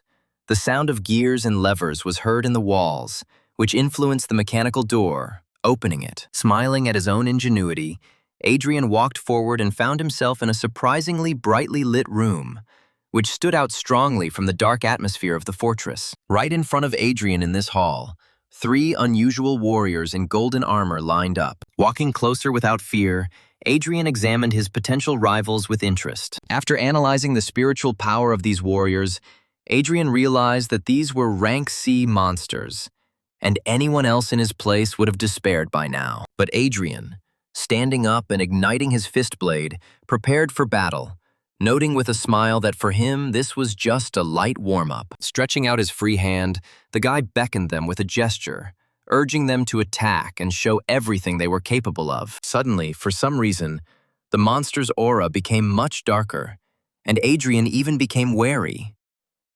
And at this time, the weathered potion used by the thief-murderer had already risen to the floor above, and following his victim, he moved straight into the passage that Adrian himself had recently opened. Holding his stance, the guy prepared to meet the attack of one of the knights, who had already aimed the tip of his spear at Adrian, while the other 2 surrounded the enemy. Taking out his blade, the guy blocked 2 attacks with the blade and dodged the 3rd, without taking his eyes off his enemies, ready for battle. Carefully analyzing the battle, the guy ignited his fist blade and, choosing the right moment, rushed to the attack. With one powerful blow, Adrian broke through the defense of one of the warriors, sending the enemy flying, and then prepared for the next attack. However, his reaction was not enough for both warriors, and he found himself open to attacks from 2 spears at once. Having made one precise attack, the warriors were able to reach their target with their spears and pierce the guy's body, joyful at their own victory over the villain. However, it turned out that the warriors only penetrated a copy of Adrian, created by one of the skills that Lilia helped him acquire on the black market. Thanks to this skill, the guy was able to confuse the knights, which is why they both opened themselves up to attack again. Taking advantage of this, Adrian rushed forward and, igniting his fist blade, attacked one of the warriors, intending to finish him off as well, while the second tried to react. One powerful blow, and the second knight flew into the wall with his armor broken, leaving his comrade alone with the uninvited guest. Suddenly, Adrian noticed something that made him take his mind off the fight that was so enjoyable for the guy. The fallen knight, in whose armor there was a gaping hole from the guy's blow, suddenly burst into flames of gold, and Adrian wondered what kind of power had resurrected the Surf Knights. Thinking that the enemy was distracted, the remaining knight attacked again, intending to pierce the enemy's body right through, but Adrian again left the illusion in his place. In the blink of an eye, the guy found himself behind his opponent, intending to end this fight with one blow. Swinging and again igniting his fist blade, Adrian plunged it straight into the warrior's back, piercing right through his armor. Finally, Adrian relaxed, because all three knights were now defeated, although for some reason they were engulfed in harmless golden flames. It turned out that this flame was there for a reason, and one of the warriors suddenly stood up, staggering on both legs. Adrian noticed that he was not careful, and the knight serfs did not really die, and he himself could not even restore his health. Using his special vision, the guy saw an unusual magical seal that was located on the floor of the room. Having looked at it more closely, Adrian realized that this seal is a magical puppet formation, and it is for this reason that the knight does not die from his attacks. Adrian realized that those who last entered this room died, and were turned into puppets that could be resurrected to control their bodies. The guy realized that this room used to be something like a secret treasury, which required a similar special security system, although all the treasures had long been taken out. Suddenly, the eyes of the statue of an old man standing in the middle of the hall lit up, and she spoke in a booming voice, demanding that the guy get out. Opening his eyes in surprise, the guy even smiled from the realization that a soul was born in this statue, and it became the spirit of a magical formation, which is why it itself became a treasure. He realized that this figurine had been functioning for thousands of years, fueled by spiritual energy from an underground source, and therefore, its value was indescribable. Adrian thought that in his previous life, it took him a lot of effort to create an 8th-level spiritual power formation, but with this figurine, it would be much easier for him to achieve that power. Realizing that he simply could not leave without this figurine, the guy rushed into battle, ready to destroy all the knights just to get it. Coming closer, the guy realized that the statue had protected itself with a strong barrier of a light curtain, through which ordinary attacks could not be penetrated. Looking up, he saw that the figurine's eyes sparkled angrily brighter, and a loud voice suddenly sounded from it, calling on Adrian to die. Her power was so great that monsters suddenly appeared from everywhere, whose spiritual power clearly indicated that they were all puppets of this figurine. Looking up with interest, Adrian came to the conclusion that the figurine had decided to use all its powers, which meant he would have to take a risk. The guy used the thief skill to speed up his movement, and then the magician skill to hold the puppets around at least for a moment. Having given himself exactly a second to act, the guy rushed forward to the figurine and, thanks to the dispersion of magic, was able to break through its protection and burst inside. As soon as he penetrated the protection, his hand immediately grabbed the figurine, snatching it from the pedestal. Raising his hand with the statue, the guy loudly exclaimed that he had grabbed it when his skills stopped working and a whole horde of monsters rushed towards him, ready to tear him apart. Fortunately, Adrian calculated everything well enough, and therefore the blades, fangs, and claws froze just a couple of centimeters from his face and throat. Sighing, the guy sat cross-legged directly on the stone floor, intending to use the soul from this figurine and the energy of the hound pack collected earlier to create a high-level molding. Having poured this energy into the figurine, the guy activated its magical puppet formation, intending to absorb all the power that it had absorbed over these millennia. The guy's eyes shone when he began to use one of the techniques that he knew in a past life, and which allows a powerful soul to merge with the soul in the body of a man for successful molding. Adrian thought that the ranks were used specifically for separation, since ranks E to D were considered low, while ranks C and above became managers in the City of Dawn. Finally, the guy's body was enveloped in threads of golden energy, and he himself was able to create the formation of his spiritual energy, which is used to obtain rank C and higher. Sitting in the circle of the magical formation, Adrian began to modify the threads, thinking that the formation would be stronger the more patterns it contained. Looking down at his hands, Adrian noticed that they were covered with weak wounds, which meant that the power of the 1,000-year-old soul contained in the figurine was too strong for his body. Suddenly, Adrian saw that 2 spears were aiming at his head, and therefore he had to briefly interrupt the formation of patterns. Easily dodging, the guy realized that his soul had already completely merged with the soul of the figurine, and therefore the knights could now control their bodies themselves, although they would not be resurrected again. Although the guy was even happy, because the knights could help him strengthen his body, which began to collapse from the power contained inside. Diving under the knight's blow, the guy turned sharply and hit his opponent in the stomach. But the force contained in his body was so great that Adrian easily sent his opponent flying. Hadrian fought furiously, taking attacks from a whole horde of monsters, each of which began to move in accordance with its own desire to kill him. Smiling slyly, the guy was even glad that there were so many monsters of no longer than D, but even several of C rank. And at the same moment, as he prepared to attack this entire army of monsters alone, Adrian felt an explosion of all his strength, which he had never expected.